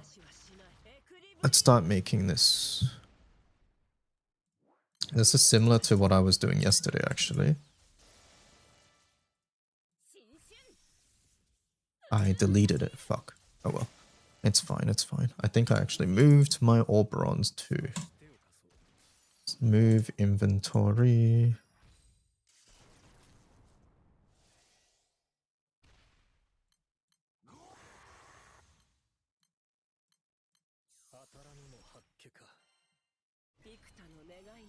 You are following it? I would use Lily at the front over Charlotta, is what I would do. I use Spartan just because the person was trying with Spartan. I'm not convinced it's the best option. What other classes do you have?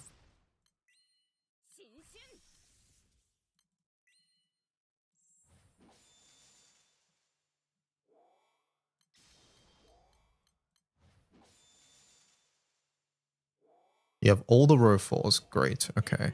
We can try something else here.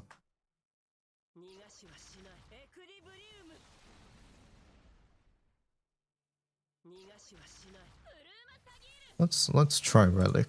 See how this goes.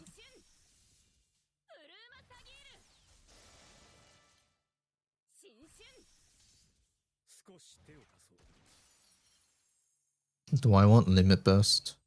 I think so.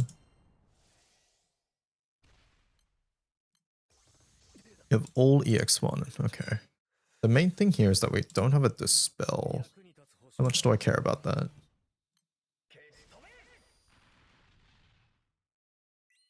We could try Robin Hood as well. I don't think Walter is a good bow though. You know what? I'll just do Spartan because we did it yesterday. It's fine.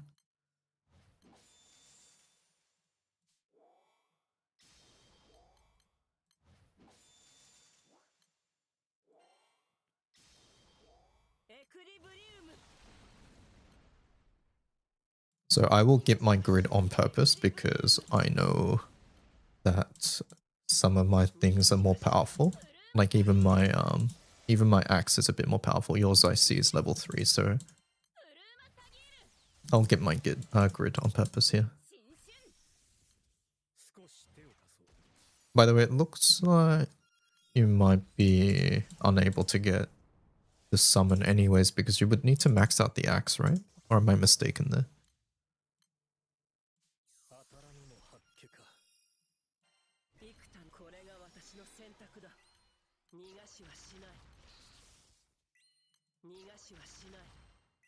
Okay, and then we have the Opus. I'm not going to put my Opus in, and you have Spirit of Mana. Sure, I can try that. Spirit of Mana. I lied. Mine is in my inventory. I'm just going to put in...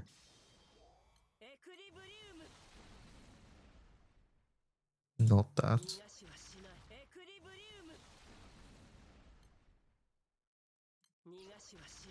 I'll put in a Thimble, which I don't think would really do that much. And then we'll do a...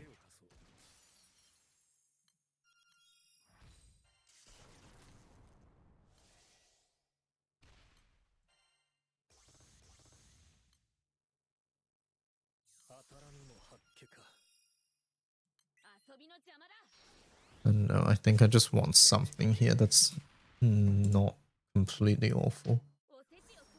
That's pretty bad. We could just do that. Do you have a Europa hub? Let me have a look at your inventory. You have...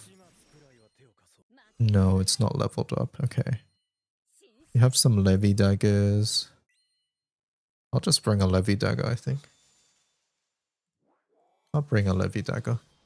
The Thimble is just your Opus, by the way. Actually, you know what? I think my grid is already a bit too powerful. I'll just put in... This is not something to copy, okay? So don't copy what I'm about to do. What is secret gear? It's for Tormentor. This is literally just for raw stats. But yeah, you might be right. There might be a couple things you're missing for this. But it doesn't hurt to try, right? Your moon is SR, so I will just not include it. Your wedges is not uncapped, so I would recommend uncapping that. That one is relatively easy to do, so try do that. I'm going to assume you don't have total party nodes, like on your character EMPs. We're missing Gabriel. That's okay. We'll try this instead. Copy this.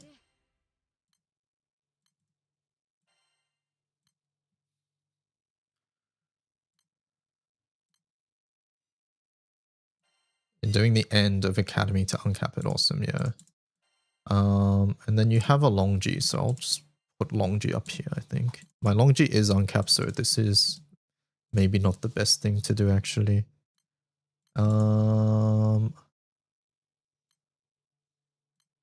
I'll just put a random summon up here. We won't actually use it.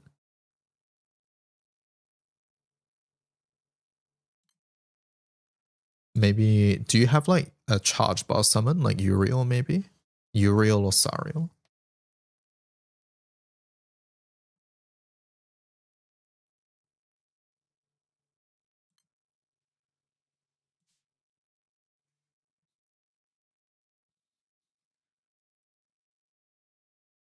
Put a double bunkle set. I literally have double bunkle at the moment.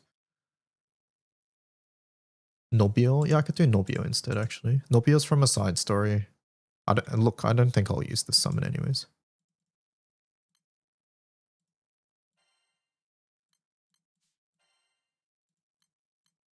Alright, and then I'm not putting Moon on purpose because I think I already have too much amp for this rotation, so yeah, we will do Lily. We will do Lyria. And we will do Pela. I'll just put Charlotte backline because you have her as well.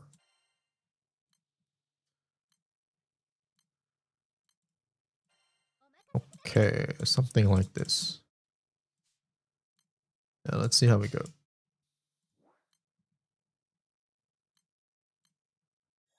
I don't think Spartan is the way here, but doesn't hurt to try. Oh, you have Angie too. We could try Angie. But I think the charge attack stuff is fine. Okay, we'll call a summon, turn 1. Mist here. Click this as well. Debuff here. I think the main thing is we might be lacking a couple dispels is the big one. Let's click this. I think we get MC up first, so let's just do this. Isn't Spartan more of a normal attack team class? No, not really. That's the wrong skill. No, I meant to click this. Okay, and then we will Ogi here. I don't think we pushed 95. If we do, we should have clicked.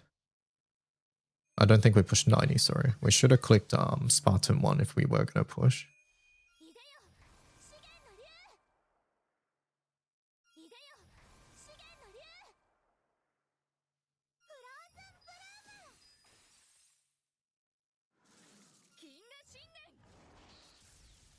This might be a case where we click Paylet 3 early in the future. I'm not sure.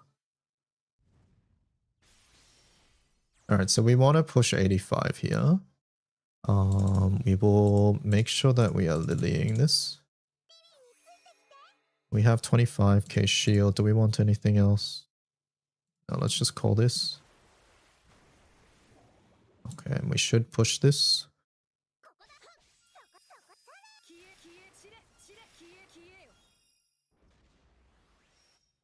Oh, this is light, isn't it?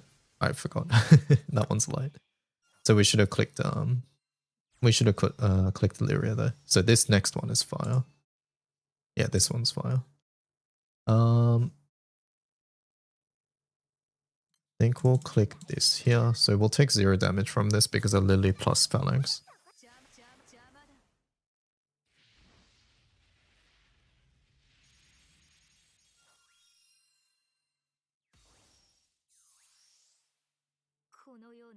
How do we get enough bar?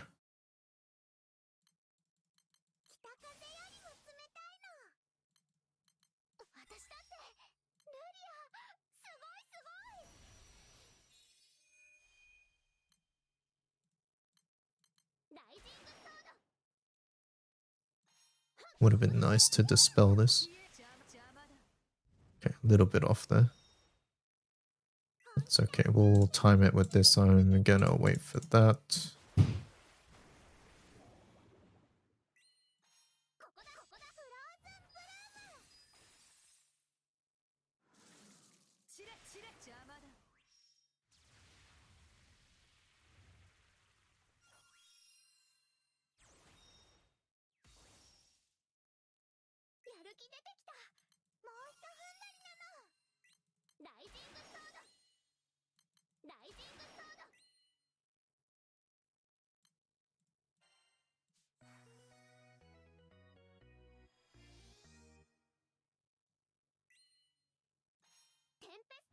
Nobio's free from a side story, by the way.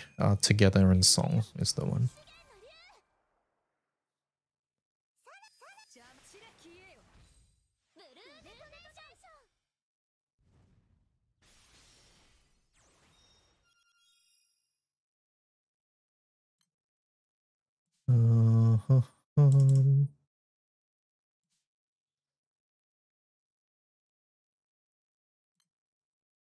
I think we'll just call Bungle here. We'll get it back with Lyria 3 anyways. I think we should have just clicked Paler at the start, by the way. But now it's a little too late. Based on how this has gone.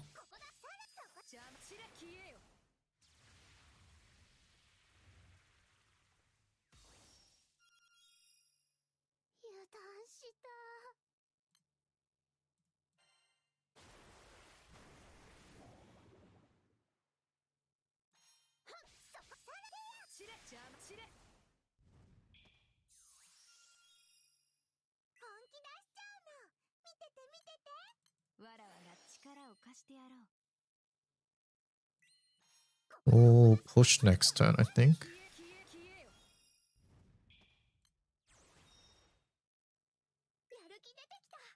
Yeah, we'll do this. Do I even do 9% though?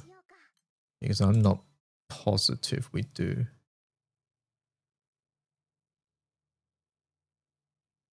I don't think we do. Let's do this. Hit rank 150 roof. Nice.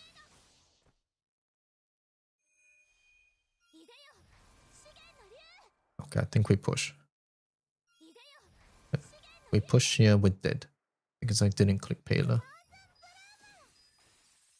Paler, no! Paler, stop!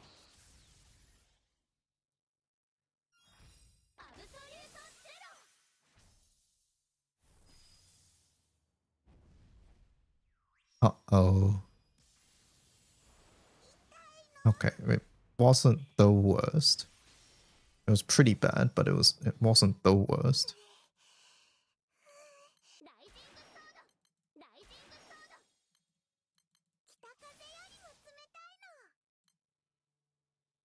Pretty bad.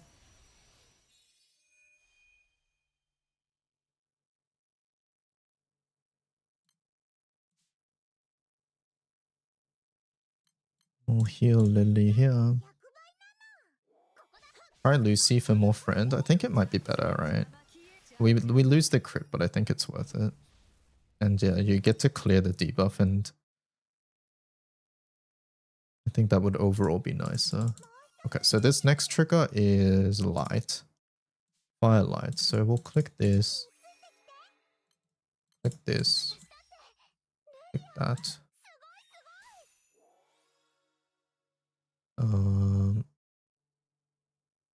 No matter what happens, we'll be pretty well protected here.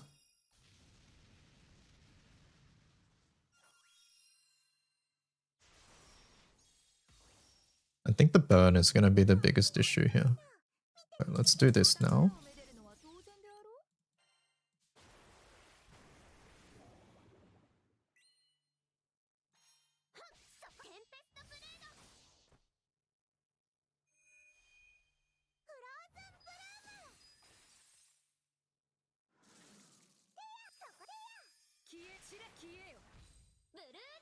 I think the bird is the biggest issue. No, the burn.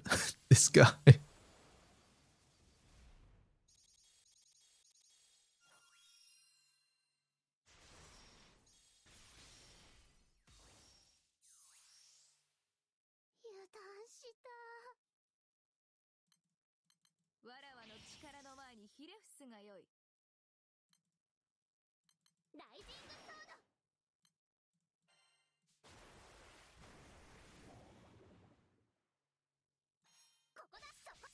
No kidding. I assume no kidding. This is our grid.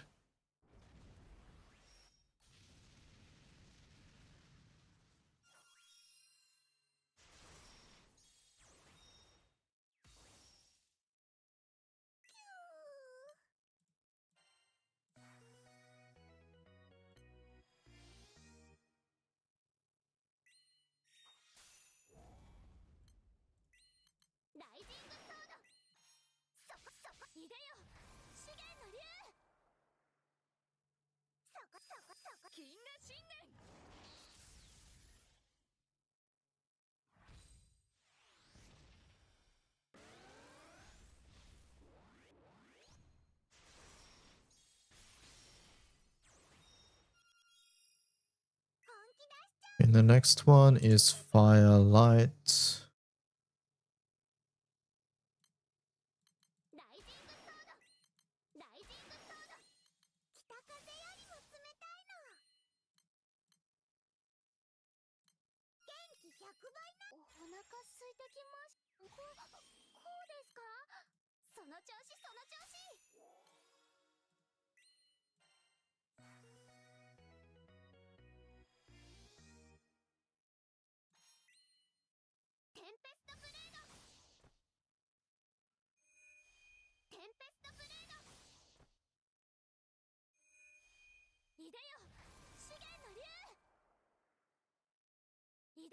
You cleared the Fazir free quest. Congratulations. Congrats.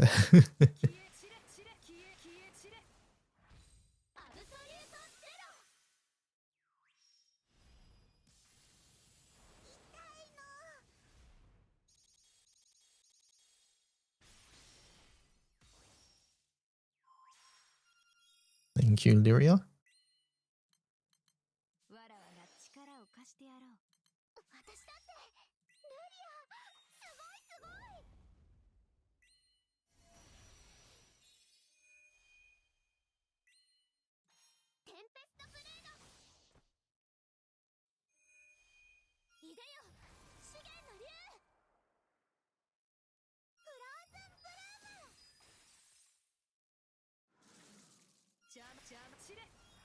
We didn't have to spell for this, unfortunately, so we'll see.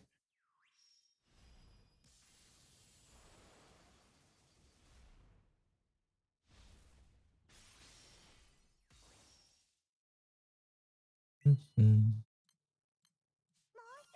yeah, there we go. Raid's dead. Was this with party nodes off? No, I think I forgot to do that, right? So I'm probably a lot tankier than usual. No, I did forget to do that. That's what I forgot to do.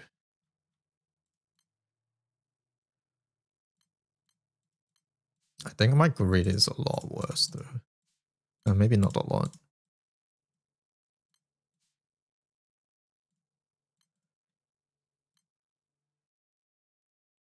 Sort of. This is doing nothing. We have level 20 though. Thanks D1 for giving me hope. You can definitely do something. I don't know if Spartan's the best. Let's try again. I want to try Lucy. Lucy might just be better. So Lucy friend. I don't think we need Spartan. Also, I'm clicking Bela very early, I think.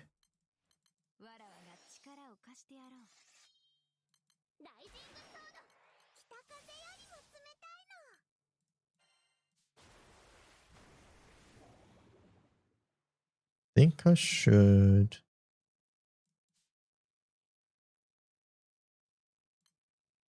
Imagine they don't have Europe, but they do not. They have Poseidon. Out of relevant characters, they have Poseidon. Is Isaac good here? Either way, the SSRs are... Oh, there's Joel, by the way. Wait, Joel coming in from back could be good as well, by the way. So put him back line.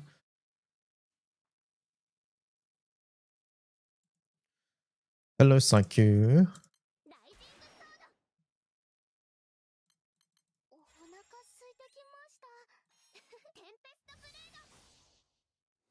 There is a kitten summon. They do have a kitten. We could do kitten. You're right. I didn't see the kitten. But let's try these things first.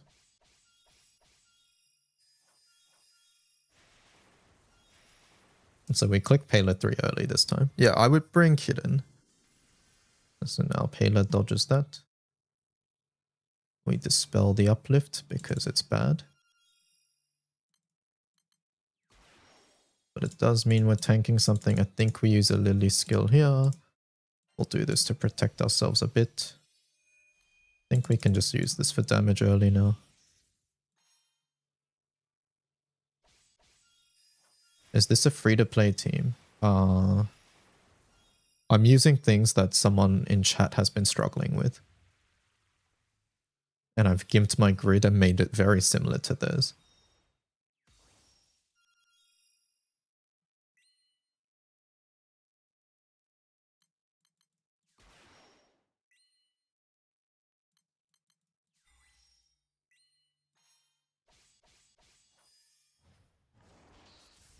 Can I change Charlotte for Joel?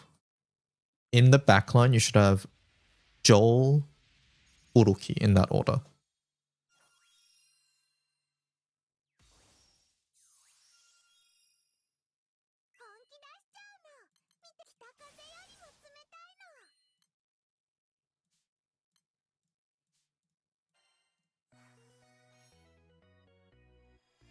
Hello, Driaya.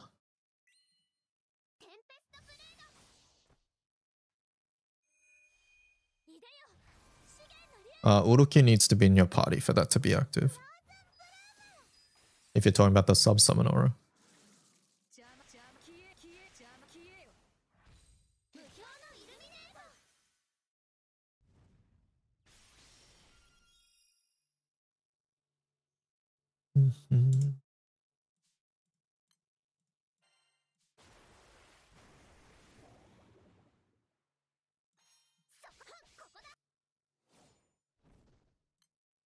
Pain is on cooldown for 7 turns, chat. I foresee a bit of disaster.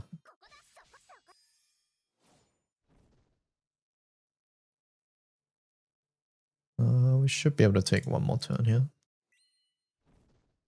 Let's do this. Let's do this.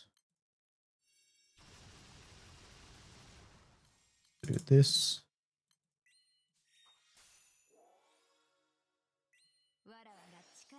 Let's do this as well. Lengths here. I'll watch this turn because I'm curious how much damage we take. Are you talking about Disaster or another Aster? Get it? Disaster.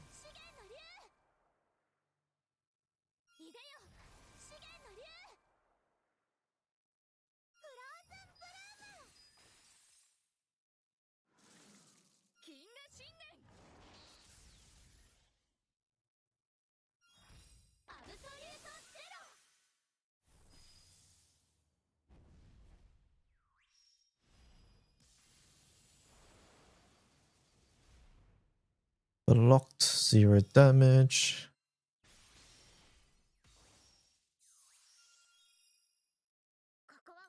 We dispel the double strike immediately, start debuffing. Call the Bunko now. Call this now too. Just use Lyria's skill as well.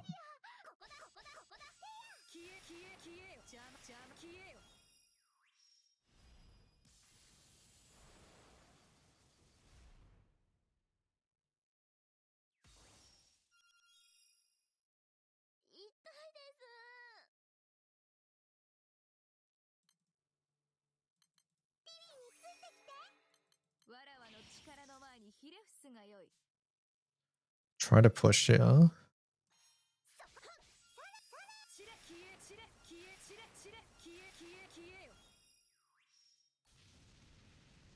Zero damage.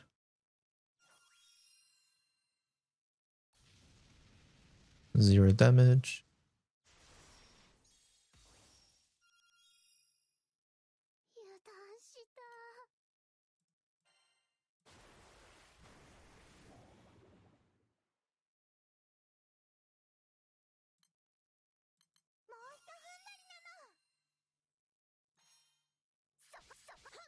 We take 0 damage from fire damage again because we have Lily and Bunkle.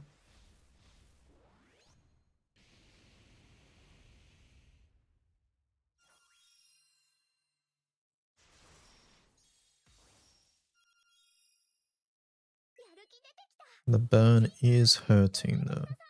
I think we try to push this next trigger. Hopefully Payla's enough. Let's try.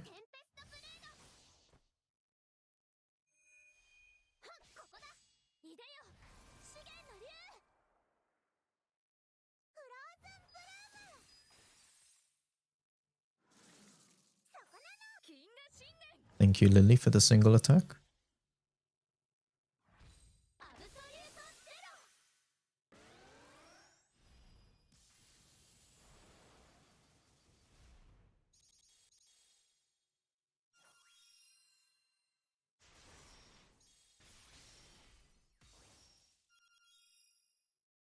There we go, that works.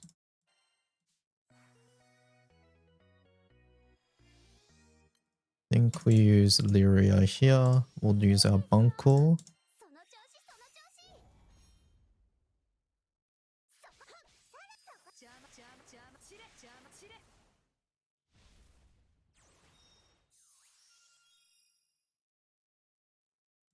Use that one. This one is a firelight damage trigger, so we'll use this. Use that. Use our Lanx. Make sure the boss is debuffed. We'll also call Lucy for a bit of healing. I think we actually kill here. We'll see.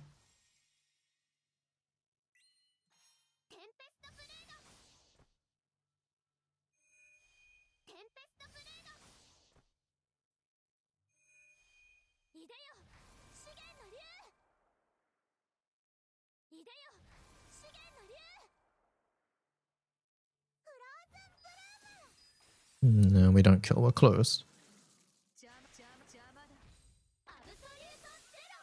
But we have Lanx for this and Bunkle.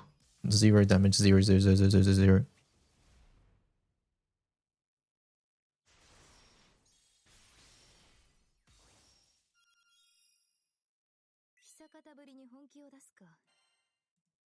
Be gone, boss.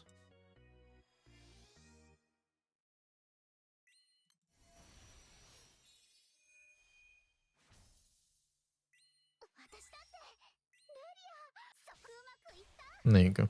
So, something like that. I think Lucy Friend was a bit better, by the way. Lucy Friend there. Felt a little bit better. This is the summons I used. I don't think you need Nobio with Lucy, so just bring Kid in here. Honestly, I think you would have a better shot with Kitten, because then if you feel like, oh, I really need Payla's S3 right now to dodge something, then you can click it then. But the main thing here is to not just click all your buttons on turn 1, it's to save things for important points. Things to watch out for is to make sure that the boss is debuffed. So click Mist at the start, click Lily's thing at the start. Where is it? Lily's S2. Lily's S2 debuffs as well. Click this before some omens. I think for Payla's S2 you can sort of click on cooldown. I would save Lyria's S2 maybe for the first trigger or something like that. And then Phalanx has a relatively low cooldown, so you can start using that as soon as you see things. You can use this to delay the foe to see less omens and save your dispel whenever you see a double strike. But later on, you won't have enough dispels. The boss is going to start having double strike and you can't get rid of it. That's when you use things like Bunkle and Lily stack. So Bunkle gives 50% fire cut and Lily gives 70%, I think. 70%, yeah. So that's to a max of 100. So you take no damage while this is going on. The boss can dispel this though, and that's when you call your Lucy summon. So Lucy summon gives you dispel cancel, so it doesn't get you don't lose it. But yeah, you can watch the VOD there to get an idea of what's going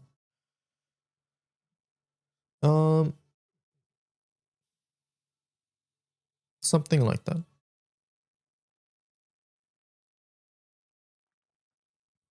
Yeah, Payla S2 also gives dispel cancel too, right? So if you have Payla S2, you don't need to worry about calling the Lucy, because for 4 turns you can't get dispelled. But yeah, a team like this, I think my damage is probably comparable to yours. Like I took out the moon summon. I don't have the opus in my grid. This is essentially a dead slot here. I think my damage would be somewhat comparable. So have a mess around, see how you go. I didn't know Lily had a 5-star. Lily has a 5-star, yeah. A good character. Holy Thimble, yeah, I would just put in some weapon. I just put in something. I think we got one more person who wanted help. What channel? Stream screenshots. Stream screenshots.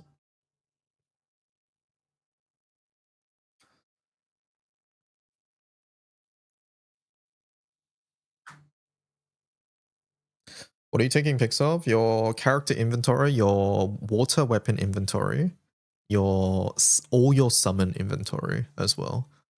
And then let me know if you have things like Dagger of Bahamut or things like that, which is 100% better than like the Thimble here.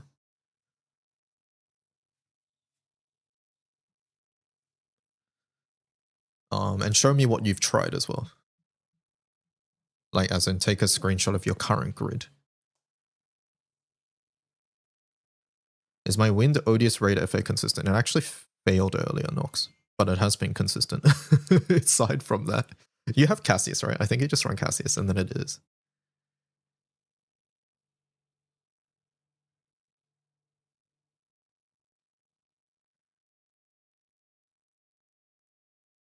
Oh, the fire advantage one? I think with 2 Sendens it would be. I don't have second Senden, so I get fucked on some things. Like on a specific combination of things. So try this with second Senden, I think you'd be fine. This is oh, is this meant to be, I think this is meant to be charge bar gain, by the way. That might explain some things recently. But yeah. Yeah, this is meant to be charge bar gain, I'm pretty sure. Also that, I think you can do Rhine here too now. But yeah, second Sendent's massive, I'm pretty sure. Because it makes it so that you don't have to worry about how much your skills do. Currently, I have to run these things, right? I have to run skill cap trade-off artifacts to make sure I hit the right amount. If you push 50% on turn 6, oh, you do too much damage? Okay, I guess you gimp your grid then slightly.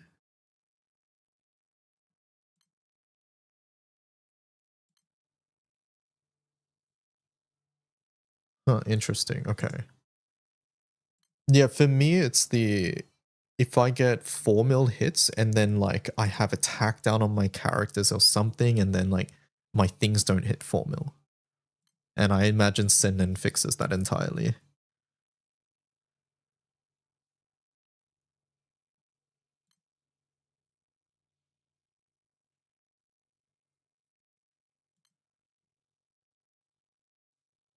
But yeah, I can 100% see if you do too much damage, it won't work.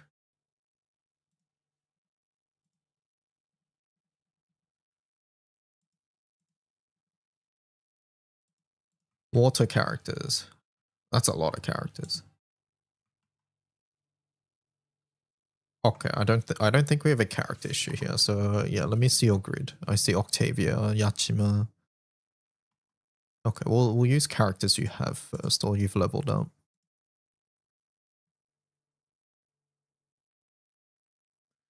Is Optimus or Primal Grid something I should dive into if I want to do high raid bosses? No.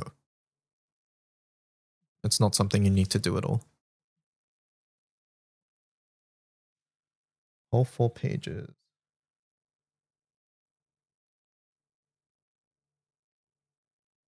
Okay. Wait, what do you want help on? Sorry? I think I misunderstood. What is this for? Are you struggling with Juchue?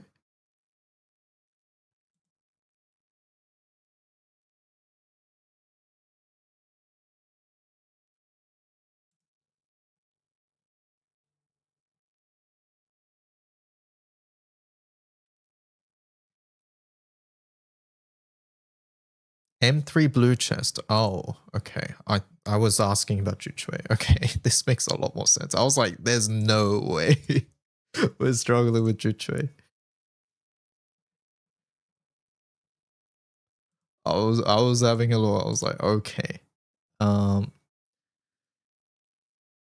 You can't get enough burst in M3 blue chest, and you're getting killed.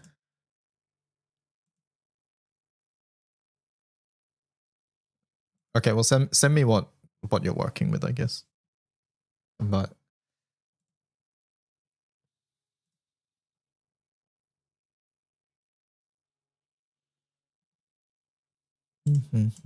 try to get your opus uncapped. You're at the rank where you probably can do that.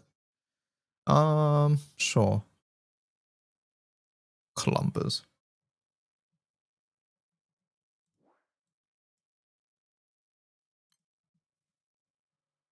Oh, I'll grab my Columbus. Sure, why not? It's been a while, Columba.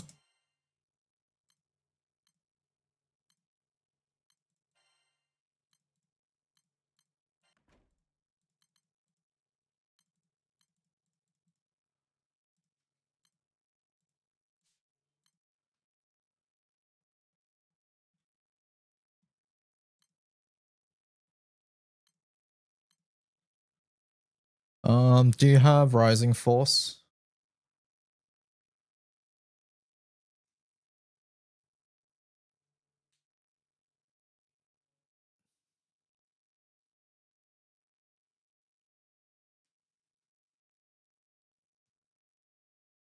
Is this for Colossus Ira? It is. You don't have Benito. You don't need it. You can use a friend one. You never use your own Huanglong anyways. So I'm going to assume that's a yes on Rising Force. Do you have the Dante Heart? And also, do you have Ultimate Mastery?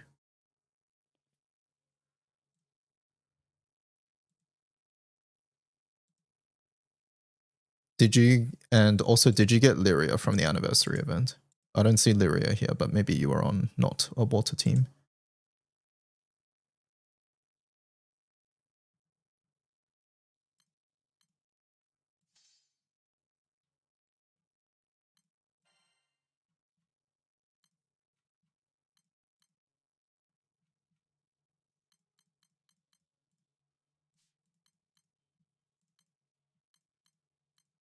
If I use something you don't have, please let me know. I'll just make the team based on what you got though. You didn't get Lyria. Ah, okay. Unfortunate.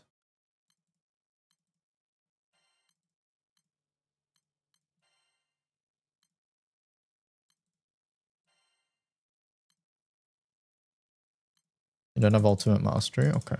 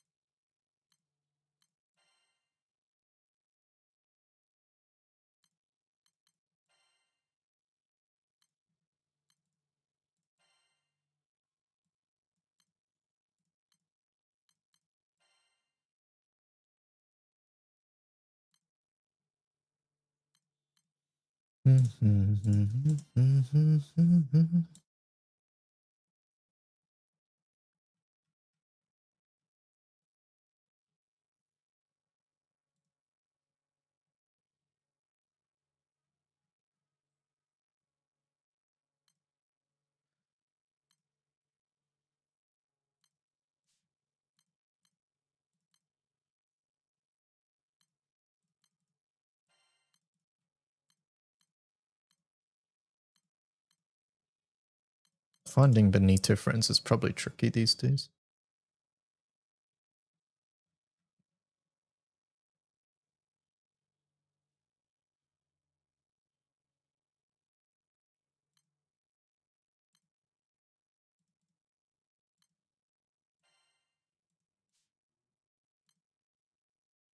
Does anyone know where the Skyleap emulation page is? Emulation page. I think you're looking for this. It's not emulation, but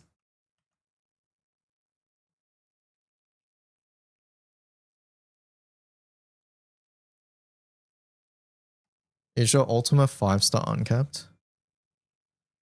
113.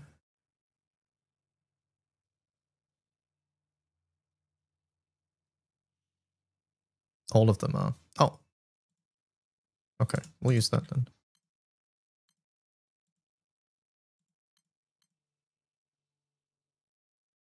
Let me fill out the team first. What do you think, Nox? I'm thinking like 3-turn, 2-turn. Ogi, yeah. I think there's a lot we can do here actually.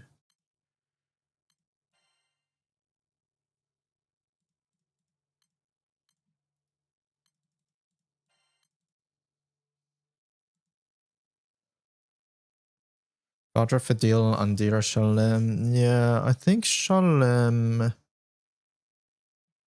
is dependent on debuffs. Does he ever clear debuffs? That's something I'm not sure about.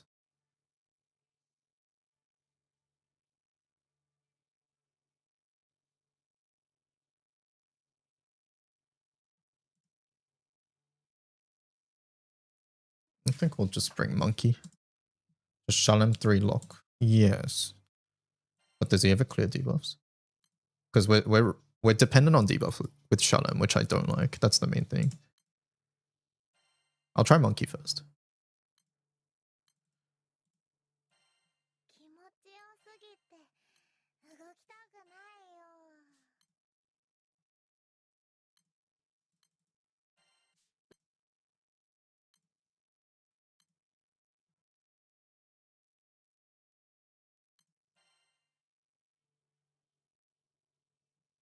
Why not use Octavia for Unworldly? Because the other characters here will get twice and do skill damage.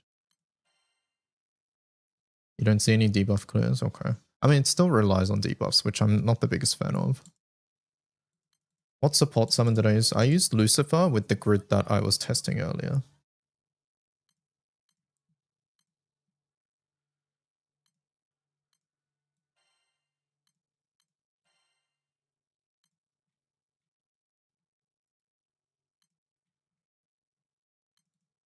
Okay, I don't think we need more CA cap. Yeah, actually we want a bit more.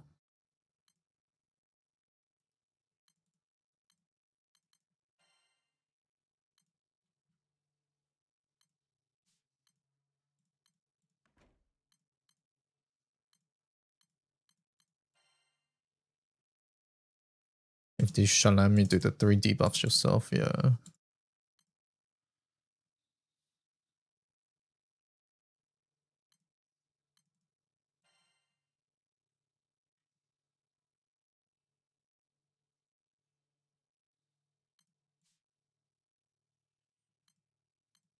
I wonder if Uruki is better than Gabriel.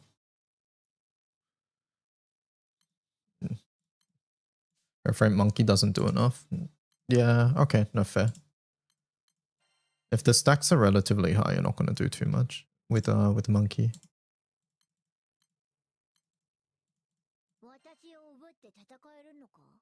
That's fair.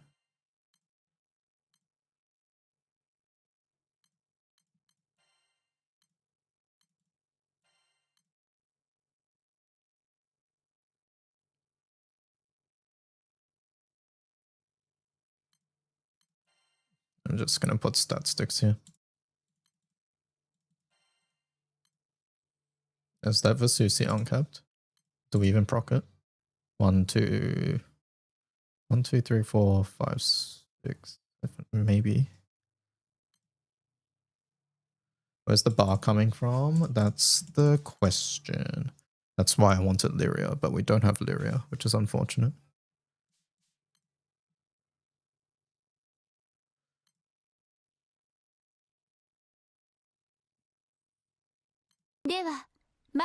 What is this for? I've been roped into M3 blue chest.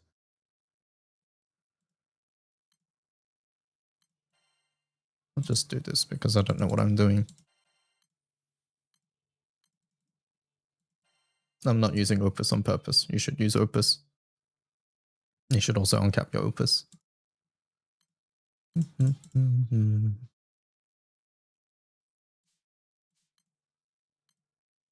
Do you have... Let me check their summons. Maybe we'll just call a...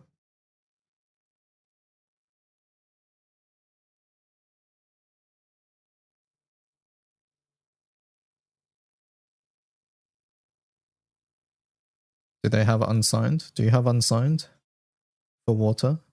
That's Kengo CCW.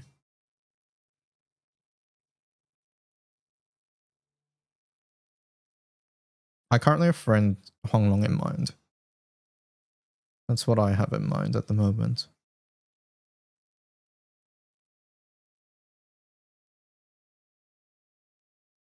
No, they don't have Kengo. Well, we'll try without first, but if you have to make Kengo, it is what it is. 000 main. Is theirs uncapped? Oh, it is. See, I don't like doing this though.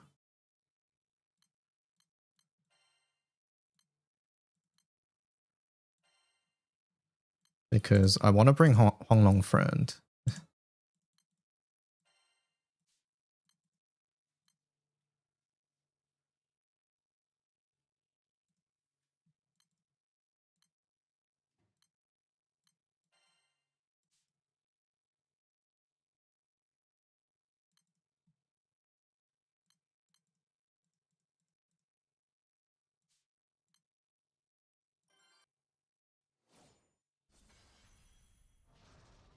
Like, this isn't enough bar. We need more bar on everybody else. Yeah. I think we need a Benito to get going, right?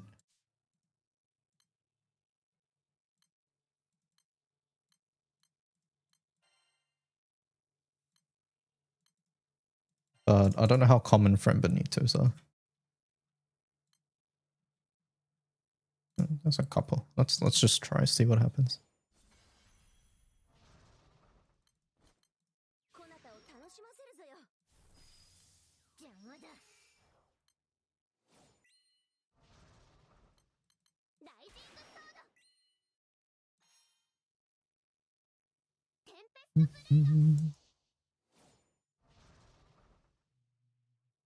What do I do? Turn 2. This. Is that enough? Probably not. Yeah, we still need more. Monkey gives more bar here, right? I think we do monkey. I think monkey's better. Maybe Relic Buster than Honglong. I don't think that'll be enough damage.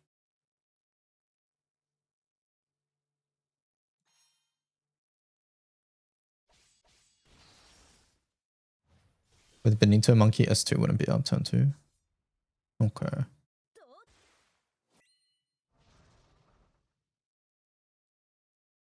I mean, that was Min's, basically, without any blue chests.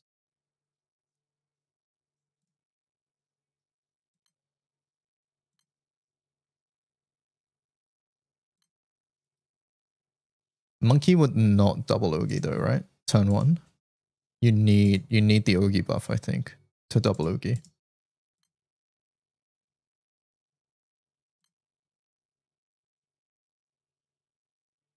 And S3.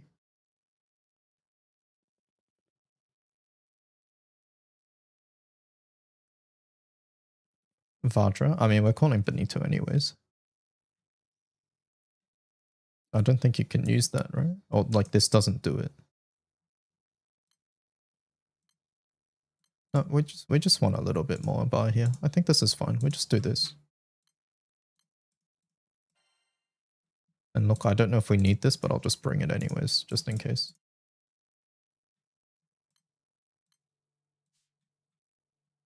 But yeah, I think the problem with this is Benito. I want to avoid Benito whenever I can, is the main thing here. EMP gives it on S3. Oh, okay. Yeah, either way, the issue here is Benito friend, which is something I want to desperately avoid. But let's try that then. Okay, I have it. So this time let's try a HL.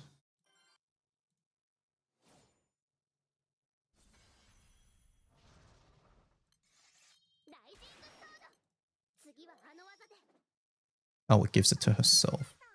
That was not what I was expecting.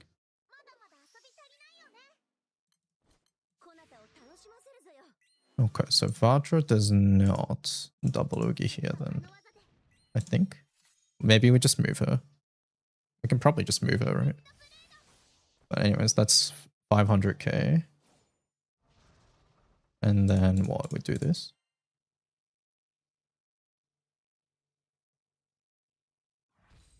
I forgot to click this.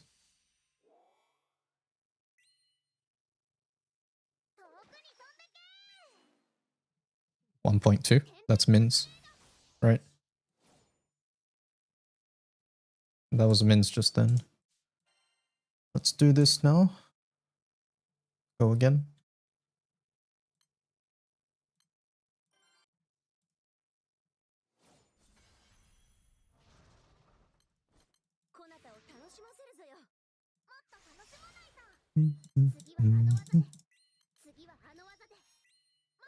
I didn't even click the Rising Force skill.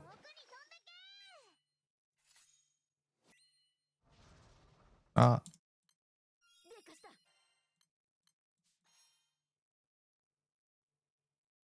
It's 800k.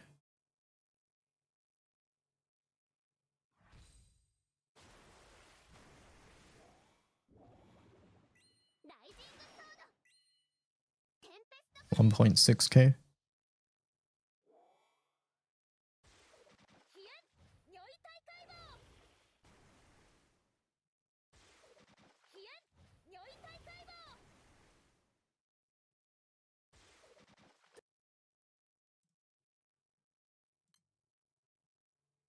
Can we make this a bit more comfy?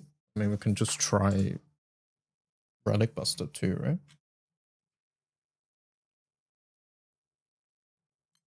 You really want to do Relic Buster?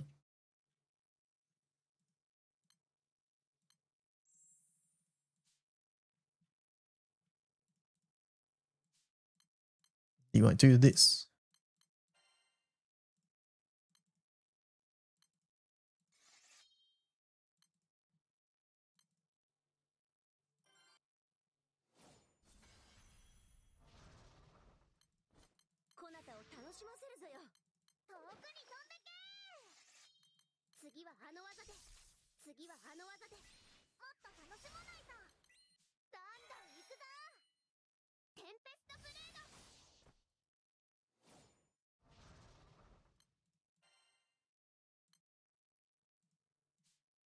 That was 500k.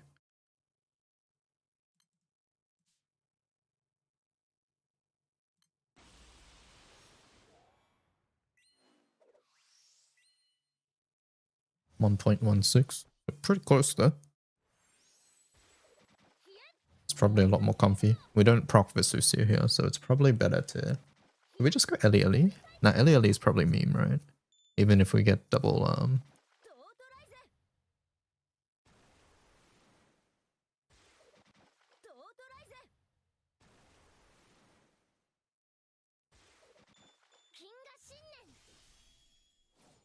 I feel like Fidel isn't worth it. That didn't look like a lot of damage, right? I wasn't watching. Was Monkey doing a lot? That was high stacks, by the way.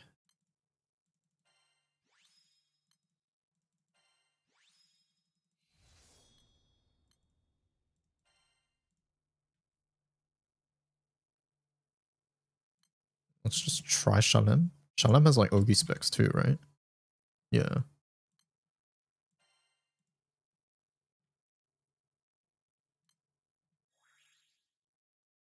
Can you check damage charts? Sure. This one was the Rising Force.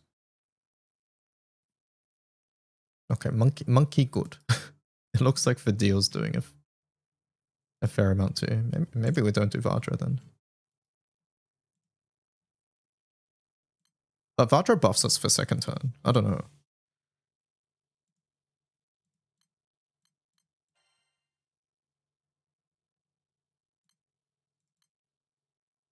They don't have Poseidon? I don't know. No, they have Poseidon. Poseidon's good too. His nuke does a lot. So if you join a 50% one, it already has stacks. Yep, the stacks are shared. Stacks being lower means you do more damage though, so I think it works out either way.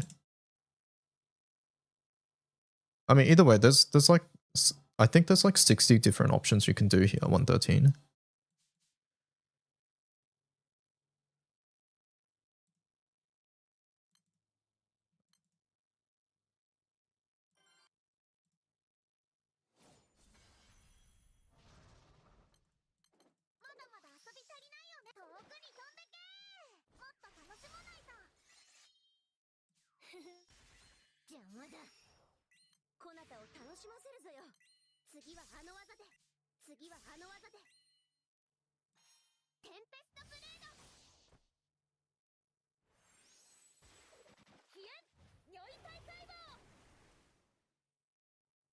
You can just drop this and run Poseidon. Yeah, I would do that. Then we have a stronger grid too.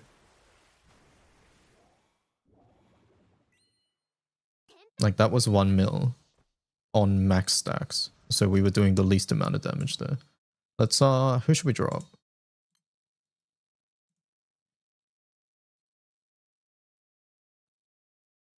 We'll drop Shalem.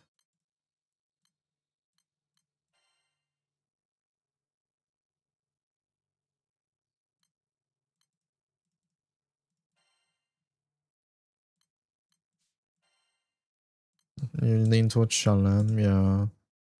Should we do dog? Or Fidel? I think Fidel with all the nukes might be nice. I don't actually know. But yeah, let's try this again. I'll join a lower HP one this time. Levy.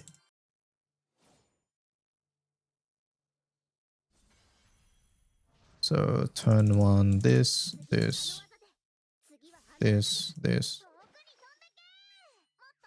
We'll click S2 just for fun. Click this, it's a lot of damage. Click that.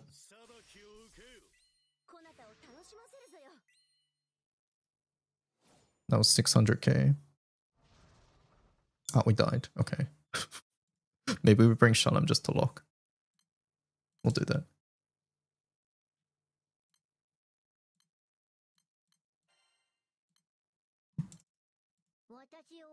Maybe pause 3. I think the result will be the same regardless. Like you click one button and it's like whatever.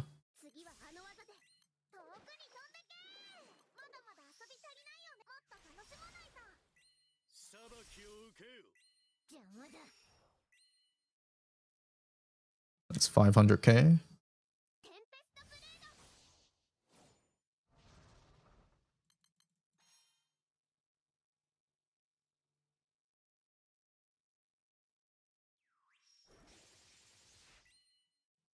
On 1.1, so very close there. And this was with max stacks.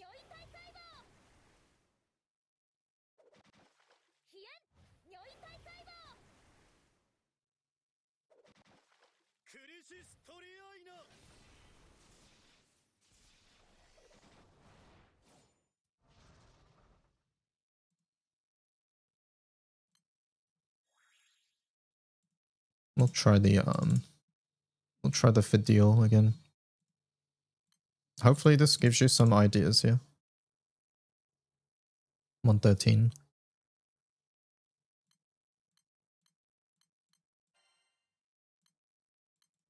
But yeah, you had the right idea. The 2-turn thing. Maybe we're just using the wrong characters or something.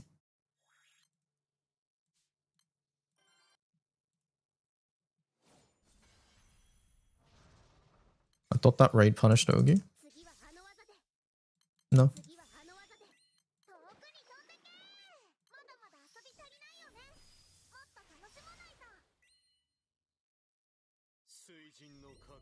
I feel like we die to this regardless, by the way. I'm pretty sure this doesn't save us. Yeah. So yeah, no, I think Shalom's just safer for raids like this, and you don't have to click as many things.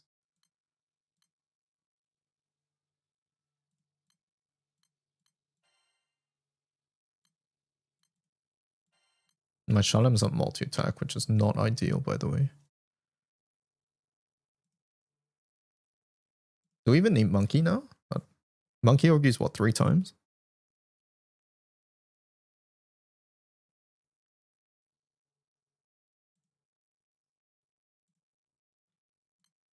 We can try for deal.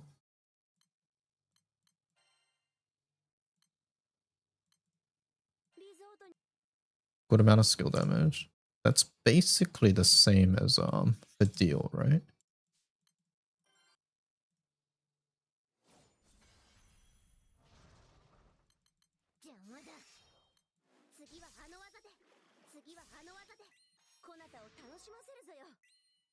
Using RF Katura Alea Charlotta. RF Katura Alea Charlotta.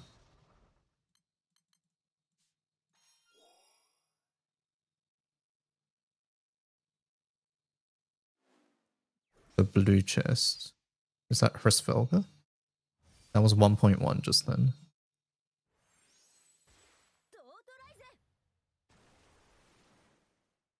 Wait, no, you said RF. Oh, we're talking about a wait, different element?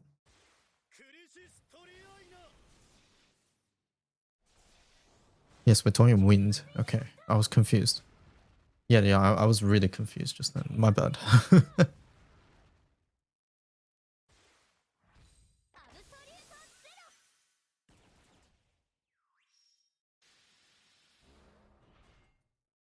Going to read and you in bed, have fun.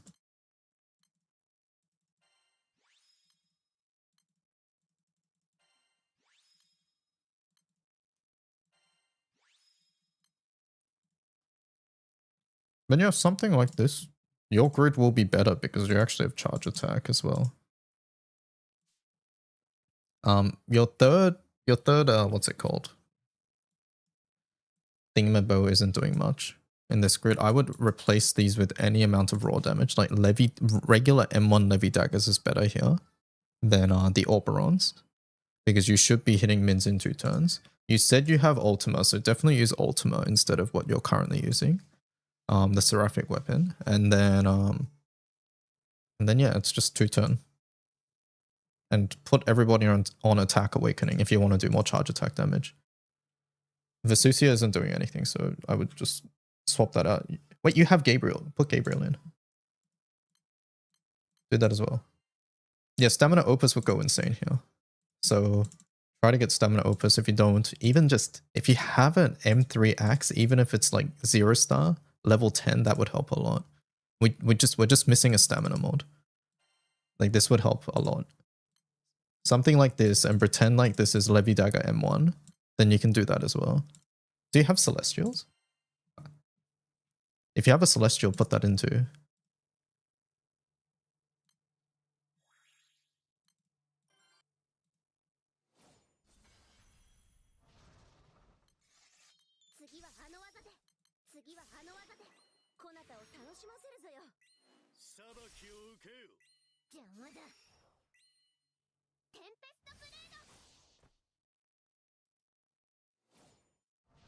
They have Schrodinger. Oh. Yeah, definitely do that.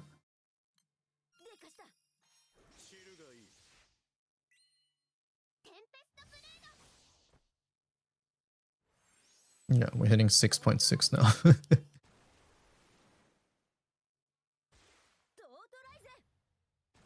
I'm not sure who between Monkey and Vidil or any of these other characters are, but like give it like try with whoever you want.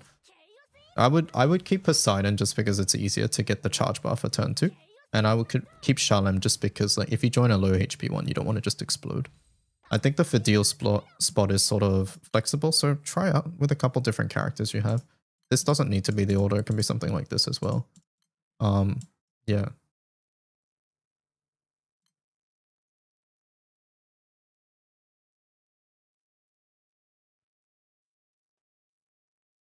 You're bad at building grids, you're just copying whatever you find, right? I see. Yeah, this is what I used with what you had, but yeah, if you have dingers, then use dingers. Dingers are just straight upgrades over this. One of your Columbo is like 0 star as well, so definitely use your dinger over this. Something like that. Okay, I'm disbanding. No more tests.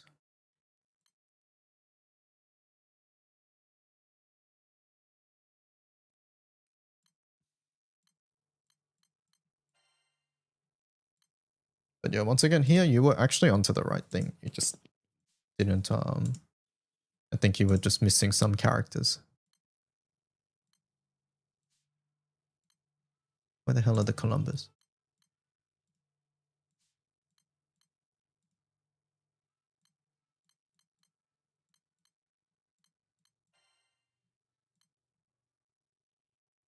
Where are they equipped? Did I not just get rid of? Huh?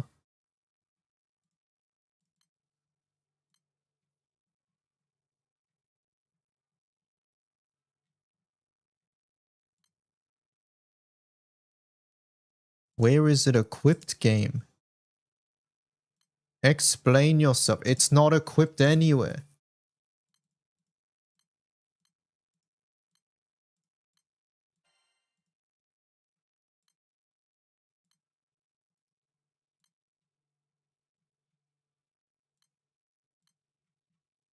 It's not equipped. It's stuck in my inventory. See chat, there's no unequip all button. See, this one has an unequip all. Can just equip it unequip all? I mean, let's try. It's stuck in my inventory forever. It says it's not equipped here. Did you guys see that? Am I in a raid? Oh, that's what it is. Yeah, we're in a raid. It's not dead yet. Okay, it's explained. It's explained.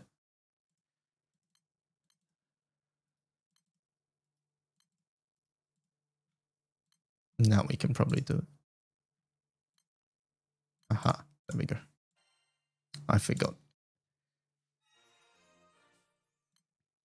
I forgot.